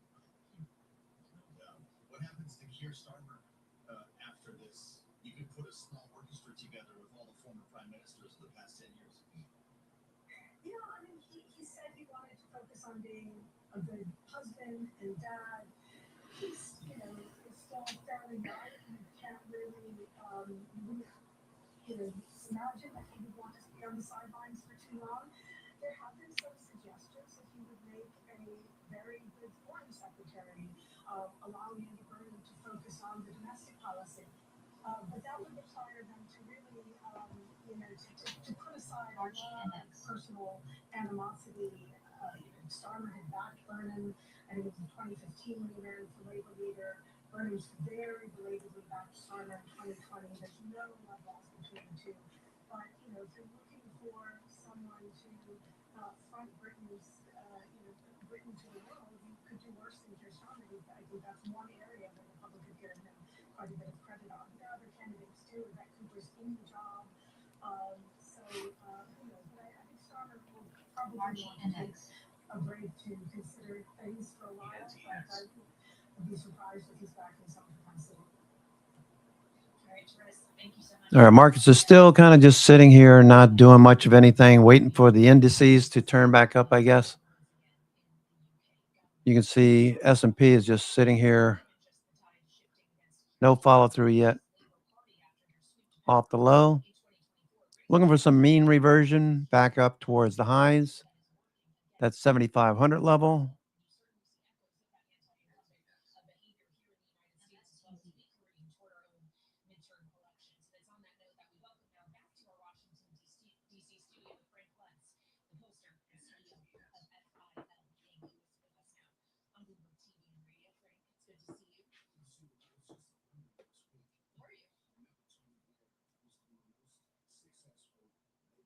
Nvidia Pulse, long dated, 0 DTE, call side, size.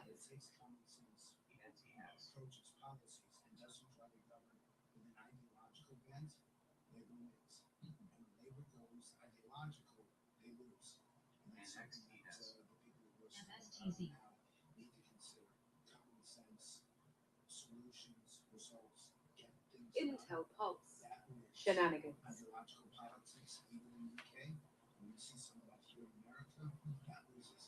It's easy to connect the dots to the U.S. on this, right? We're going to see the Senate today, Frank, vote and likely pass a bipartisan housing bill that every lawmaker who comes on this program is going to talk about because it's the one thing they can collaborate on. After this, is the store closed? We'll see what happens in Iran. We don't even know whether we can trust the agreement or whether we trust what we're seeing. Nvidia making a new low.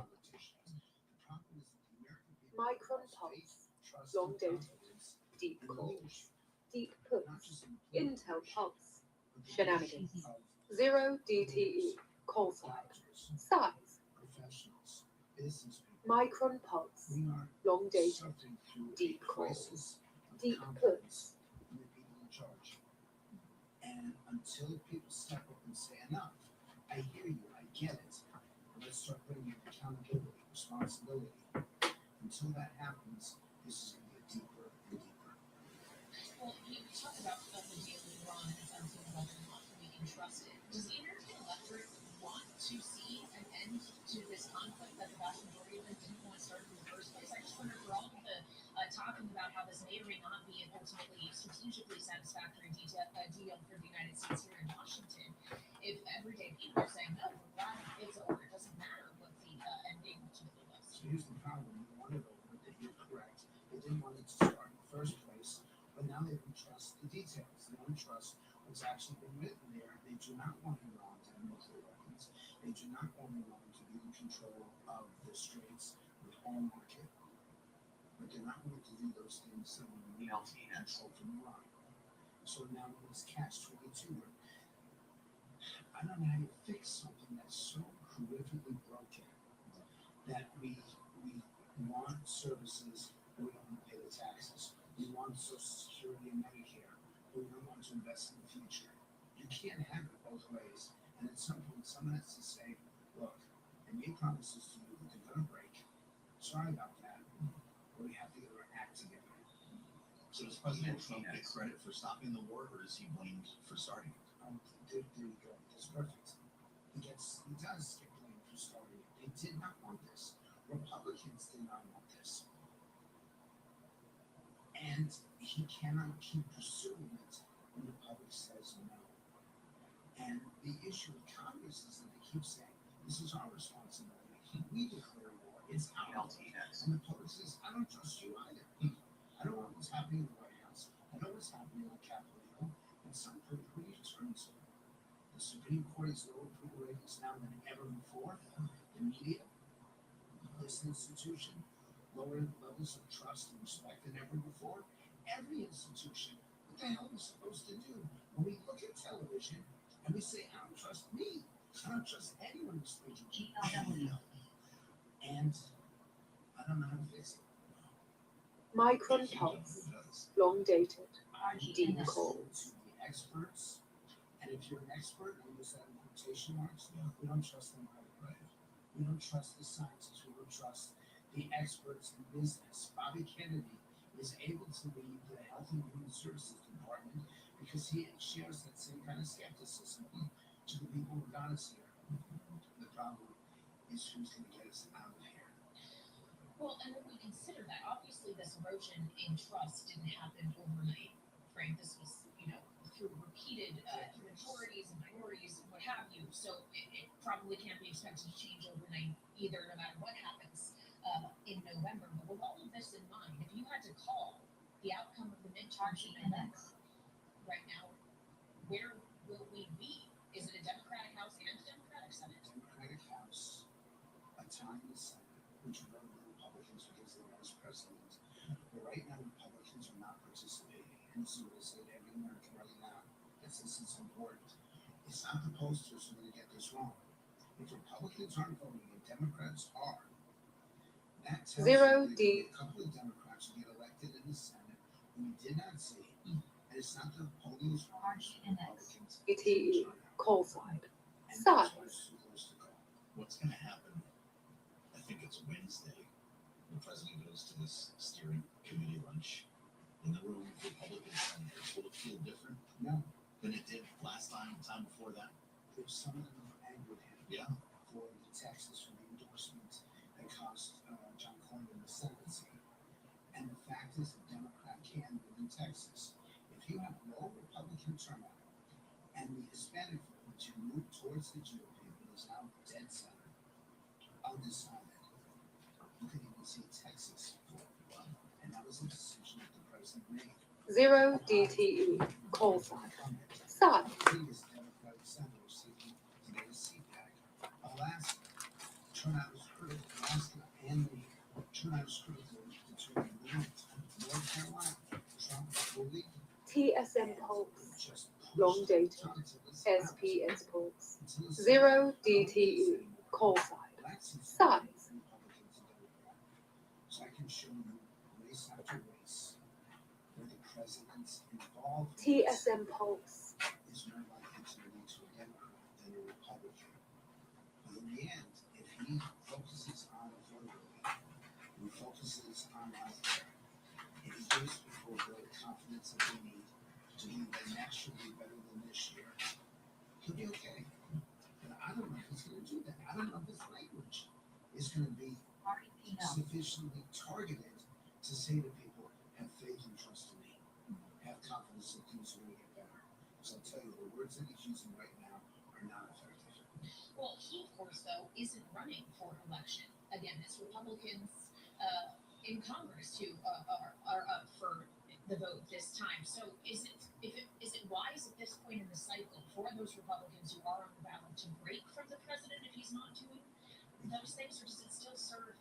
close ties to him? It's a great question. And the answer is if you break the party. If you break to save yourself, you hurt everybody else. So in the end, Republicans rise and fall based on what the American people think of the president. Make no mistake, Donald Trump is the most powerful leader in my lifetime, even greater than Ronald Reagan. People can vote based on what they think of Donald Trump, not necessarily what they think about Congress. And it's beholden to him to communicate more effectively with us right now. And if he chooses not to, Still no bounce. The markets are just asleep at the moment. Intel has been trying to break above this level.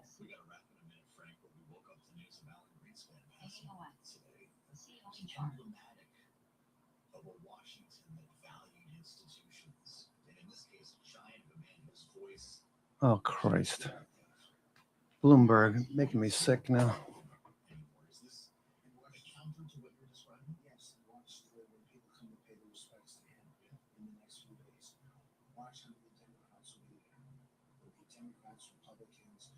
Zero DTE, call side. Size. Just waiting for some momentum. There's obviously not much going on at the moment. So if you're taking lunch, probably not much going to happen. You can put your phone or whatever on mute and just, keep an eye on the markets, but it's not moving much at the current time. S&P is just sitting here. Just sitting here at the low. S&P.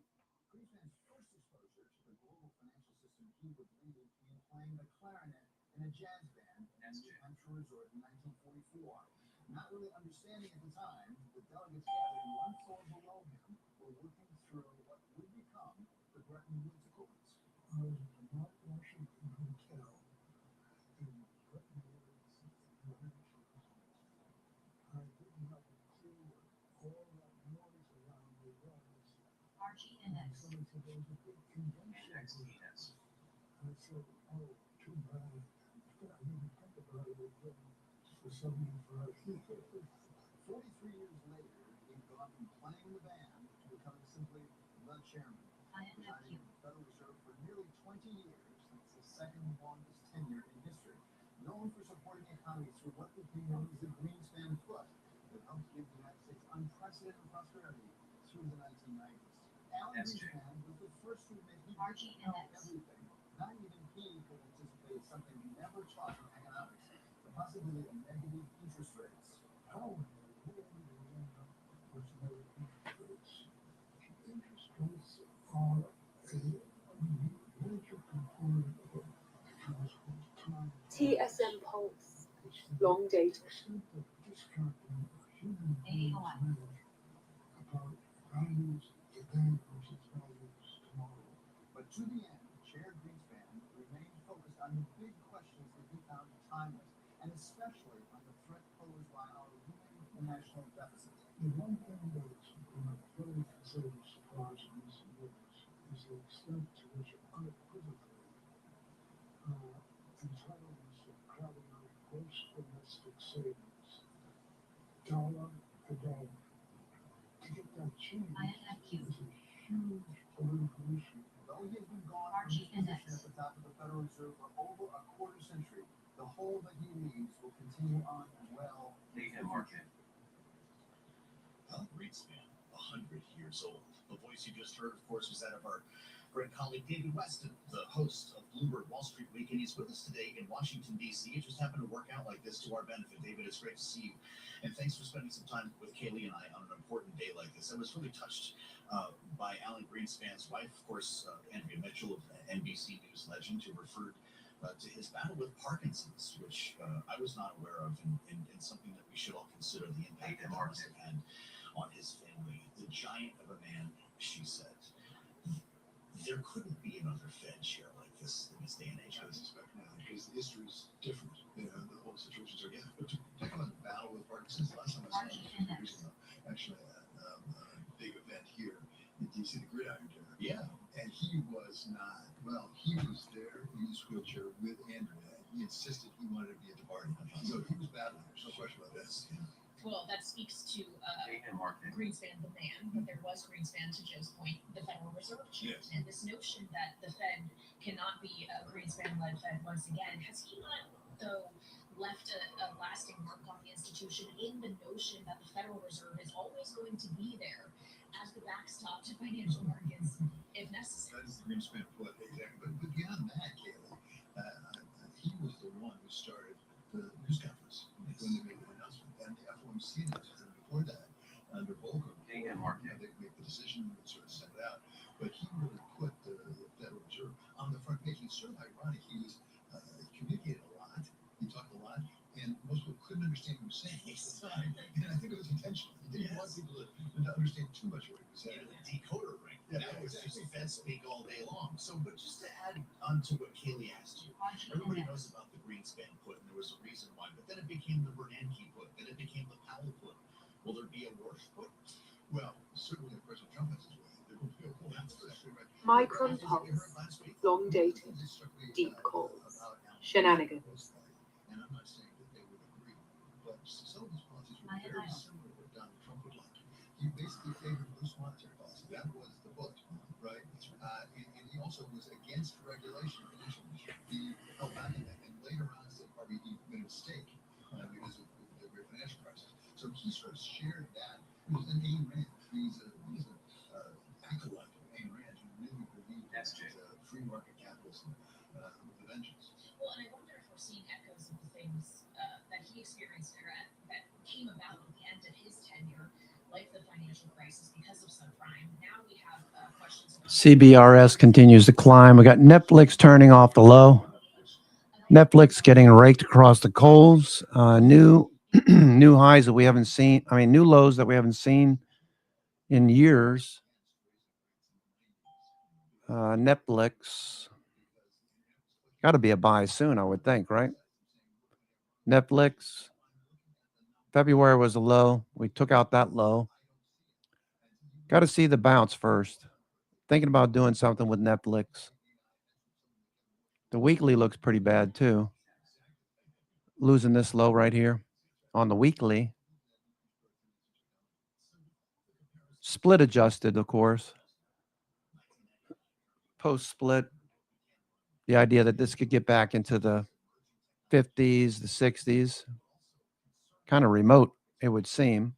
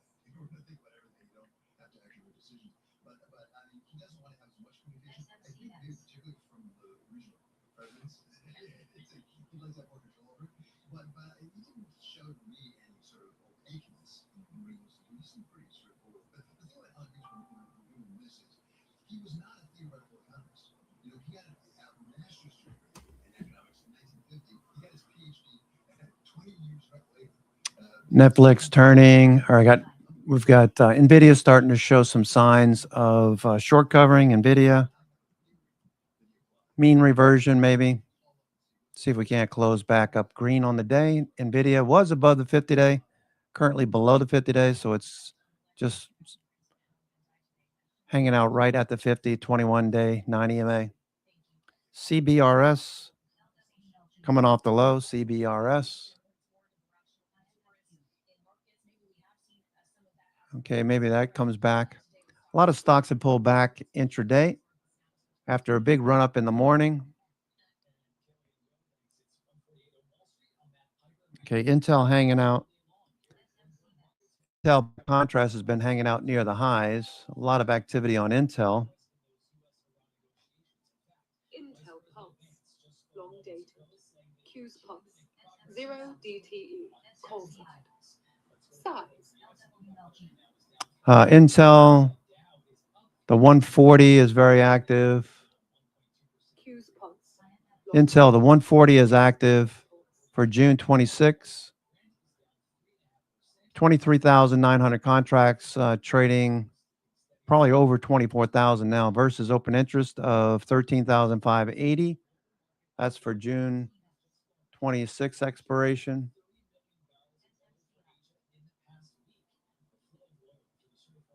Intel. AMD looking for that to rally as well. Intel, AMD looking for these stocks to find buyers at the low of the day.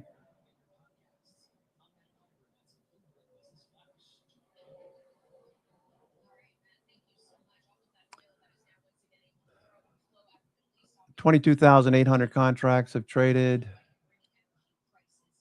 at 140. 11,700 contracts at 145. So those looks like some spreads there as well. Intel looks like it wants to get going again. Maybe it breaks out. Microsoft short covering coming off the low. Microsoft looks terrible as well. Software did get a bounce, didn't it? Software got a bounce last week. Monday, pulled back Tuesday, Wednesday, Thursday, a hammer on Thursday, lower. So this is very similar looking. IGV, Microsoft, one of the biggest components, along with Oracle. Okay, these pulling back.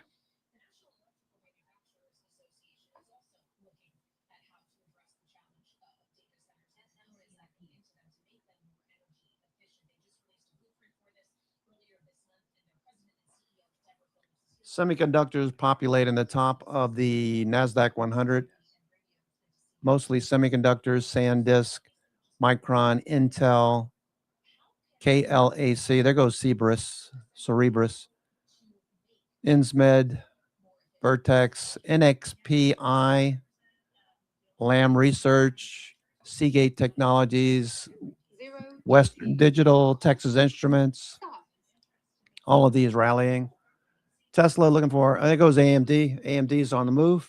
AMD going.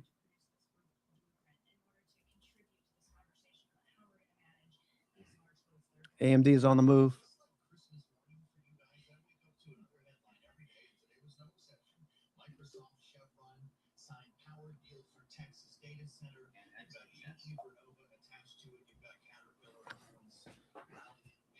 AMD breaking higher. Okay, here's S&P starting to turn. If the S&P can catch a bid, 7,500 seems doable. AMD. AMD breaking higher.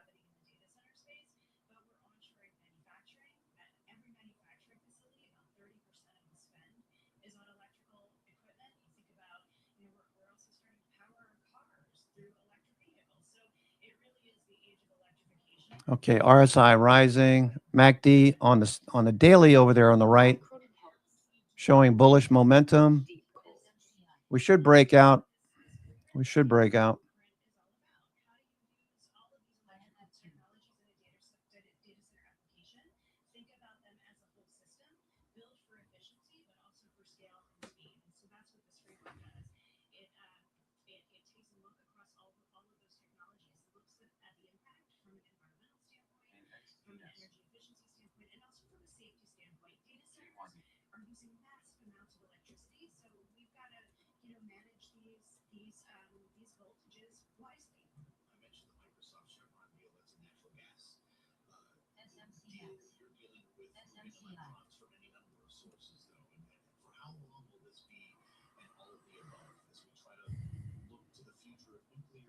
Still going to be pushing natural gas, oil. I don't know if coal's involved in this. Will solar become a bigger part? Absolutely. We believe we need all sources of generation, no doubt, and for the foreseeable future, for at least the next 10 years. Is gas at the top of that list? I mean, gas is in there, All right, Intel looking good. All right, there goes the S&P. S&P is on the move now. S&P is trying to break through this level.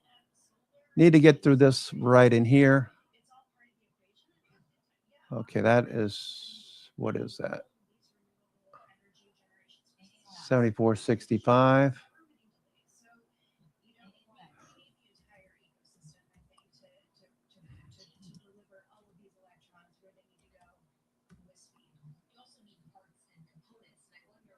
$7,500, looking for a push higher.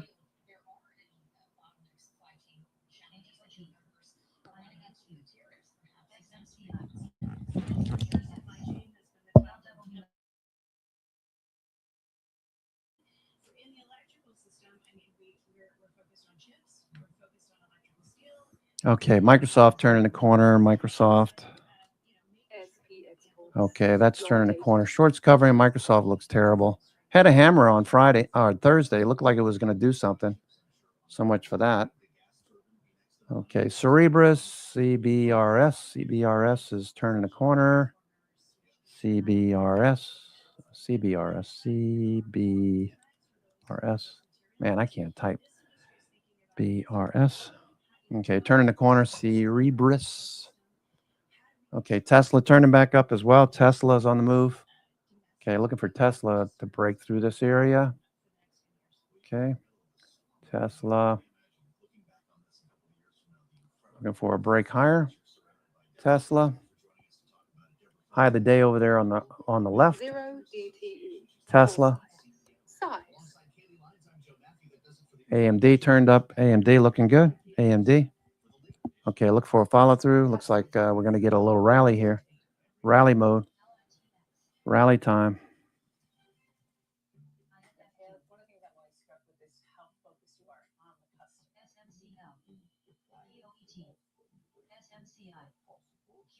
Have the better service you can give to your client in terms of the new best product. Essentially, it's helping us analyze the data. 0 DTE. Call side. Better Size. of the same. It's not more of the same. It's better of the same.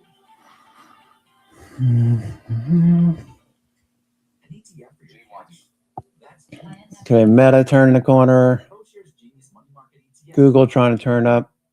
Intel trying to take the high of the day. So is AMD trying to take it back.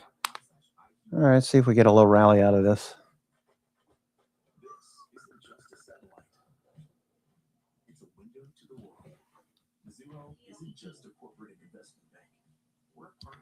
Hope everyone's having a good day. I'm your host, Cousin Benny, coming to you from theclosingprint.com. We're in June, the summer, the 22nd of the month. We had a little dip midday. We had a nice run up in the morning. So the dips should be anticipated. Buy the dips and then sell the rips into some mean reversion into the evening session.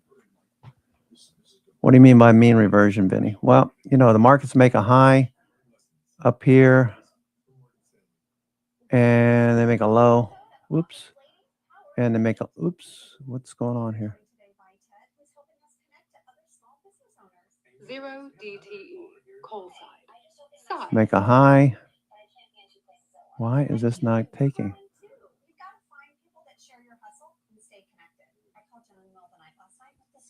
Huh. That's weird. Not letting me do a Fibonacci. All right. So anyway, 50% should get us back to around 550, 552. Okay. Tesla trying to turn up a little bit of profit taking there on that little pop. I'm still waiting for the S&P to turn the corner decisively. 74.65, give or take. That was a low of the day. Looking for 7,500. Watching Trace. Just gradually starting to wiggle upward, maybe.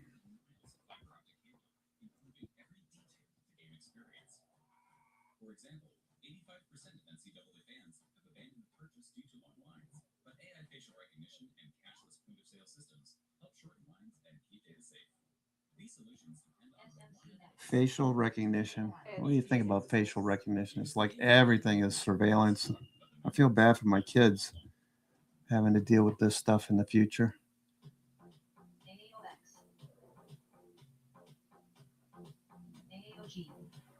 So many ways to use it in a bad way.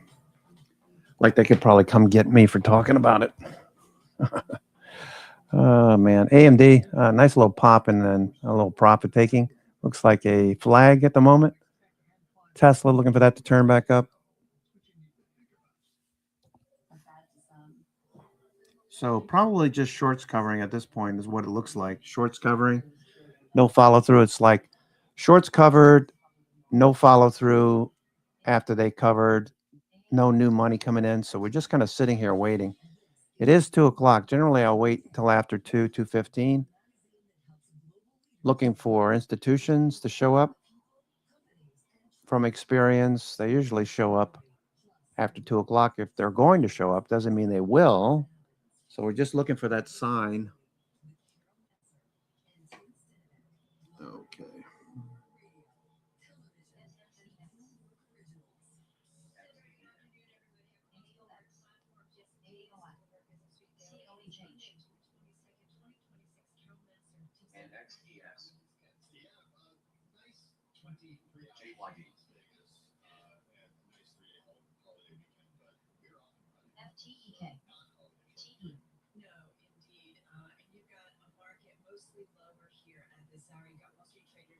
Okay. Prices down from the brink of record highs as a slide in several tech giants overshadowed optimism about progress in peace talks between the US and Iran.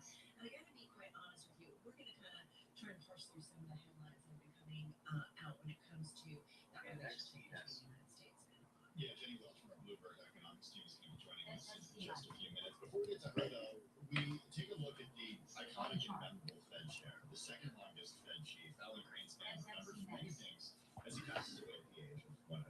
Productivity gains, Russian super so we're going to break it down for you. Plus, JP Morgan Asset Management, multi-asset solutions, global strategist is going to talk to us. We're going to at least ask about that Alan Greenspan. We're going to talk about more inflation and political upheaval in the UK. What do you guys on this Monday?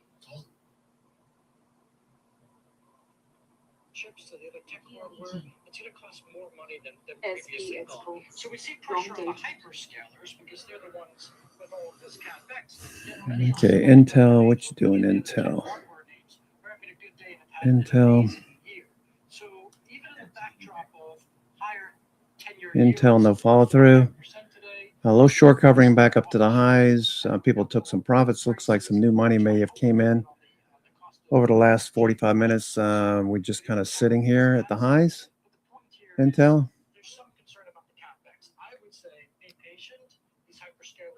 A lot of big trades coming off, though, on Intel. 23,000 contracts on the June 26th expiration. I got some October options, too, on NVIDIA. Or, excuse me, on, okay, Intel. I should take these off, actually, Intel.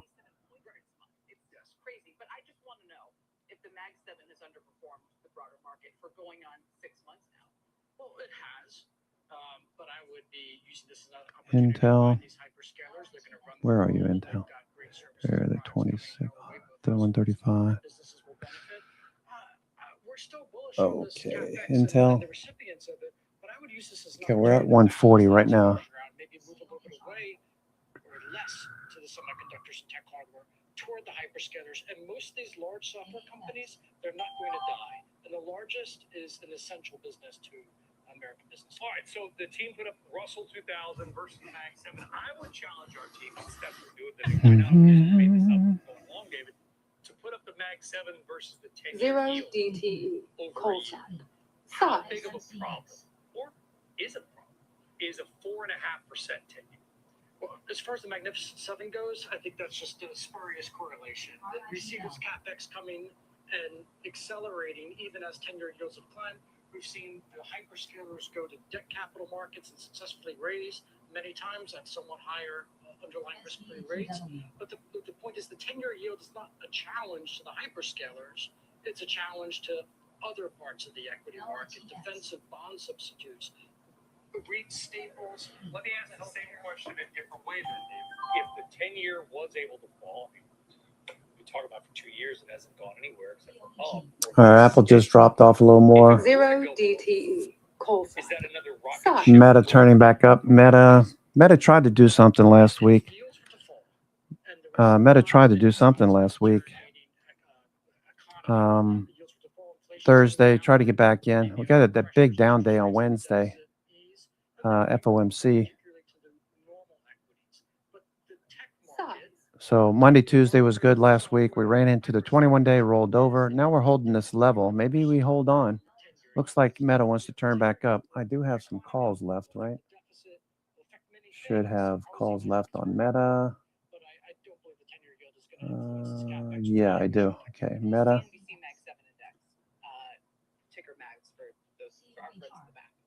560, 570. Meta looks good. We're almost going to anniversary it. Right. So there's a lot of investors who went to the bank on the thing that worked so well. What did we say last hour? It's outperformed the S&P every year since 2016. Hi, where'd you come from?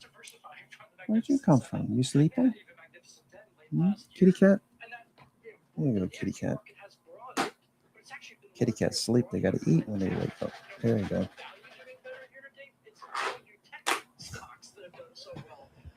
All right, so Lucky Kitty Cat just walked in the room, so hopefully we get a little luck out of that. Should run back up. Intel looks good. NVIDIA pumps. Long dated.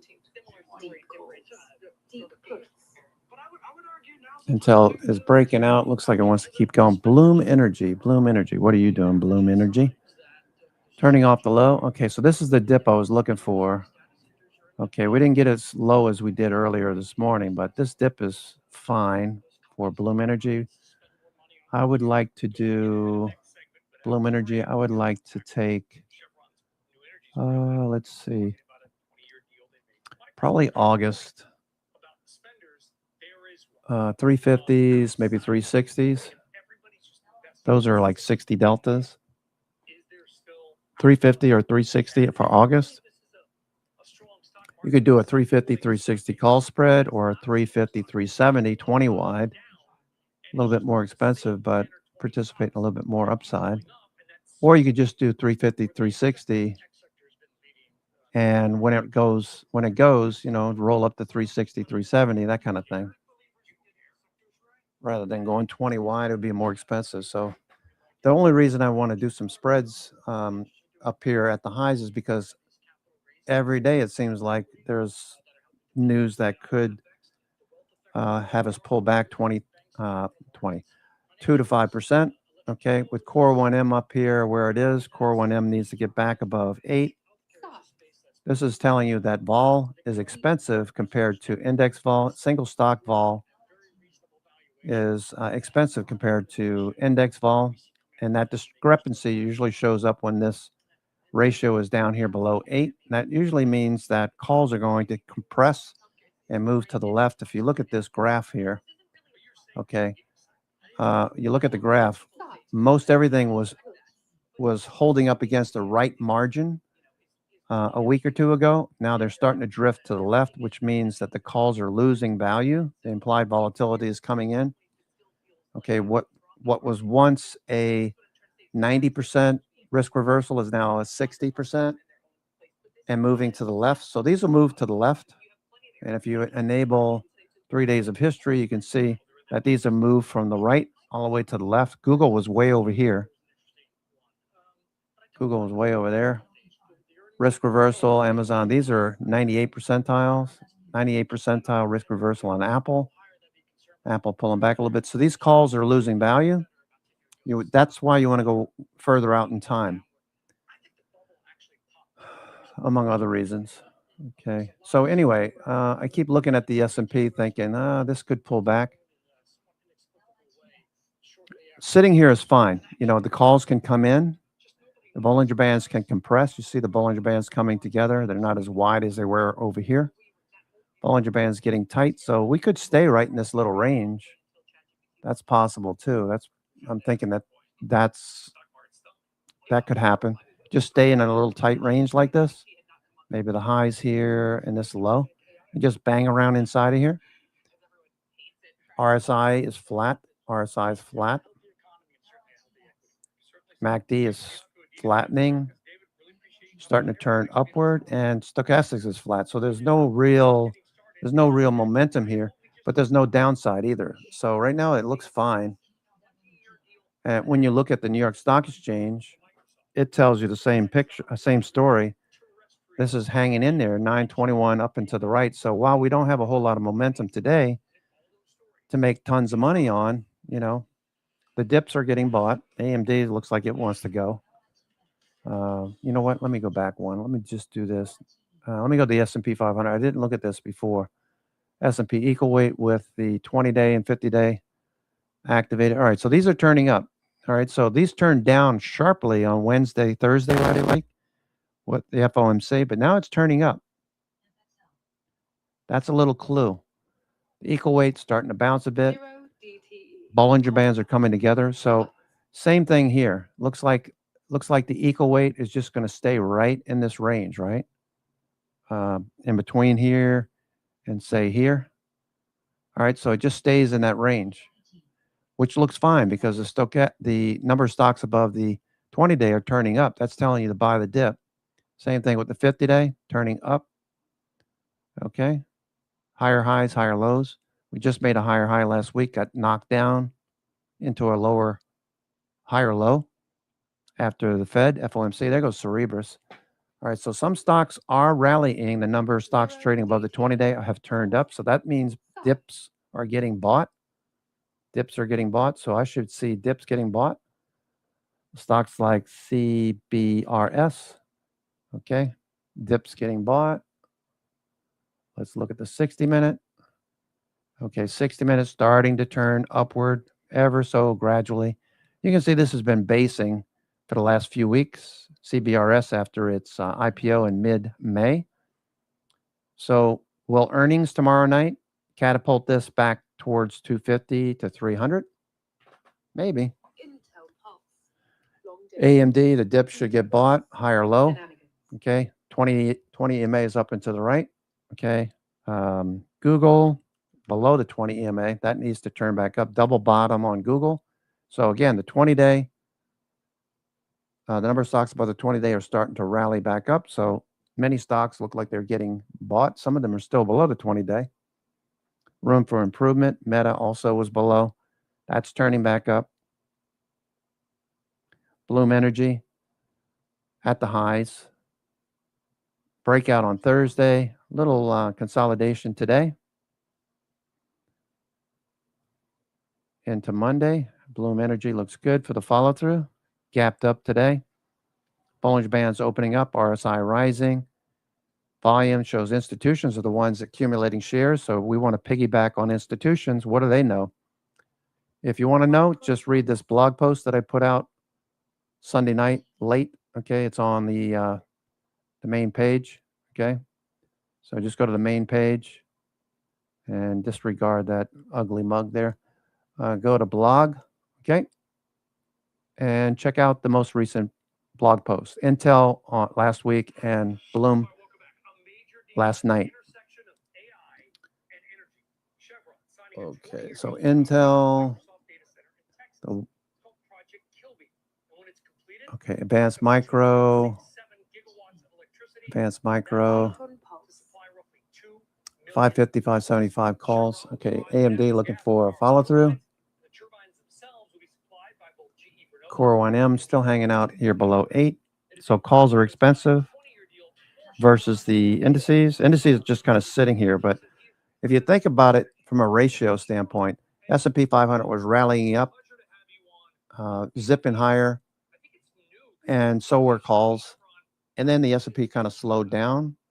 Calls kept going. Now they're starting to slow down. So relative to the slowdown, the S&P slowed down first. Okay, so if you look at the S&P slowed down. It's just sitting here for the last couple of days. That's okay. That means those calls, although they were fairly expensive, they're starting to come back down towards the index fall. So they're starting to get back to equilibrium, I guess is what I'm trying to say. Let's see, the New York FANG components. Okay, so they had a big day on Thursday, back down into that So this is really choppy in here. 50 days still up and to the right. 9 and 21 day are right there. RSI is flat to slightly lower at the 50. MACD and stochastics are trying to turn up.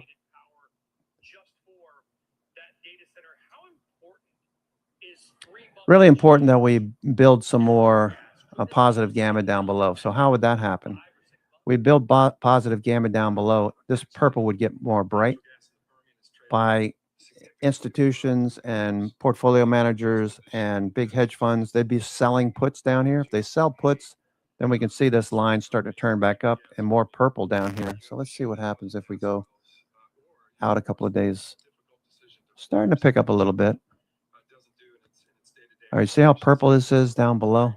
7,300. See how bright that purple is? That's what we want to see below 7,400, 7,500. We want to see all this bright purple. That'll happen if they sell puts. If they sell puts, that means hedge flow will turn up. Okay, let's see what we're going to do here. S&P. S&P, been waiting for this to rally back towards 7,500. Maybe goes here. So if you're thinking about taking S&P, I've been doing spreads on S&P instead of straight calls or straight puts. Meta turning up. All right, so the New York Fangs are looking a little better here. Short covering for now. If it turns into more than short covering, we'll see a sustained little rally off the low, and S&P will move lower, move higher as well. The Qs. Okay, that's starting to turn. IWM. Some big trades on the IWM 300 strike. There was a ton of calls bought on the 300 strike for, when was it, David? I want to say August, right?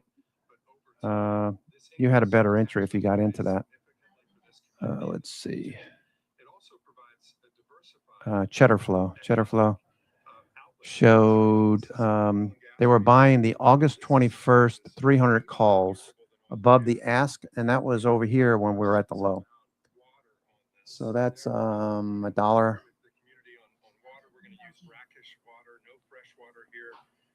Possibly we'll use produced water in the future. And as I said, not being connected to the grid, we're building this dedicated to Microsoft's data center. So there's really no competition with local electricity consumers. In fact, over time, as we have excess power, 300s. push that into the grid. Okay, there's 10,800 contracts that were bought there. We continue 300, 305. Let's see if those keep going here. Looks like IWM, looking for that to continue.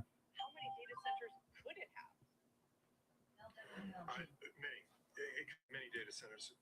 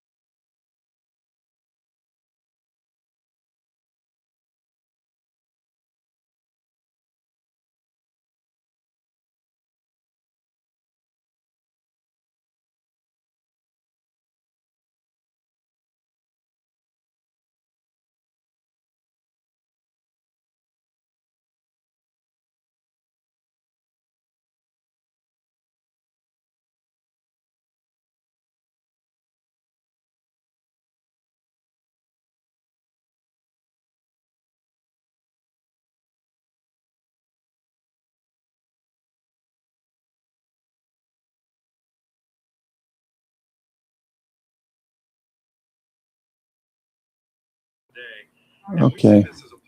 Looking for Met. All right, all the New York Fangs are starting to turn. Okay, here's Netflix turning the corner. Netflix turning the corner. Okay, Nvidia turning the corner. Maybe. Microsoft turning up.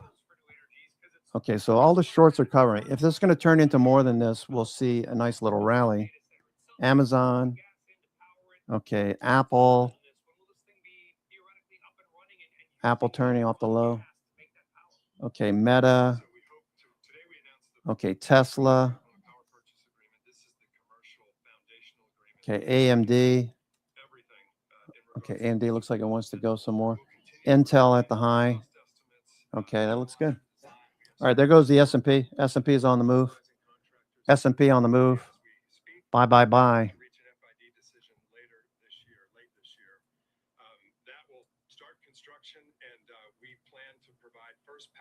Zero DTE call side. Stop. S&P 500. All right. Thanks for having me. All right, folks. Speaking of energy, sign up now for my new weekly energy intelligence piece called Power Insider. It's got my weekly hot take on energy. It's got some stock picks, exclusive interviews, and more to sign up and to see S&P. Power Dash Insider is a dash between the power and the insider.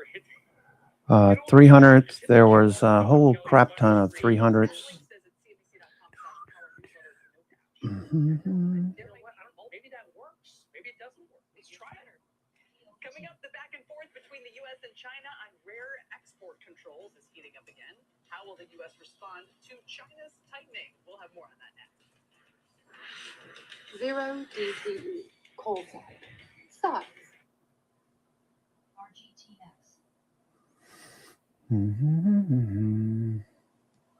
All right, looking good.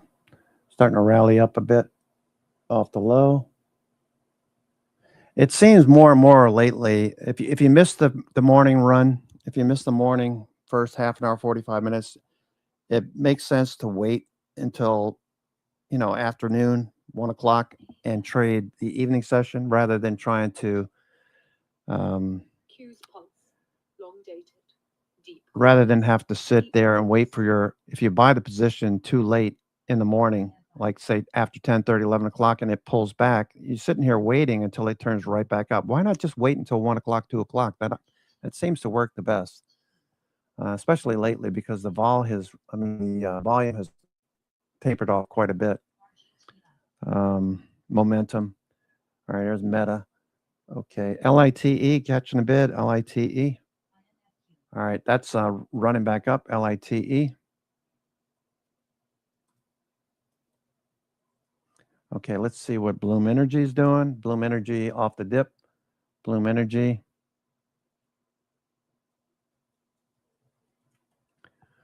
Okay, let's see. Micron. Micron, that just keeps flowing there up at the highs. Micron. KLAC. Okay. Vertex, VRTX. Breaking out. VRTX breakout. VRTX breaking out. Pharmaceuticals. Texas Instruments. TXN. TXN, not XN. TXN. TXN. Texas Instruments. Okay, that gapped up today. Hope everyone's having a good day. Intel, of course, we're looking for that to continue. Intel. Okay, Microsoft turning the corner a little bit more briskly now, coming off the low. The daily over there on the right. Daily, let's put this down here, down at the low.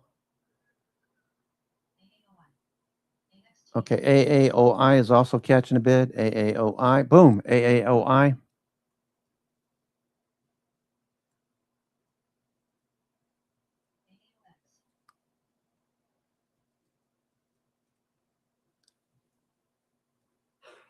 Okay, AAOX, AAOX.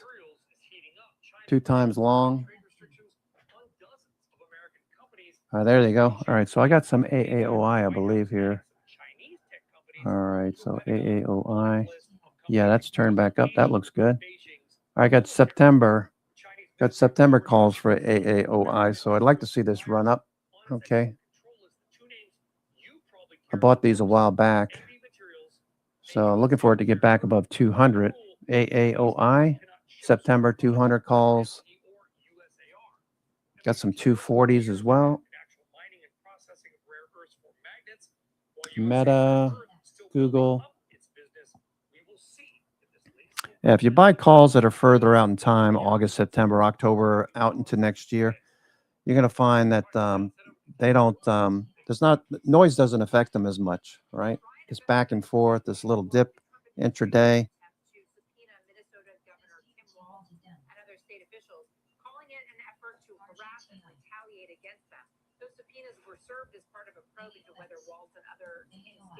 AOI looks good.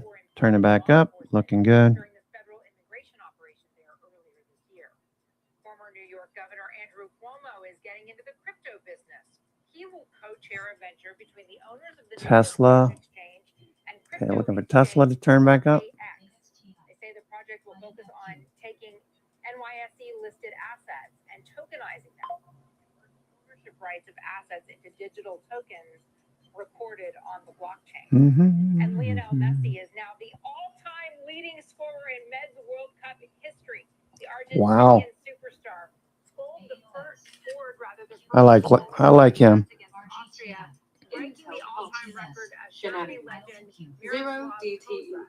Messi now has scored 17 goals in his sixth consecutive World Cup. Scored his first World Cup goal at the age of 18 in 2006. You know, Messi's not messing around, Kelly. Fantastic. What an achievement. People who can not just be excellent, but do so for decades? Come on. I mean, he's still young to some of us, right? Yeah, exactly. Keep going. No, Contessa, thanks very much. Another down day for SpaceX. It's down 10% today. That's 3 straight red days in a row. All right, let's get something going here. Even bigger bets in either direction, up or down. It's now time to buy the dip or double the risk. We'll explore that next.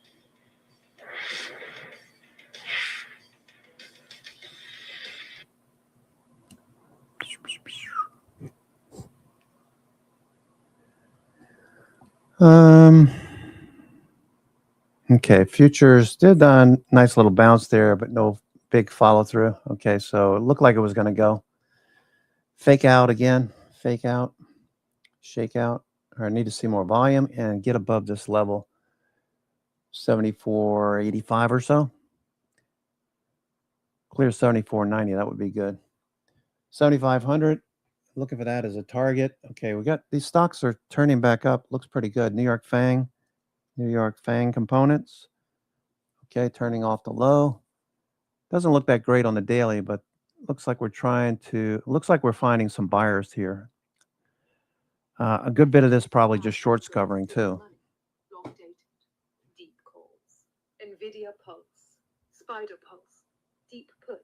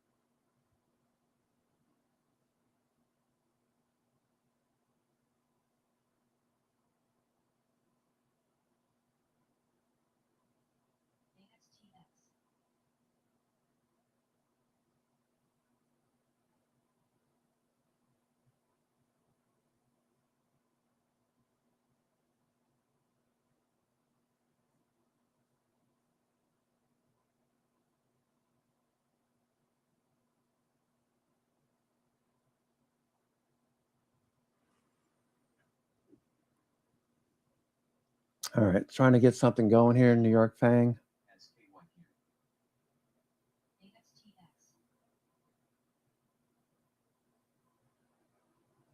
All right, so it's a terrorist attack in Montreal. Yeah. Is that today? Oh, wow.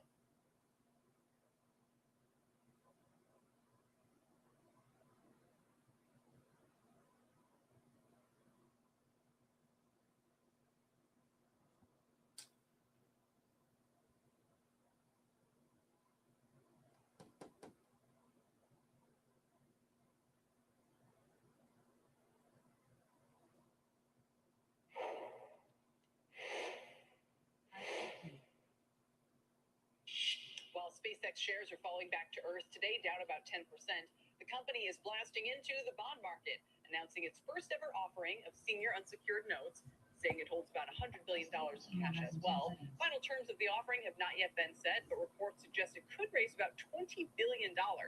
SpaceX is deemed investment grade, getting B-tier ratings from all the major ratings firms. Its debut bond sale comes as big tech also continues to tap the credit markets to help fund their AI build-outs, including Alphabet, Amazon, and the others, raising more than $300 billion in debt since November. That's SP according to exports. JP Morgan. Long dated. Sticking with SpaceX, the stock has been trading for just over a week, and Wall Street is looking for new ways to make bigger bets on it. 25 SpaceX-related ETFs were filed with the SEC by IPO day. About half are leveraged or inverse products designed to magnify the Zero stock's moves DTE. up Okay, AMD is starting to make a move here. AMD. Okay, AMD is making a little move here. Joining us now is Simeon Hyman. He's the global investment. Okay, making a move through this level now. Next level, where we had a pivot before. Okay, let's see if we can't make it through this level as well. Volume picking up a little bit. Looking good. CBRS pulling back. Cerebras pulling back a little bit. It's got earnings tomorrow night. Cerebras at 7 p.m. DCF is a ProShares Ultra SpaceX ETF, and how it works is it targets 2 times the daily performance of SpaceX, so you can get magnified exposure, less cash Zero risk. You don't have to worry DTE. about a margin Call account or any margin Size. calls, and you trade in your brokerage account. As you can see, on a day like today, it's down 20%. So where do you tend to see the most volume? Big up and big down days, or there tend to be retail on one side, institutional on the other? Are there any characteristics about these products you could share? We think the constituencies are pretty balanced out there, but you see the volumes on both days. There are absolutely people who will look to see a bargain opportunity. The news flow today is interesting to me. You know, a bond issuance. I'm trained old school. That's supposed to be a good thing. And net debt to EBITDA for the S&P 500 is 1.5 times. Companies, you still get to write off interest expense up. There's a little cap, but still pretty effective. So you're supposed to issue debt if you can totally handle it. So that's a good thing. And they got another AI customer. So folks may see this very much as an opportunity. Right. The shares are still, they're resetting, I think, a little bit from IPO day, because when it goes that well and when they go up, for a few days after, understandably, there's this kind of effect. Just looking at, you said, what is the point of kind of the leveraged long or the leveraged shorts? You said, do you think it competes with things like, I mean, there's so many different products out there now, ways you can kind of take a bet that is capital, like how would you? All right, continuation. AMD breaking out. AMD is trying to break out here. A suite of other products that people could also use. Okay, AMD is trying to go. All right, so some nice volume today as well. IWM looking good.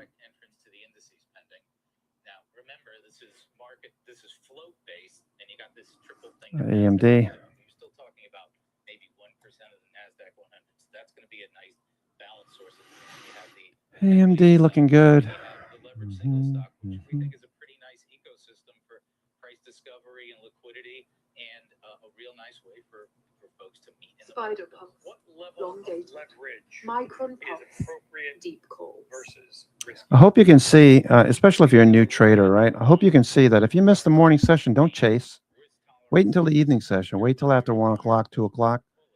If we get a bid, that'll be the time to buy the dip. Long dated. And you're not sitting here waiting all day long for a stock to come all the way back to where you bought it if you bought it the high of the day.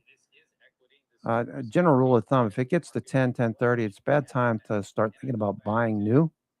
You probably want to wait until like 11, 11:30, see what happens. If it keeps going, yeah, you miss a trade. But generally, you have a better opportunity if you wait. I mean, it's still Monday.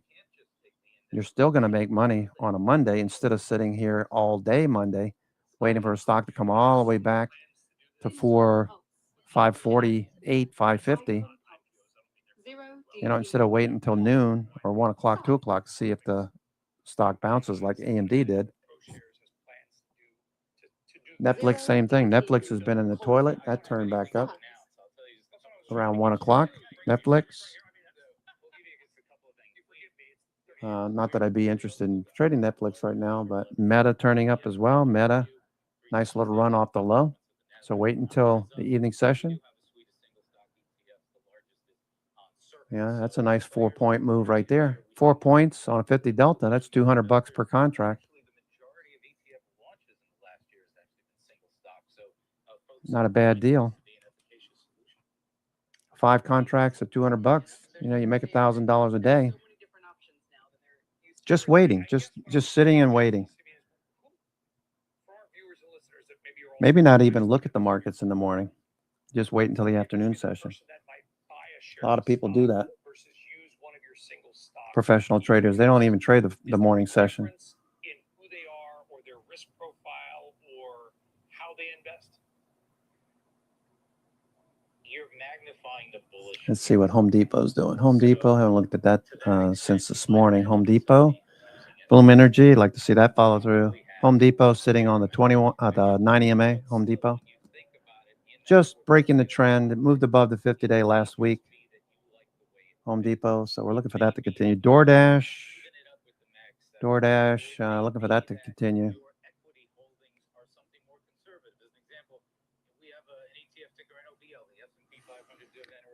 Underweight technology. Well, if you combine that with something like SPCF, then that would be a very balanced risk perspective. So it all depends on using it as a hedge in some cases. I wouldn't call it a hedge necessarily, but you have to understand how it's fitting in the portfolio and then how that's reflecting your total portfolio with respect to what the market looks like. But I think it's really important to remember that only a tiny slice of this pie was IPO. So we talked about this the last time I was on. That's a trial balloon. So presumably everybody who's invested from a corporate perspective is in for the long haul. But again, the way you would get exposure to this at the index level doesn't look anything like the massive, almost $2 trillion valuation. And this may be one way that you might want to express something directional towards that view as well. All right. Well said. Simeon Hyman, ProShares. Simeon, we appreciate you coming in. Thanks for having me. Dry. Thank you. Let's get a quick check now on the worst sector in the S&P, which is communication services. It's getting hit hard with Netflix, Alphabet, Fox, and Trade Desk, by the way, all falling today. The sector's down 4%. It's been an especially rough year for a couple of these names if you look back year to date. We'll have more for you after the break. As our country celebrates its 250th anniversary, CNBC spotlights the leaders driving business and DoorDash. When I came to the U.S. in 1991, as the very last batch of political and religious refugees from the former Soviet Union, certainly with the fact that America opened its doors to us. I think being an American by choice is one of the most amazing experiences you can have because you're not sort of born into it and take no part of it for granted. So when we came to the U.S., there's 5 of us with less than $500 to go for the entire family. My mom became a babysitter and my dad did odd jobs, and I went to a public high school in Chicago, and no part of it was gifted. Obviously, fast forward 30 plus years, and I did all right. Over the NASDAQ, it is Affirm. Affirm is a company that builds honest financial products. We provide financing or ability to pay for things over time. You sometimes hear us called. Oh, boring. Boring. Okay. Everybody's got a story. Nobody wants to hear my story. Nobody wants to hear your story. Dash. At least I don't.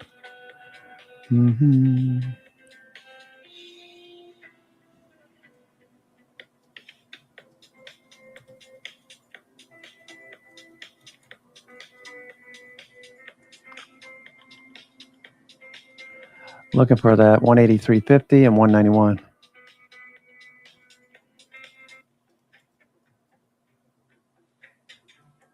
Sometimes, you could have done better.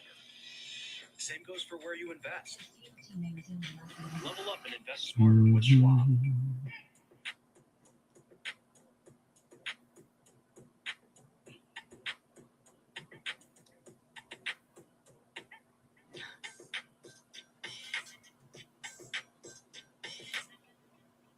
Trading at Schwab is powered by Ameritrade. Okay. The award-winning trading platforms. Bring your trades into focus on Thinkorswim Desktop with robust charting and analysis tools, including over 400 technical studies. Tailor the platforms to your unique needs with nearly endless customization. And track market trends with up-to-the-minute news and insights.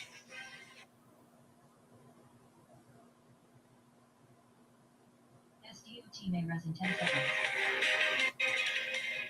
Welcome back to the Watch List. I'm Sam Vardas coming to you live from the New York Stock Exchange. It's time now to take a look at the sectors that are moving markets into the close today. Kevin Hinks is joining me from Chicago. Good afternoon to you, Kevin. So there seems to be a couple of culprits here as to why discretionary and communication services are the underperformers here. Just walk us through what you're seeing as far as these sectors.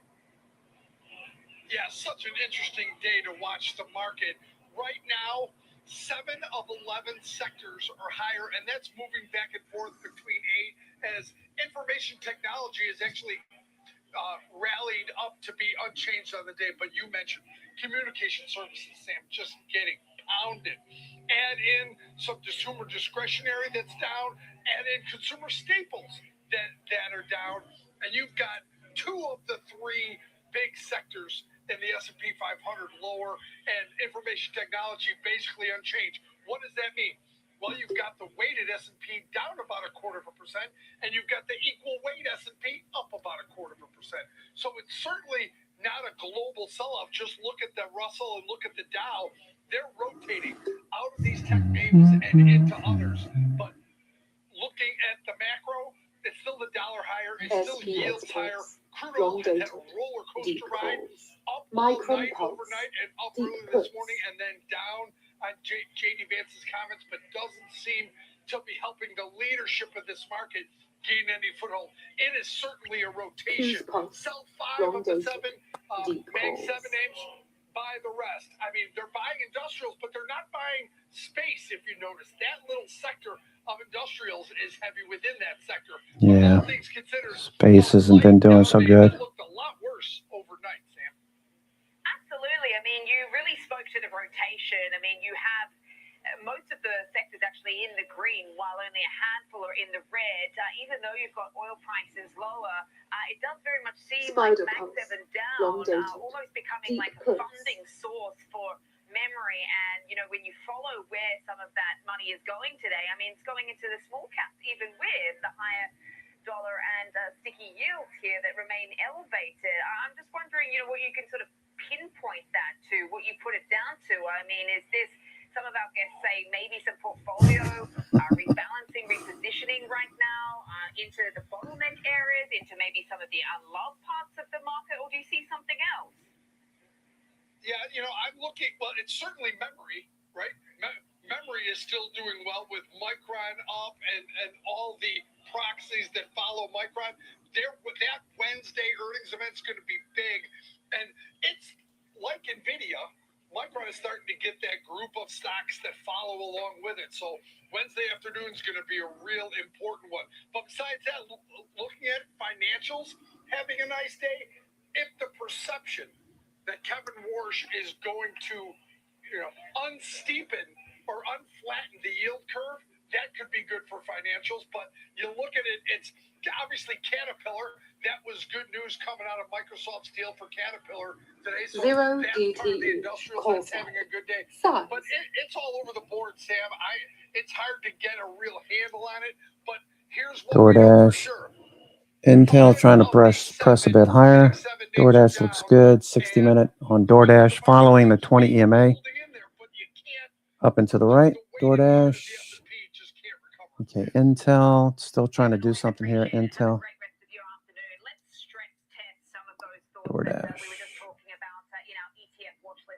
Joining me now is Colin Rogers, CIO, Wedbush Fund Advisors. Colin, I don't know if you just caught that conversation I had with Kevin. I mean, what have you made of this rotation out of the big spenders, out of the Mag 7, which have almost become, as I mentioned, like somewhat of a funding source to rotate into other parts of the market, the bottlenecks, the memory, the AI infrastructure, even the small caps, which seem to be well bid today? I mean, I think this is a classic case of a segment of the market that's run for the last 4 years, 5 years.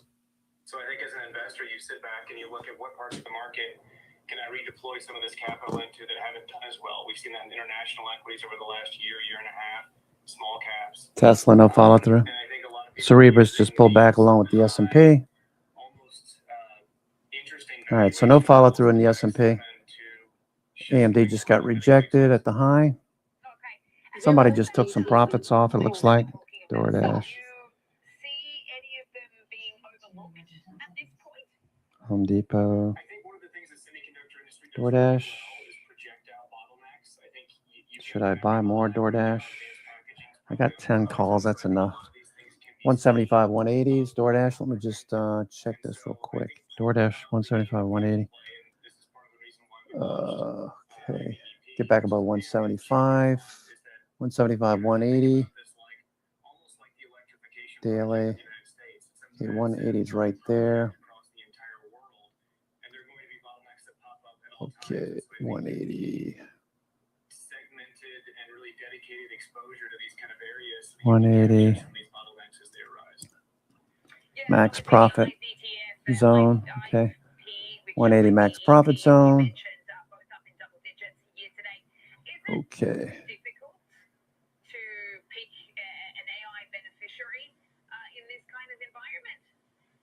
I think Wembush had the luxury of fantastic analysts with Dan Ives being able to kind of guide that ship. But I think it is difficult. I think you have to have a really strict and disciplined framework to be able to get ahead of a lot of these Why is this not working? Certain things are not working. All right, so we got a little bit of selling right there. DoorDash. We think it's smarter, it's alive as the industry change, as bottlenecks pop up that we may not foresee. They can shift into those names through their research and the ETF. Intel looks like it wants to pop a little bit more. Intel end of day.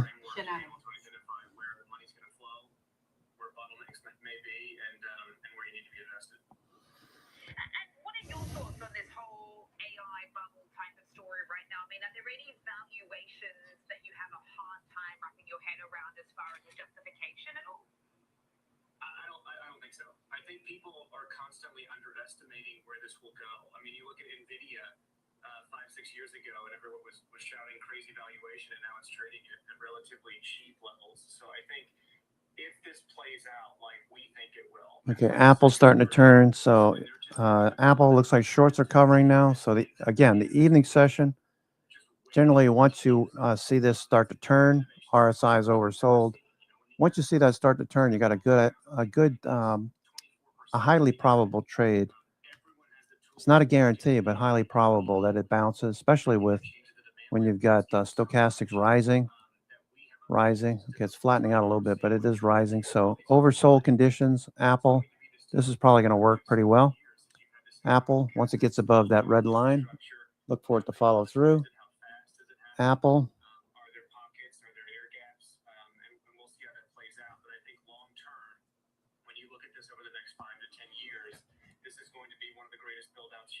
S&P, it's flat. It's not going anywhere. Hedge flows are flat.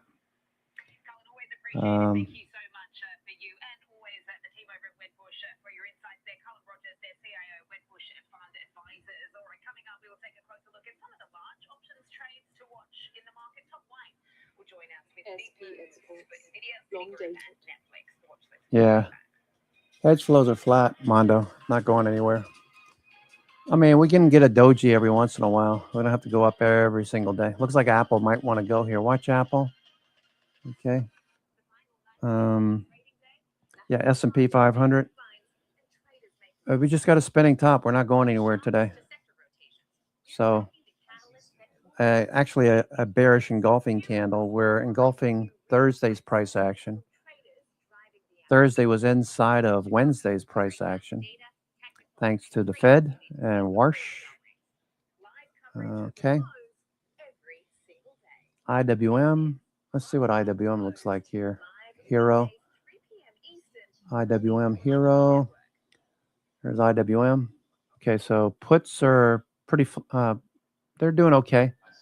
The orange line, calls are being bought. Okay, orange calls being bought. Started at about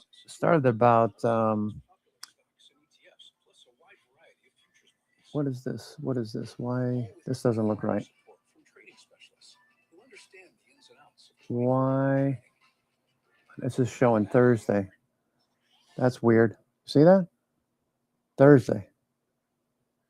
That's weird. Why is that showing that? How do I change that date?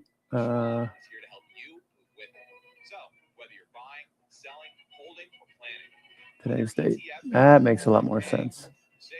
That looks better. Okay. So calls are being sold a little bit right now. Puts are flat.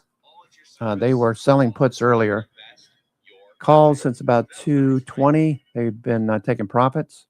I'm Sam Barnes live from the New York Stock Exchange. When the market moves, we're on it, getting the reaction, the strategy, and sentiment in real time. Stream Schwab Network at schwabnetwork.com.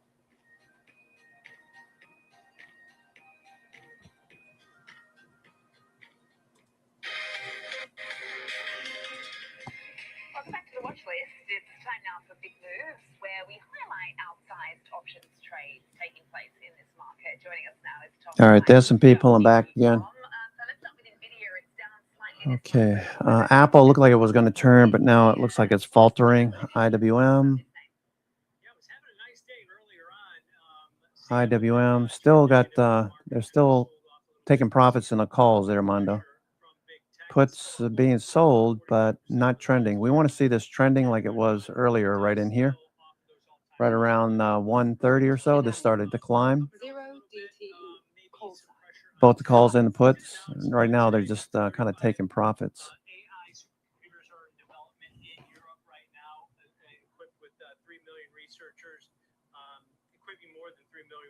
Intel Pulse. Shenanigans. Zero DTE. Positive news that was going on earlier this morning. They also announced NVIDIA Halos for robotics. Also, the industry's first full stack safety system for robotics and physical AI. So there was some positivity, but the stock has sold off a little bit. But that's been the trend that we've been seeing. It's hovering right near its 50-day simple moving average. You can't really find its footing here. But we did see some bullish activity, and this was in really short-term position in the June 26th weekly options. They expire in just 4 days. Trader bought over 15,000 of those 215 strike calls. Paid an average debit of about $2.60. These were more expensive earlier when the stock was higher. So the break even for this trader where they start to profit is above 217.60 over the next 4 days. That's about 4% above the current share price. With call volume, even though the stock slipped into the red, call volume is more than double puts. The put-call ratio is only 0.47 at this point. So a lot of bullish sentiment in here, but I think a lot of that volume was early on in the day before the stock turned around. Zero DTE. All right, let's talk about the financials, because actually the sector has had a pretty good run throughout the course of June. One group we're looking at is Citigroup, that's been trending upward as well, up over 15% this month. So what trades stood out in today's session, Tom? Yeah, Citi's been the big winner over the past year for financials, up about 85% over that time. The 5-year anniversary of CEO Jane Fraser. Okay, Apple turning back down. So no follow through there. Okay, so a lot of these are just short covering. Whenever a stock does this, when it looks like it's going to turn up and start to rally and then it fails, it's just shorts covering this little rally there. This little piece right here. This little piece right here is just short covering right in here. Short covering and then it rolls back over again. Or a bear flag, you could call it. Short covering.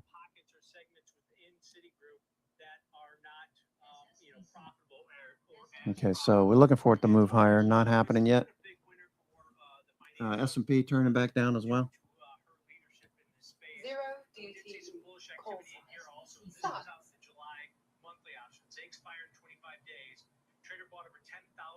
Intel back to the highs.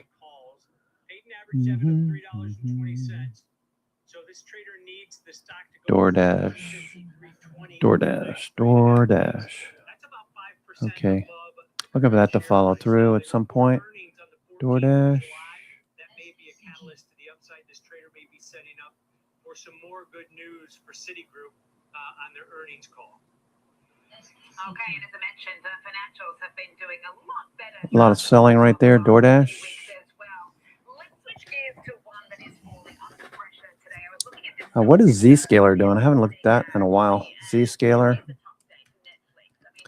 Okay, another low. Okay, still basing down here, double bottom, triple bottom on Zscaler.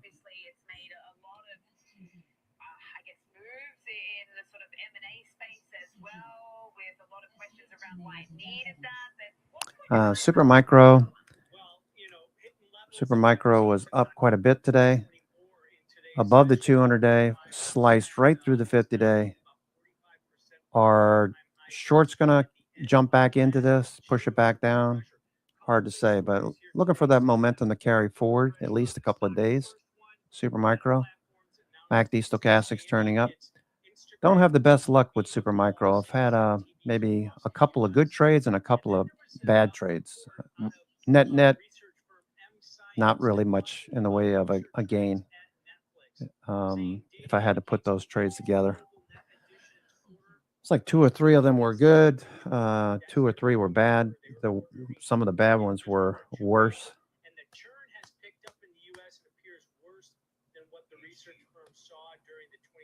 Let's see. All right, so Microsoft just rolled over. Microsoft looked pretty good there for a moment. Probably going to be okay for tomorrow, I would think. You know, we're probably seeing a lot more selling, put selling down below. So got some support below maybe. S&P just sitting here at the low of the day. S&P sitting at the low of the day. Okay, S&P low of the day right there. Just a little bounce at 74.68 presently.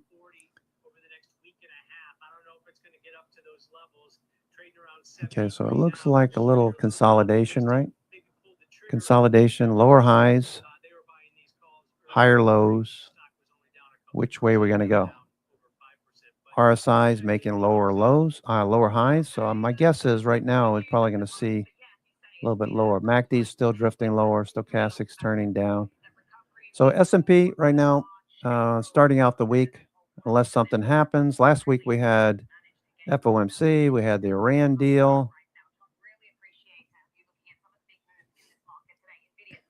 So to expect much out of the S&P, it doesn't look like it's going to happen. What about small caps? Okay, small caps. Let's compare small caps. Maybe some of the money's going to small caps. It is. Small caps should get your attention. Small caps are breaking out. Okay, and there's a couple of big trades. A couple of big trades at the 300 strike up here. Okay, so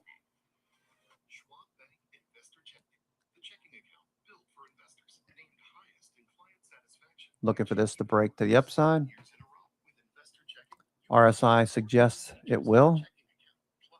Volume, we'd like to see more volume than we had on Thursday, but MACD is showing good bullish momentum. RSI is rising. Stochastic is rising, telling you to look for close in the upper half of the daily range. So if we get dips intraday, they should get bought, and we saw that. We saw the dip get bought. Okay, over here, over here, over here. All right, do we continue? We're not following through. So, Mondo, if you look at this right here, okay, now we're starting to see calls getting bought again. IWM, this is IWM right here. IWM, you can see calls being bought, puts are being sold as we drift a little bit lower. The puts are being sold now at the low of the day, below the low of the day. Calls are being bought as we drift a bit lower on IWM. Okay, we'll see if this turns back up or not. Excuse me. Yeah, New York Fangs don't look that great. So today's a wash. It's a doji day. Would be lovely if every day was a very profitable day. Today is kind of flat. Didn't give much back. Took a few things off early in the morning when it seemed to make the most sense. AMD took some off early in the morning. Okay, AMD took it off early in the morning. That made a lot of sense, right? Well, actually, I didn't have AMD. Took it off Thursday. I speak with forked tongue. Intel, I did take off some first thing in the morning when it gapped up. We're right back up to where we were, so that held up pretty well. What else did I sell today? Let's see. I took some profits in Intel.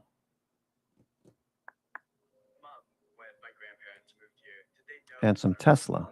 Tesla, took some profits on Tesla early in the morning. That drifted a bit lower. Okay, maybe we'll get a follow through tomorrow. Not that big a deal. Let's see what the Qs look like. The Qs, a little bit better than the S&P, right? Look at Thursday's candle. Look at today's candle. We made a higher high and a higher low, so that should show up on the 60-minute. Higher high, yes, higher high, higher low. So this could be okay. Conversely, with the spiders, we made a lower high, technically a higher low, and IWM, it looks the best. So IWM and the New York Stock Exchange, these look the best. Not as good as IWM. IWM actually looks the best. What about the Dow Industrials, DIA? Okay, that's kind of like the New York, that's kind of like the S&P. So IWM is a standout right now. And someone bought a few $1 million worth of IWM August 21st expiration, 300 call. That's only a little bit out of the money. Oops. IWM. Okay. All right, so IWM's trying to make a higher high, try to get through 300. All right, so we got 59 minutes to go. See if we can get any kind of a rally out of the markets, get more short covering, maybe a few buyers at the low end of day. Takes us to our talk of the tape. What will lead the markets from here? Well, let's first check out shares of SpaceX. They are off for the third straight day. That's a story in and of itself. And Seema Modi has that for us. Hi. Hey, Scott, we're looking at shares move lower here just as SpaceX is looking to raise $20 billion in a debt offering. The sale is expected to kick off tomorrow, less than 2 weeks after securing $86 billion in its initial public offering. Now, in a filing, SpaceX confirms that the reason it's tapping the debt market, Scott, is to cover a bridge loan it took out earlier this year to cover the acquisition of xAI, that's the loss-making AI business. Despite the company being unprofitable, SpaceX was able to clinch investment-grade credit ratings from Fitch, Moody's, and S&P, all noting its impressive rocket technology and the cash that it derives from Starlink satellites, while also acknowledging how much capital is needed to fund its lofty AI ambitions. Not the pricing of this bond deal, whether it raises more than its target of $20 billion, that will serve as an important gut check for markets, and it certainly follows debt raises from some of the biggest names in tech, from NVIDIA. Okay, so SpaceX not doing it. That puts SpaceX in a favorable position. Okay, CBRS.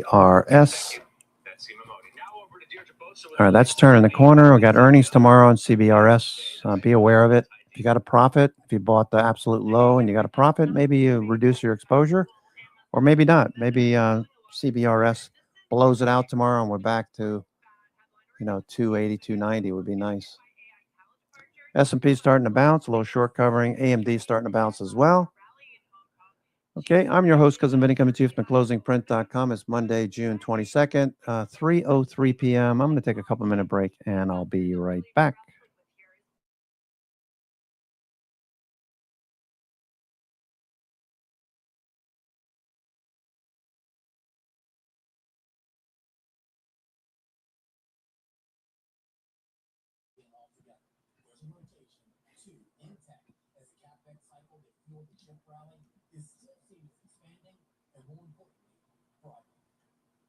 If you look at rates of change on S&P 500 CapEx, you're kind of hovering around peak life type levels. But if you X out the top 10 names, we're in the very early stages of the CapEx recovery cycle.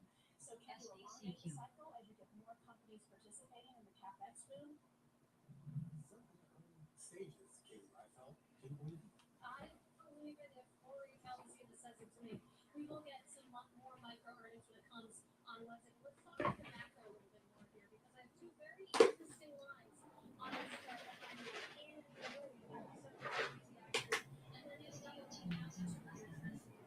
And since really the start of the year, especially at the outbreak of the war, you can see that these two lines really have worked very closely together. As oil has risen, so too has the 2-year Treasury, which is really the proxy for the market's expectations of where the Federal Reserve is going to go in terms of its benchmark rate. But as you can see, as crude has dropped over the past few weeks or so, you've seen that 2-year Treasury yield continue to rise, and it's got a little bit more of a kickstart last week when we finally had Kevin Warsh's debut appearance as as Fed chairman, you saw the Fed as a whole upgrade their core inflation expectations as well. So you put that together, what we heard from the Fed last week and what the market is saying, it seems like this expectation for inflation goes beyond just energy prices alone. And the expectation, of course, is that we're going to maybe see rates move higher, if not be at least held steady and not come down.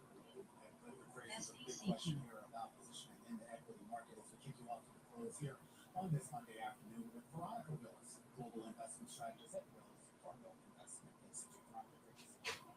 So let's start off with the yield story. Where that potentially goes and more importantly. AMSC. Yeah, we're really thinking right now that the Fed has a really high hurdle when it comes to cutting rates or hiking rates right now. They're going to be really focused on that data. So we think, likely not going to be able to take any action this year. We think inflation is going to, peak a little bit maybe this summer, but then start to come back down towards the Fed's target, which we heard they were going to stay committed to that. SNK. When you look at where oil prices have gone, it was almost round trip. We're not quite back to pre-war levels, but we're getting pretty close to it. Does that sort of factor into your forecast right now, the idea that we have some prices? I know it's going to take a while before we see, like the gasoline and other things come down as well. But as long as headline oil is down, I would assume that's a good thing. Yeah, that's a good thing for inflation, but we think it's going to take a little while before that actually starts to factor into the inflation readings that we're seeing, because those are a little bit lagged from the prices that we're seeing currently. And we also think there's still a little bit of volatility with energy prices. So we don't think we've seen the end of it yet. We don't think it's going to be a smooth ride back to the pre-war prices. So still expect a little bit of choppiness. A bit of choppiness. I also want to talk about the choppiness that we could see in the fixed income markets, because I was reading some reaction from the Morgan Stanley team about what we heard from Kevin Warsh and the idea that we're going to get less in the way of forward guidance from this Fed than maybe we've gotten used to in the past decade or so. And in their estimation, that's going to lead to a much more volatile front end of the yield curve. That maybe the absolute levels at the end of the day, where they ultimately would end up, don't change too much, but there's going to be a lot more churn in the short term as we get there. And I wonder, again, sort of to Romain's first question, how that feeds through into this equity market, the idea that we're going to get less spoon feeding from the central bank, and that could result in more volatility. Yeah, I think when it comes to the equity market, what we're going to see is a lot more focus, even more than we've seen before, on the economic data itself. So the market's going to be looking at that economic data and then trying to project how they think the Fed is going to respond to it, because we're going to be getting less forward guidance from the Fed about what they're planning to do with rates than what we've seen. Okay. And what do you think is going to be the focus of the markets? Because, I mean, you think about what we heard again last week. It seems like inflation is very much the focus right now. We also make the good point that, like most economic data, that's a little bit stale. It's going to be a while before we get the true picture. So, in the eyes of the market, where is the premium when it comes to the data points? What commands the most attention?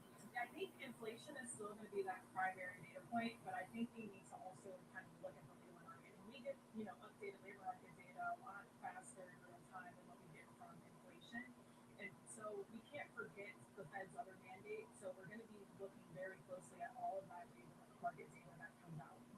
So when we start to talk about this idea of how you position for the rest of the year and maybe into next year, has anything materially changed in terms of what you guys have been recommending over at the Wells Fargo Institute? Or is there this idea here that we should sort of maybe track some of the changes that have been going on with regards to geopolitics and shit?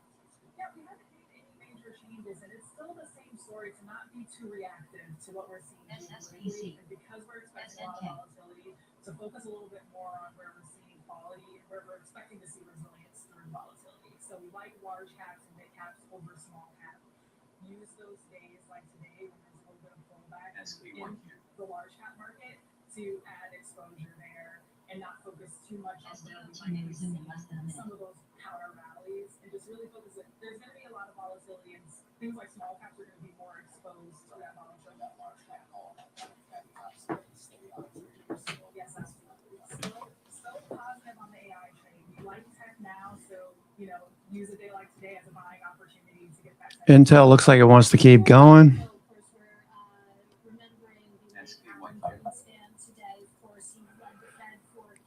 Years, and one of the phrases he will be remembered for is irrational exuberance. And when you think about that AI trade? Do you see any traces there, even as you do continue to favor large caps? I think there's a lot of room to run when it comes to AI, and at least currently we're seeing the earnings back that up. So I can't say the market's not may rest in 10 seconds. And so, there's still that earnings that's really supporting the AI trade now. SPYQ. Investment strategist at the Wells Fargo Investment Institute, kicking us off to a close here on this Monday afternoon as we look back just at the life and legacy of former Fed Chair Alan Greenspan. We're going to talk to two people who knew him best: Larry Myers, a former Fed governor, as well as Thomas Harnett, a former chair of the Kansas City.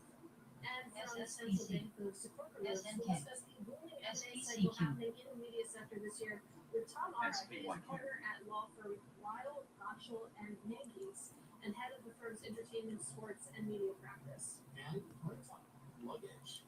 Katie Greifeld, one of these bags, probably I would go to Paxi. They're actually breaking into the luggage business. We're going to catch up with the CEO in just a bit, right here on the close. Stick with us. This is Bloomberg.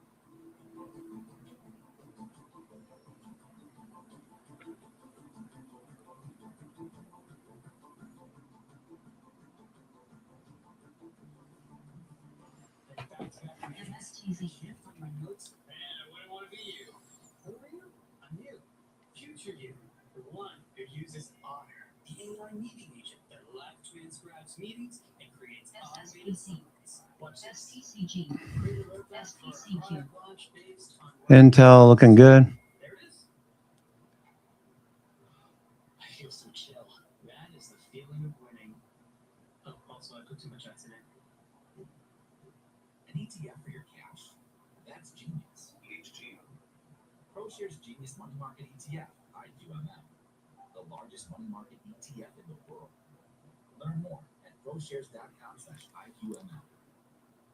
I used to work a 9 to 5 when I was making around $20 an hour, and now I'm making over $2,000 a day. I bought my dream designer bags, and I'm only 25 years old. All just from doing one slot game. New users get up to 500 free spins, no risk, no money to lose. Hit the jackpot in 10 spins, win up to $2,000. Withdraw instantly to your account. No ads, no top-ups, no withdrawal limits. Girls, come on, download and play now. SNK. SPCG. Recently, a lot of win money apps have been exposed to scams.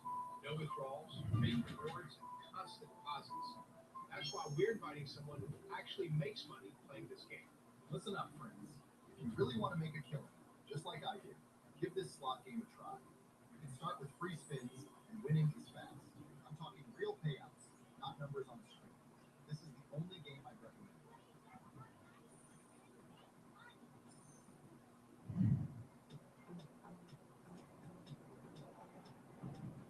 SSPC.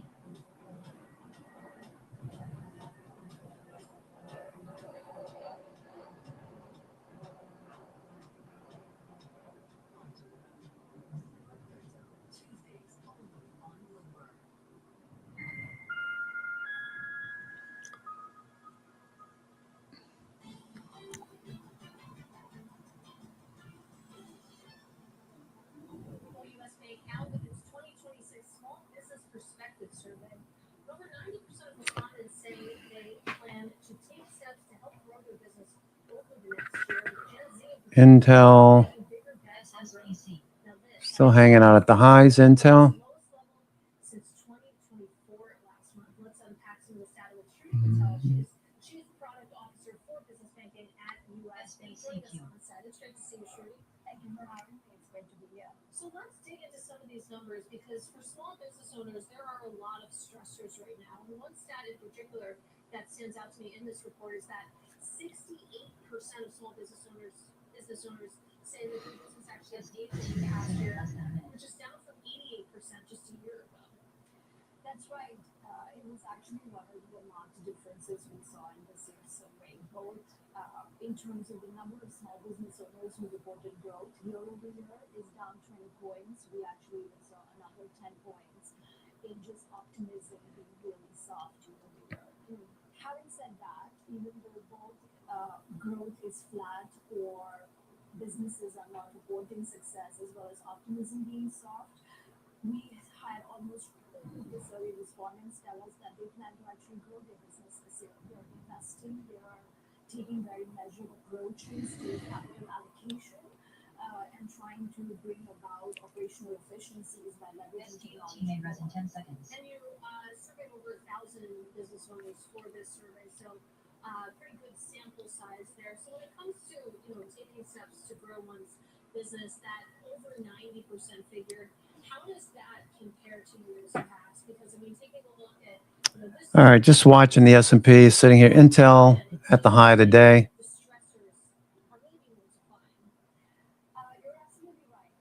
IWM, small caps fading from the high of the day. Time highs up here.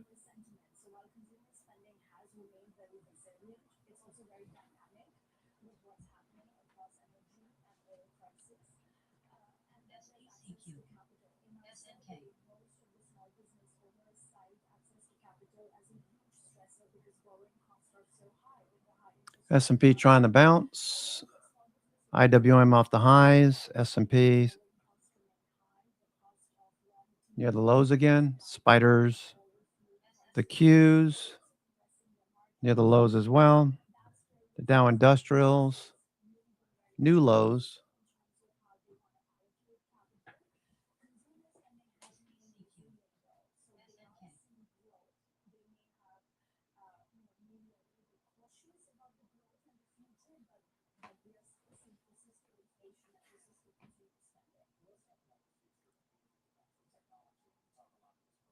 Microsoft turning back up. Okay, Amazon, Google, those are both trying to move higher. Meta is trying to take the high of the day. Meta trying to move back up to the high of the day. Meta, AMD hanging in there. AMD trying to push back up to the high of the day. AMD.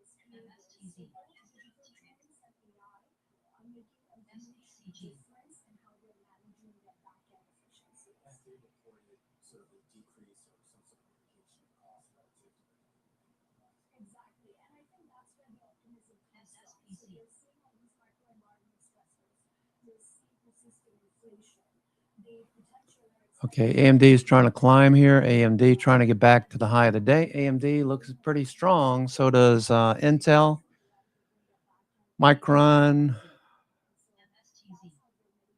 Many of those chip names continue to push to new highs.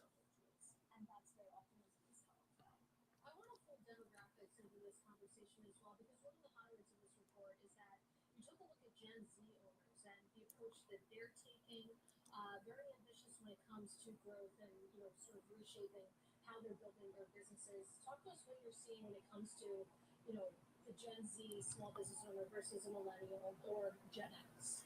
So that's a good question. We actually always sampled with Gen Z small business owners, as well as 17 million of the population is Gen Z in the current demographic. And we noticed a few months differences compared to the older generation, like the baby boomers.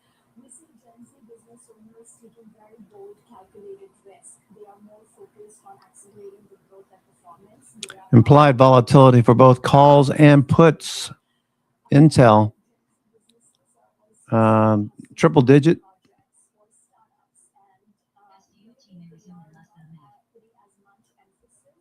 Okay, let's take a look at Intel. NTC. Intel's had a pretty good day today. Bollinger Bands opening up. Intel. MACD stochastics rising. Are we going to keep going, Intel? Probably.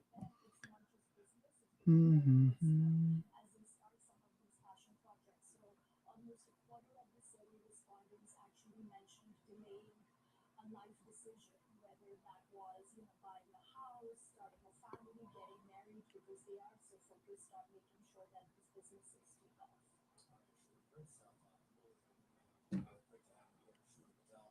She's the Chief Product Officer for Business Banking at US Bank out. Less than 10 seconds. Intel looking for a follow through. AMD trying to push higher. AMD. Intel at the highs, looking for the breakout. Bollinger Bands opening up on Intel.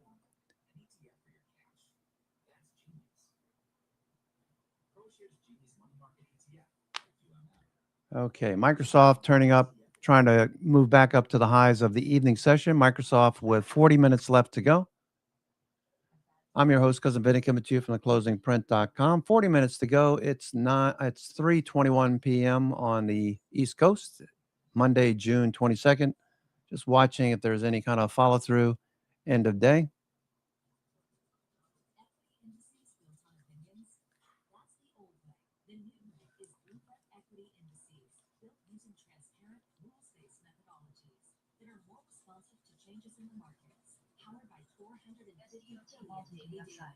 And backed by research from hundreds of global experts, delivering benchmarks driven by the markets, not opinions. Bloomberg Equity Indices. Get evolved benchmarks for today's equity markets. Okay, some stocks that we've been watching lately, like DoorDash. Let's see what that's doing. DoorDash off the highs of the session.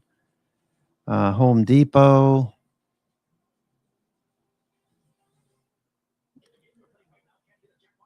Home Depot sitting on top the 9 EMA.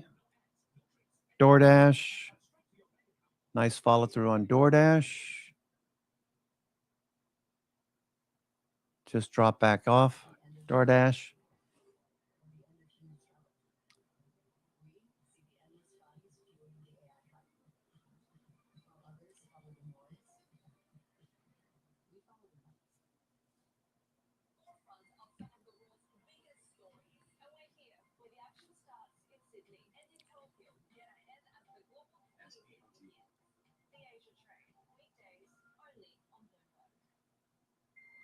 Supermicro, that one's been hot today. Supermicro, just off the highs of the session. 200-day moving average, looking for a push through it.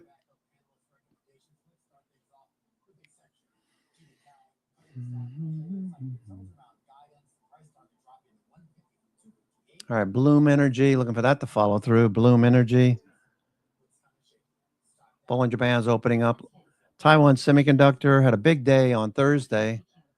Popped up this morning and faded. Looking for a follow through in Taiwan Semi.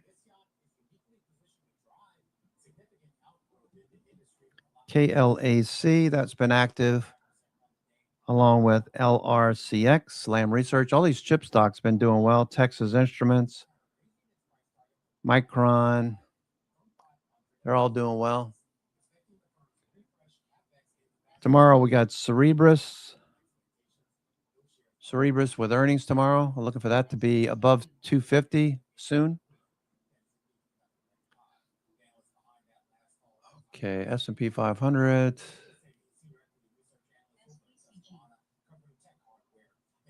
S&P 500, just a triangle pattern at the highs. IWM does look the best. IWM looks the best. It's breaking out to new highs, just shy of 300. Big trades on IWM. Junk bonds. Junk bonds flat. Really hasn't gone anywhere in a few months now. Junk bonds. All the longer term moving averages are flattening out. The 10-year yield that did move higher, so that should be a headwind for IWM.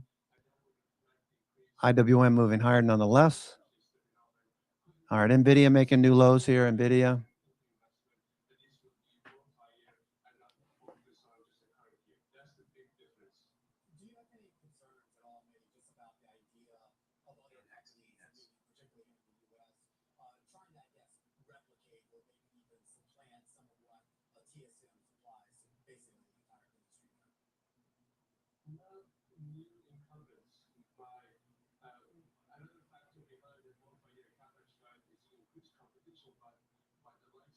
Samsung Foundry, and to some extent Intel Foundry. If you go back over the past 15, 20 years, China has been trying to catch up to TSMC to no avail.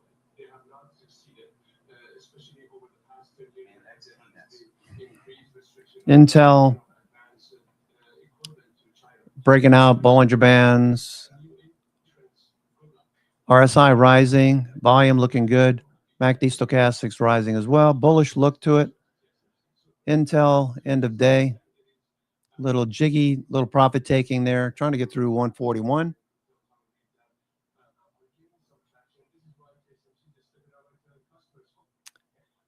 SNDK is up 5.25%. Intel up 5%. Micron up 5%. Everything is up 5%.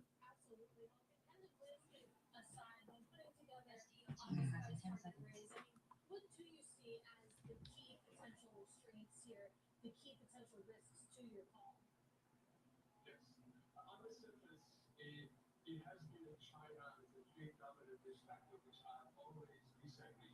So China geopolitics is not a factor. If not from that, there will be some bomb drops in the Taiwan, then the whole economy will come standstill. I think the biggest factor of this factor. All right, Google turning up. Google's starting to see some short covering. Google end of day. People not paying attention to Google turning back up on the 60-minute double bottom. Google looking better.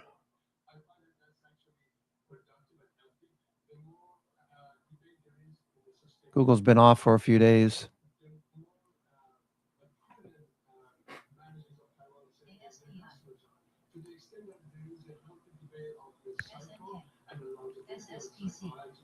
SPCQ. And Maddie, we only have about 30, 40 seconds left with you, but you mentioned geopolitical risks here. We know that TSMC has taken Futures continue to fade. diversification. Do you think that they've gone far enough there? SPCG. S&P not doing as well as IWM. S&P below the 20 EMA. IWM above the 20 EMA and rising. Small caps getting most of the attention. Off the best levels of the session at 298, but could threaten 300. The 20 EMA keeps rising and price keeps appreciating.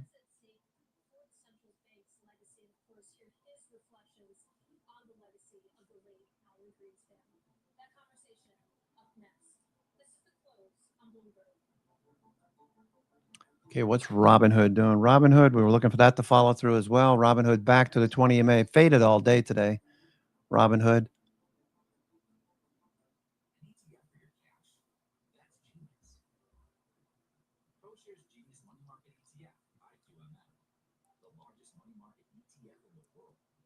Robinhood above the 200-day. Looks like it's starting to base up here.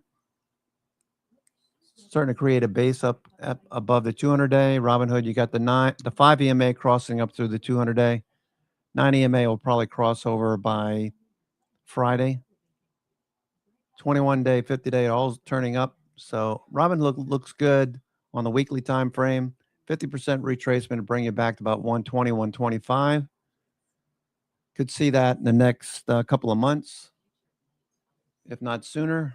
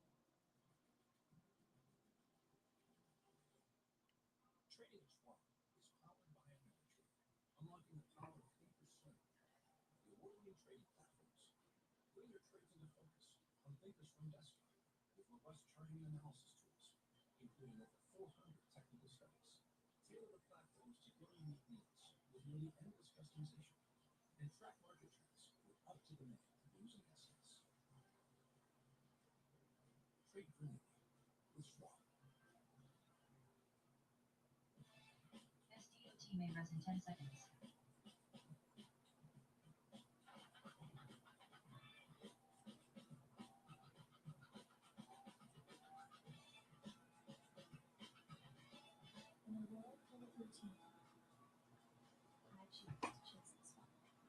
Robinhood. No short covering yet. Okay, Intel at the highs. Intel back to the highs.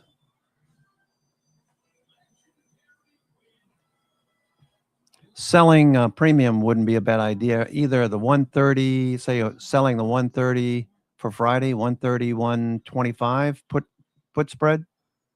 You sell that for about $100 per contract. I doubt we get back to 130 this week. More than likely it will be higher. Intel, the way it's acting. Relative strength all day today. Okay, Apple just dropped off.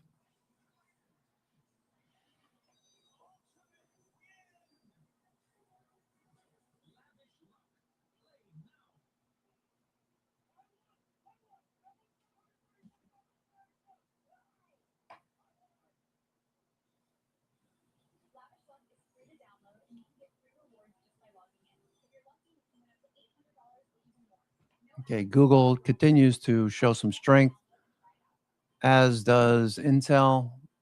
Intel pushing the highs. AMD off the high of the day, pulled back a little bit. Looks like short covering. Not a bad day. Early morning was better, obviously. We had about 310, 320 stocks advancing. Right now we got 250 stocks, 155 stocks advancing on the S&P 500. Qs look the best. Excuse me, IWM looks the best. The Qs have 42 stocks advancing, 58 declining. IWM looks the best. Small caps.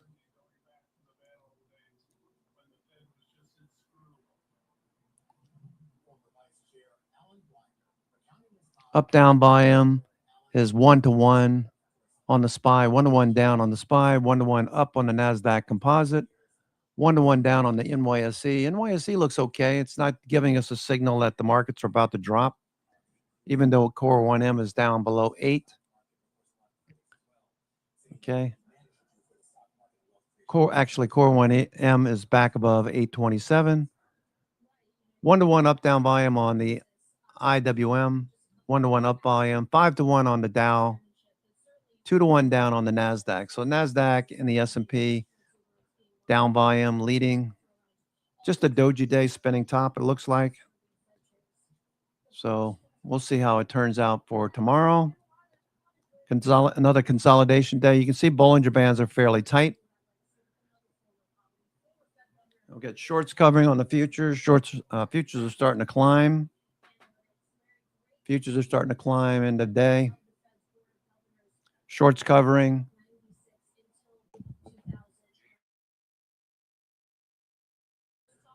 Not much in the way of momentum in the evening session. The morning session was pretty good. I took some profits off in the strength this morning. Looking to re-enter on dips. Didn't do a whole lot today. AMD turning back up now. AMD shorts covering. Okay, turning that back up. So maybe we get back to 550 tomorrow morning.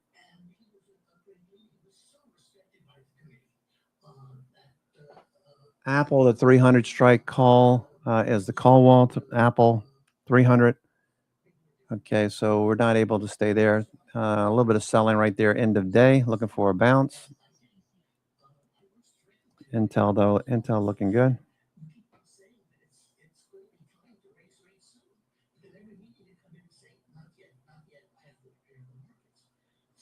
Google still turning up. Google still pushing a bit higher. Google.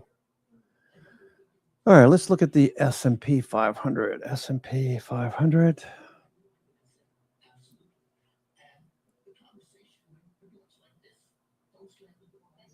Okay, so, you can see the range is tightening.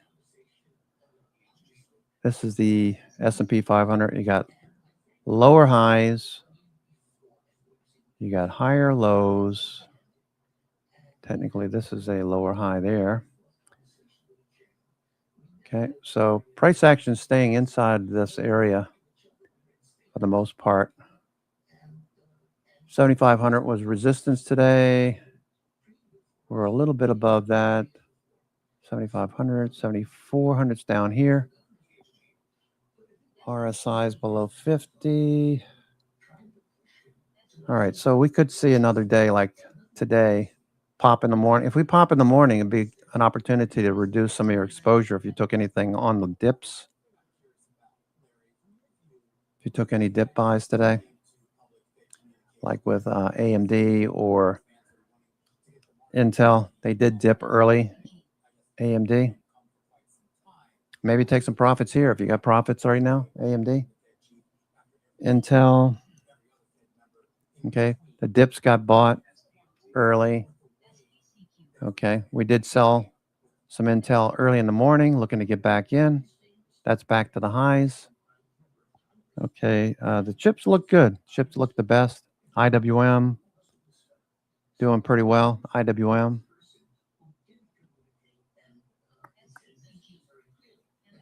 Yeah, AMD looks okay.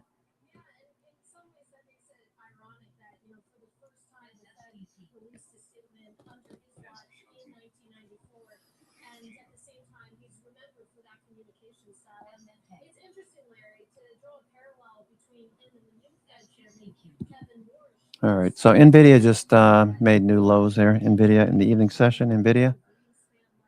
Okay, looked really good in the morning. Looked like it was going to rally back up, and then it just faded. Looks okay on the daily. I would like to see it above the 50-day, though. That would give us a vote of confidence. Bollinger Bands are tightening up a bit. RSI is flat, so it's like nobody's really winning here. Bears won today. Bulls won on Thursday. MACD stochastics. All right, so everything's okay. NVIDIA, I don't see this dropping off dramatically unless something happens. There's supposed to be some news after hours. NVIDIA and SpaceX, SPCX, SpaceX. Big drop on SpaceX. Whoa, SpaceX is selling off pretty hard here. Okay, wow. SpaceX got crushed.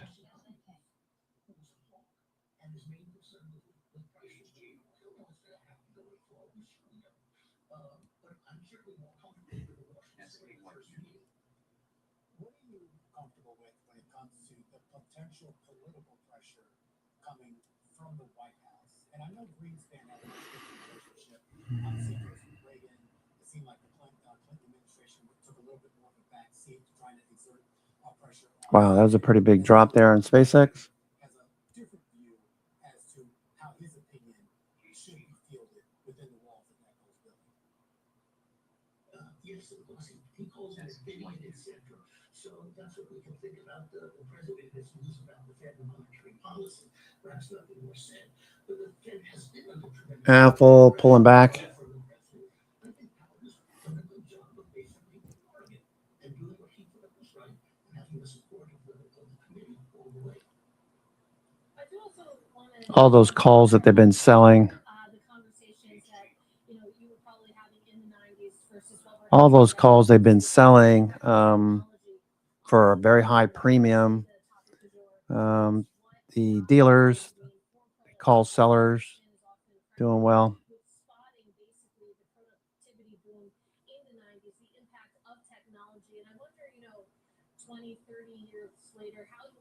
Some of those conversations that you had at the Fed. Well, there's certainly a parallel here. Immediately when I came in, I wanted to raise rates immediately. I wanted to be forward-looking myself to inflation. And he said, look, inflation is pretty close to this target. Your target rate is not that low. I said, I want to be forward-looking. That's where things is going to be to get out front. And this was the beginning of his views on the productivity acceleration. It became more and more aggressive in the weeks that went on. They said, we're on the edge of something dramatic. We can't necessarily see it. It's not in the numbers. I won't even talk about it. I'd say, look at the stats. And we said, where is it? It's not in the numbers. And he would say, no, the numbers are wrong. Sit back. They should be able to be revised. And that's one of the great macro polls. SpaceX getting crushed. Look at this confluence of data out there. Would like to buy some more down here, though. SpaceX.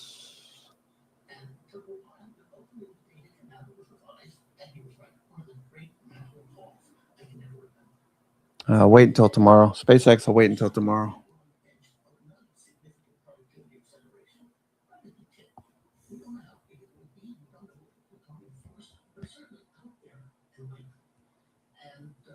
Okay, we got about 20 minutes to go.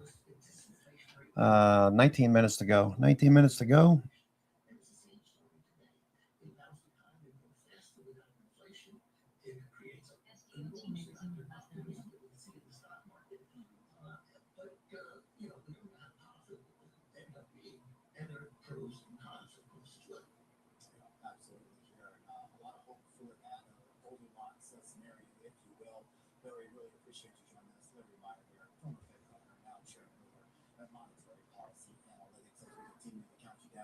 To the closing bells, refocus on the public markets and refocus on one of the hot stocks of the year. That's my call. It's up again after announcing the tie-up again, dropping just AMD turning back up.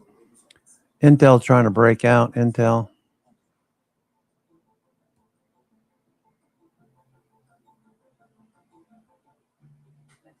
$18 minutes until the closing bell. Oh boy, morning was good.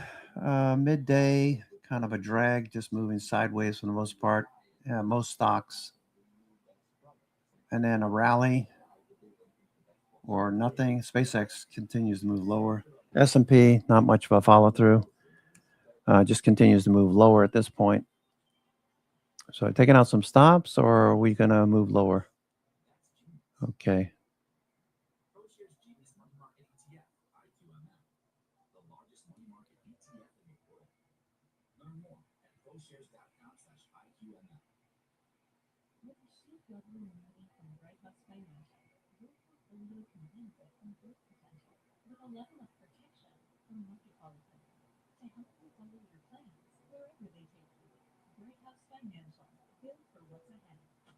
S&P drifting lower. Let's see, IWM. A little dip there. IWM is also going to pull back most likely. We're at all-time highs. Stronger than the rest of the group. IWM. Okay, Microsoft just got a little selling there. Microsoft with a little selling.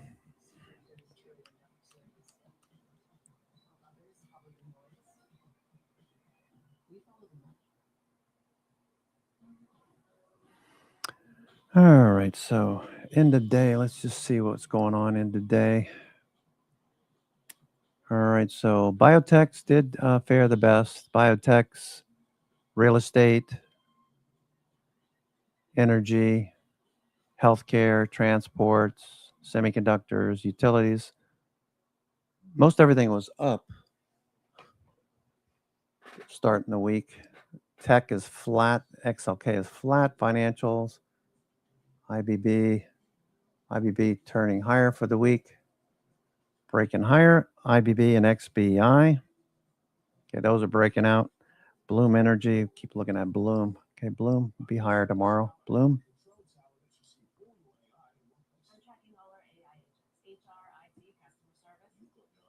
Intel at the high of the day. Okay, IWM, Intel. All right, a little profit taking end of day. AMD back up to the highs of the evening session. Everything else is pretty mute and lower. Netflix is off the low. Not much of a saving grace there. This one's at the lows of the year. February or below February's low now. Crude oil is lower though, right? Crude oil.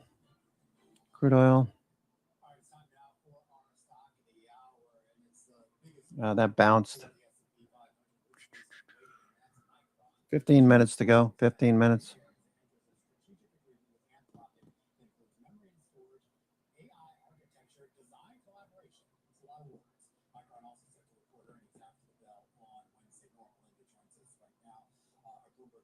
correspondent to talk about the third best performing stock in the S&P 500. I decided to check this out about Sanders, which is up like 5 to 10% or something there. Micron's doing well, just a mere 5% on the year. It seems like everybody is doing that product. So what is that about?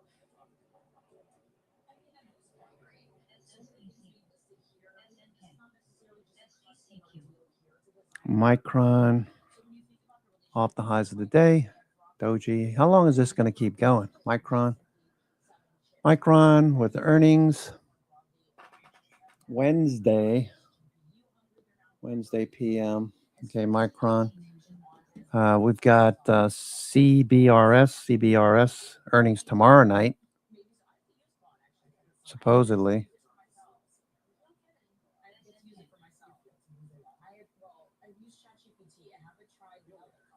Cerebras. First quarter. Okay, so Tuesday, June 23rd, tomorrow, first quarter results.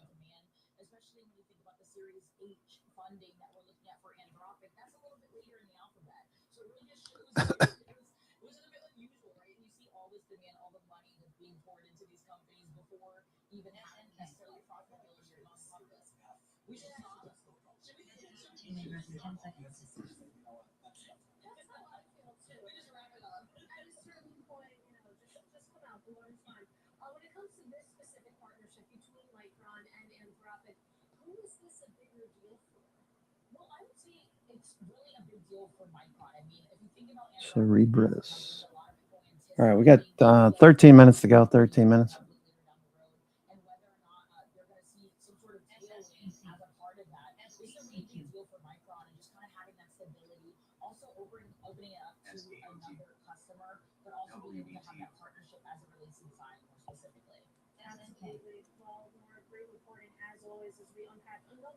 Partnership that Anthropic has made. That is our Bloomberg TV markets correspondent. And of course, Micron reported on Wednesday, I believe. They are reporting on Wednesday. Now, are you AI sure? No. I'm kind of a pessimist. Are you really? Yeah, a little bit. SSPC. Pretty much.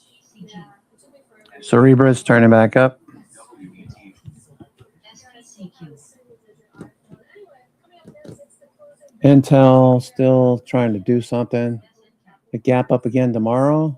Intel. An ETF for your cash. That's genius. ProShares Genius Money Market ETF, IQMM, the largest money market ETF in the world. Learn more at ProShares.com/IQMM.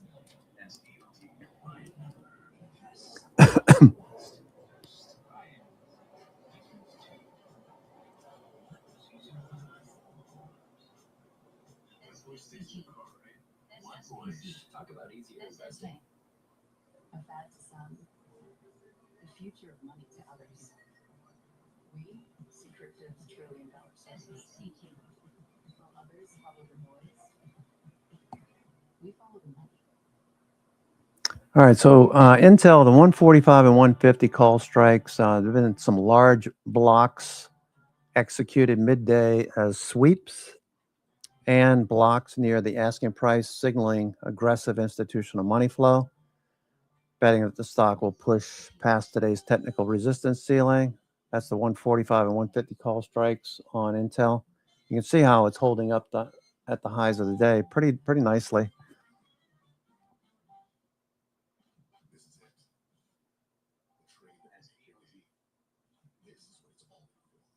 Daily commutes, the endless market monitoring, tracing patterns, tracking flows, Autowood, Honey Crush. Also seeing some large block sweeps on June 26, 135 and 140 calls today. Somebody bought some 162.50 call strikes as well, multi-thousand contract blocks earlier today.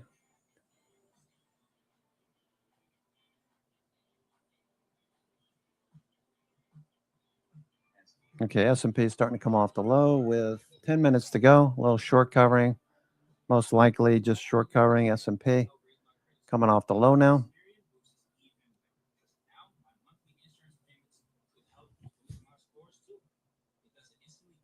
Okay, AMD, looking for AMD to break out as well. Breaking through some of these levels that we noted earlier. These pivots right in this area. All right, so there goes AMD now. End of day. We're going to close at the high of the day. That would be excellent. A high of the day close would be excellent. Not going to happen, though. We've got this high here, and then we've got that 562.50, it looks like. All right, so but this looks pretty good. And AMD rising into the close. 9 minutes left. Okay, there goes the futures. Futures turning back up very quickly. Futures reversing.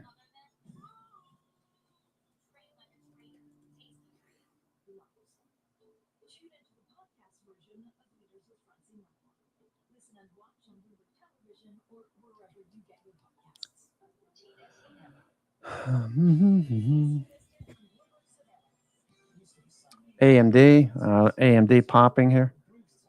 AMD pop.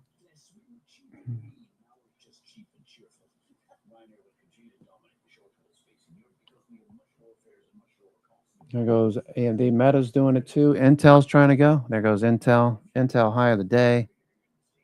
Okay, that looks pretty good. Intel. That's Intel.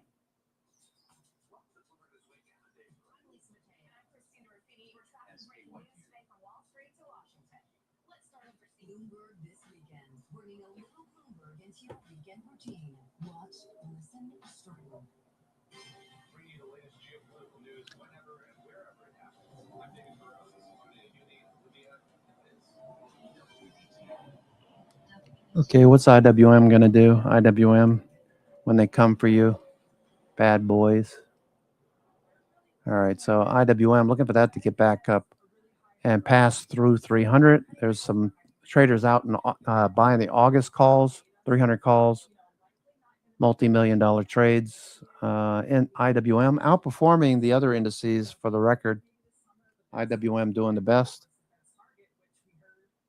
compared to S&P 500, the Qs, the Dow Industrials, and the New York Stock Exchange. IWM outperforming, making a higher high today, a new all-time high. Looks good. Okay. AMD, easy as 1, 2, 3. AMD. All right, can we blast a little bit higher? Not a bad day. Doji at the highs.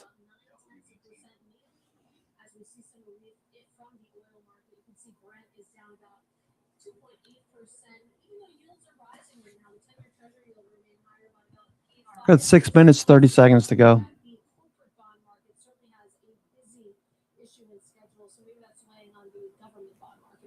Some of the tech stocks higher, we should point out as we speak, IBM shares spiking into the green. This is some comments that the president making right now at the White House, praising the CEO and the Philadelphia Semiconductor Index. While not all the stocks in that index are up, enough of them are up to bring the index to what is going to be another record high. Joining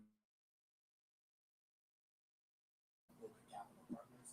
And Jim, I do want to start off with the tech trade, particularly given your background, which does seem to be relatively unscathed. We're seeing a lot of the big cap tech names, and I guess we're going to have to sort them out between sort of the AI tech names and kind of the non-AI tech names.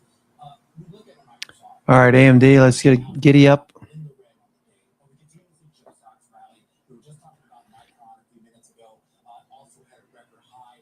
We're starting to see this kind of fork in the road when it comes to the tech trade, and I'm wondering if this is just something temporary, or are we seeing a more permanent shift in the way investors are viewing the tech landscape? Who wins in this AI race? Well, I think that is the end of your sentence is the sentence, right? Who is going to win in the AI race? And if you look, I don't know, not even 24 months ago, everybody thought that there were two clear winners. NVIDIA was the only chip you'd ever need, and OpenAI was the only software you'd ever need. And here we are, having up and down days, a whole lot of new entrants, not just into chips, but also subsidiaries like memory. Whoever thought DRAM was going to be the hottest thing? AMD trying to rally end of day. All right, looking good. AMD.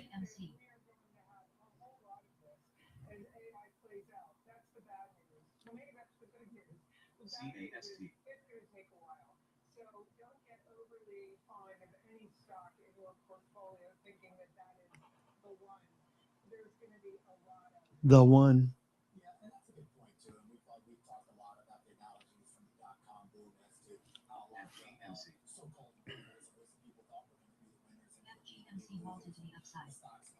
S&P 500. Just short S&P with shorts covering end of day. Okay, that's all that is.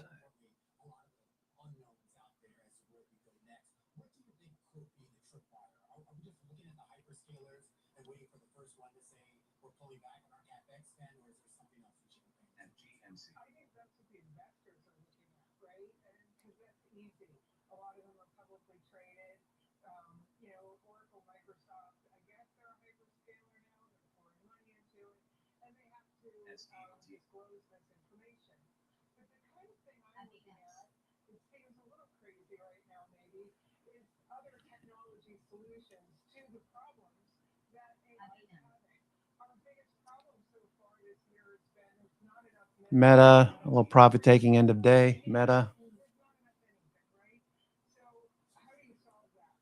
Got 3 minutes to go. 3 minutes to go. I'm your host, Cuzzavitti, coming to you from theclosingprint.com.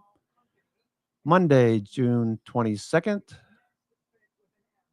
3 minutes to go. A lot of stocks zipped higher this morning, then faded right out of the gate after about 15, 20 minutes of trading. Made a bottom and turned back up. A lot of dip buyers showed up, so that's a good sign.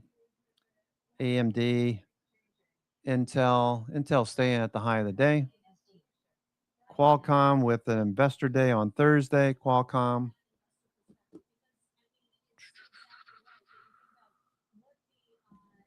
NVIDIA short covering. NVIDIA short covering off the low. AMD. Okay, looking for AMD to follow through.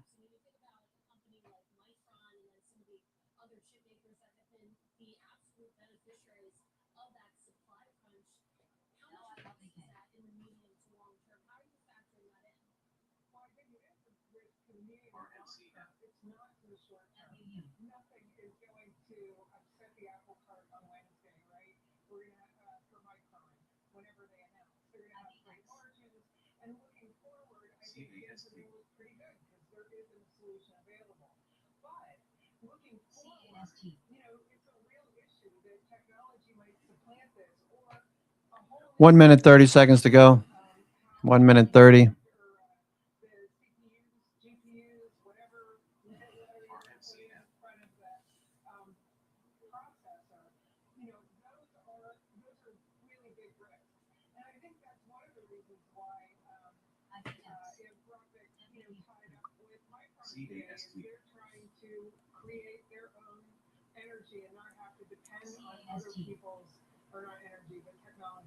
And not have to depend on other people designing for them. And we only have about 30 seconds or so left, but you think about Wednesday, we are going to get those Micron earnings. When you listen to the call, what will you specifically be listening for? Well, what's happening in the future. I think it's really interesting that, what their orders are like. I don't really care about long-term contracts because, sorry, you can break them. But I want to know what capacity they're building. Okay, AMD following through. We got 30 seconds to go. AMD looking good.